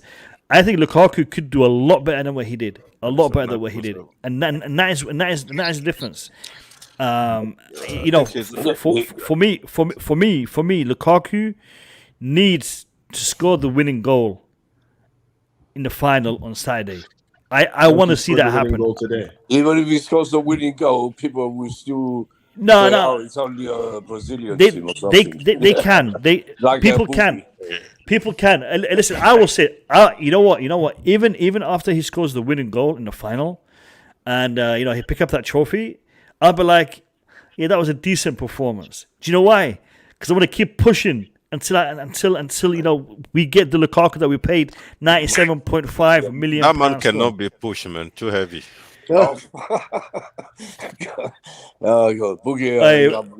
Listen. He looks we have the man that was having his dinner earlier. He's coming in, and I want to hear what he has got to say about this game, man. I've been waiting. More before I come, I'm going, and thanks for having me. I appreciate that. Pleasure, Qasim. Pleasure, always. Take care, bro. Thank you. Take care. Thank you. Ma'asalama, Qasim. Bye-bye. All right, let's bring in Mr. Max Burton himself. Mr. Lukaku. Yo, Max. Mr. Lukaku. I was coming in because I heard Boogie chatting. I turned on after the dinner, and I heard the first thing I heard was Boogie Man talking rubbish. So that's why I comment on the stream. About Kai Havertz was okay, but to tell me that he was the best player on the pitch, nonsense. The guy kept losing the ball in the second half, time and time again. He nearly led to us losing a goal with that when he gave away that free kick in a dangerous area. Luckily, El-Hilal didn't do anything with it. Lukaku wasn't great today. I'm not going to deny that. He should have scored before he put in that goal. But I'm happy that he did score that goal because he did shut a lot of people up. And we always look at. I know we're looking at negatives for Lukaku, but twice he could have.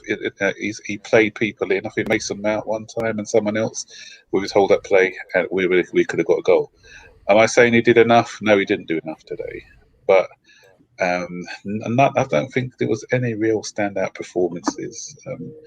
Azpilicueta, I think, was pretty decent, and Ziyech was okay. But again, even with Ziyech, he lost possession a couple of times in the second half.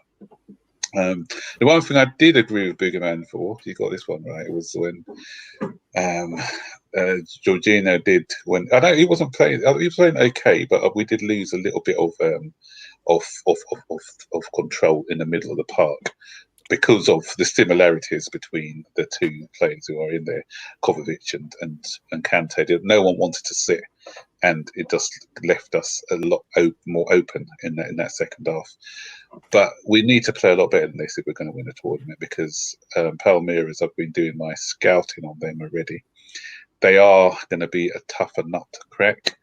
They play mid-press, so there is such thing as mid-press, okay, which Couch was saying, and that's what they do. They don't play the high press. They sit off you, and once you get into their half, that's when they start to press aggressively on you.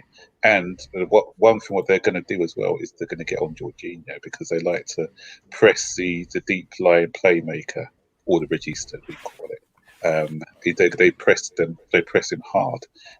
We need to finish better, because today again we saw chance creation wasn't great today. We didn't create a lot, but even the ones that we did create, we didn't really take our chances, and we were hanging on in the end, weren't we? And I also say big up to Kepa, because you know what, I'm a man who, if I criticise somebody and they turn their form around and they play well, then they get my praise. So again, he kept us in with 2 big saves today.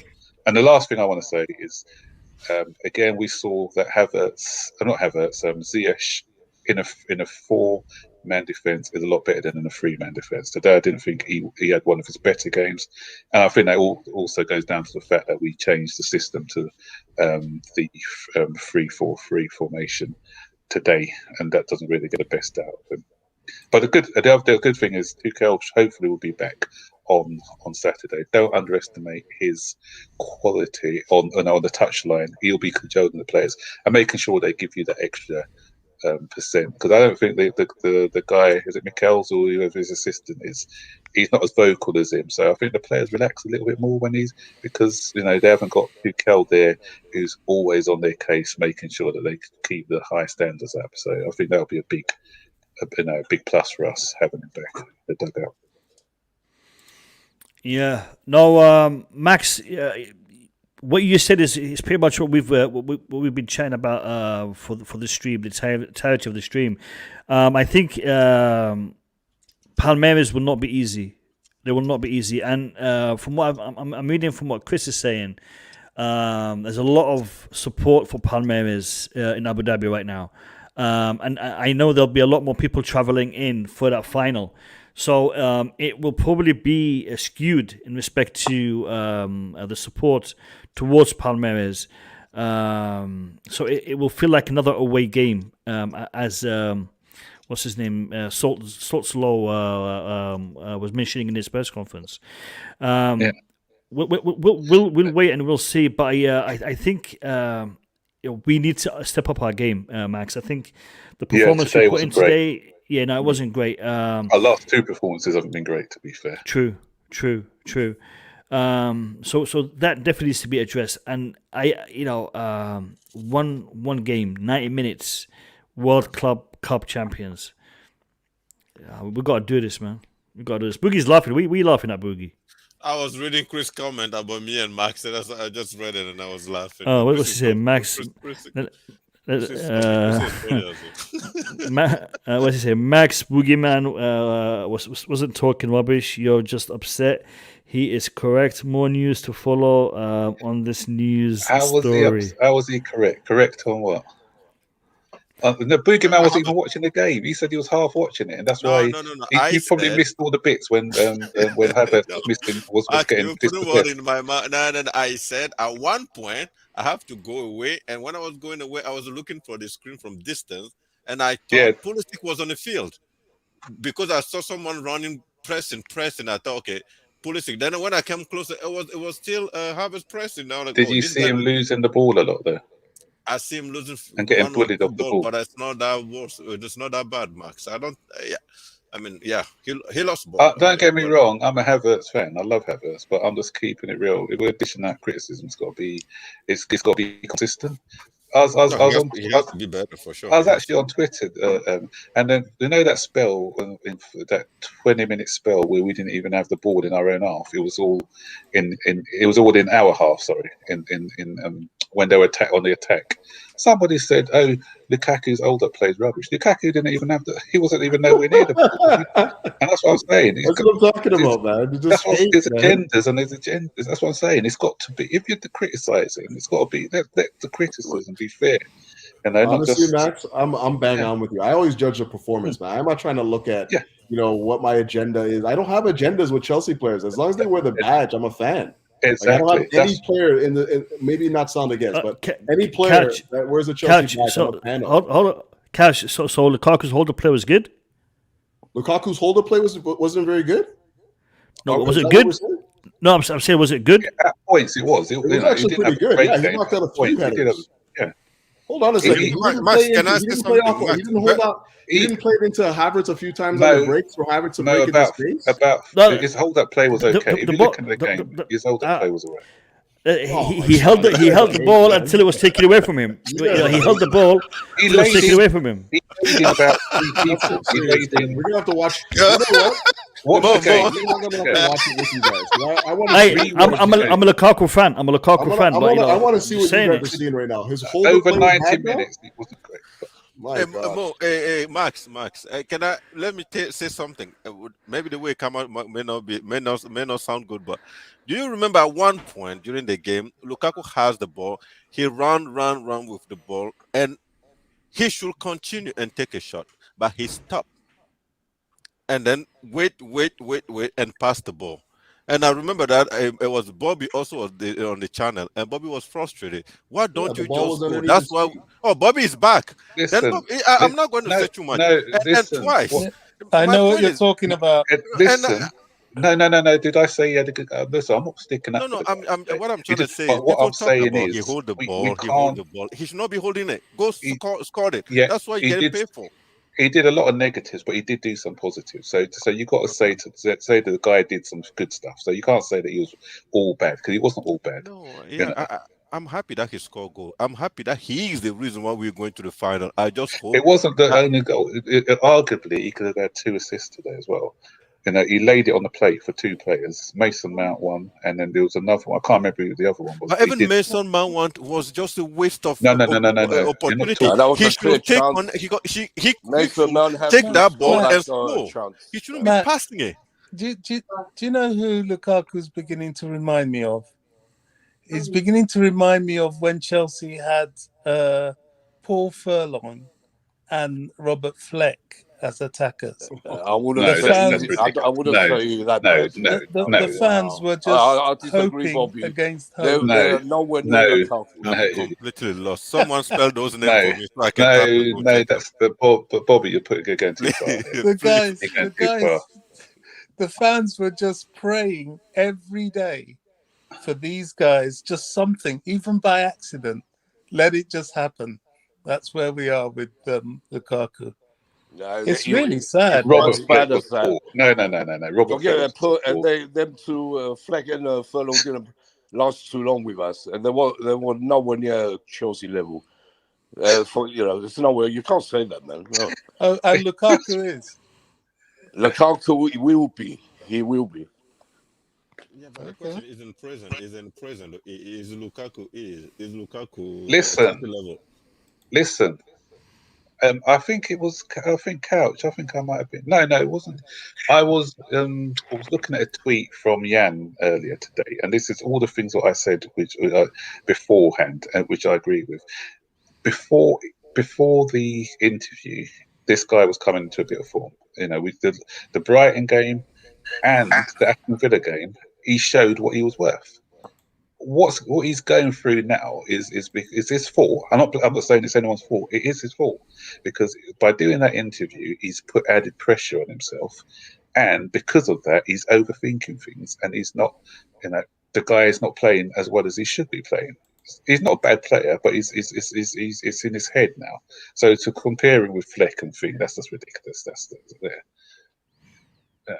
On his day, he can be a devastating striker. And completely agree. But so in the state in which Lukaku is right now, let's not talk about. It's a mental thing. Yeah, okay, but the performance on the field, how do you is it good enough at a Chelsea level? Let's not. Good enough. I'm not saying it is. It's not good enough. Okay, then I'm not sticking up for him. Yeah, but what I'm saying, there are. It's not Chelsea level then. I mean, when I say as today we're talking about the performance today. Cristiano Ronaldo hasn't scored for the 4 games running or something for Manchester United. Are you going to say he's a bad player? And he missed a penalty. Is he a bad player? Is he a bad player? Yes or no? No, but because somebody he's 37. Harry Kane at the beginning of this season wasn't performing for Tottenham. Why? Because is he a bad player? No, because he wanted to move and he wasn't. His head wasn't there. And if his head isn't there, Harry Kane, you're talking about the most devastating striker in the Premier League for a good 5 or 6 seasons. For the first part of this season, he was. If you looked at him on the pitch, you'll say this guy's useless. He's not. You can't say he's not good enough. Because he's a good player, but you have to look at what's happening around him. Now that he's got a manager who's sort of trusting him and everything else, he's finding his form again. And now form is, as I say, what's the saying? Form, class is permanent, form is temporary. And so. I know you don't mean Tuchel has to be replaced. I understand that's not. So do you think Lukaku at one point will? No, what you said Harry Kane because the new manager. Harry Kane fan. No, it's not. No, but no. What I'm saying is because he wanted that move. His head wasn't in it, and his performances. His performances sort of bore out the fact that he wasn't happy. So that's why he wasn't performing. He's not a bad player. That's what I was saying. But there were circumstances behind his performances. And that's what I'm saying. The same goes to Lukaku. There are circumstances. No one could tell us that he's a bad player. He's not a bad player. Have you seen him how he performs for Belgium and things like that? Robert Fleck and people like that who weren't good players. Lads, we've been streaming for 4.5 hours nearly. I'm shattered. I'm not even sure. I just came on to answer Boogeyman. That's all. I'm not even sure if I can get off this chair. Did you enjoy your meal? Did you enjoy your meal at least, Max? I did, thank you. My wife made me a nice curry chicken, so that was good. Yes, fantastic. Yeah. Listen, people, we will be doing the same thing again for the final. We will be doing a half an hour pre-match, then we'll do the match, and then we'll do a post-match. If we win the final, I'll be doing a giveaway. I will be doing a giveaway on stream on Saturday if we win the final. I have 3 streams lined up, so we've got Friday preview, Saturday watch along, and I'm also having a Q&A on Sunday with a very special guest. So that's the schedule for the upcoming streams. We will be having a break tomorrow, so we'll be taking a day off, and then back on Friday, Saturday, Sunday. Chelsea have made it into the final of the World Club Cup for the second time in their history. Last time we didn't win it. Hopefully, second time lucky we can win this. Lukaku scored the winning goal today, so credit goes to him for putting the ball in the back of the net and getting us into that final. Hopefully he can continue scoring goals and win us the trophy on Saturday afternoon. Big up to everyone who's joined the stream. Big up to everyone in the chat. Thank you all for the new subscribers and the people who have liked the stream. And I hope I will see you guys all day after tomorrow. Have a good night. Up the Chelsea, we march on. Up the Blues. Take care.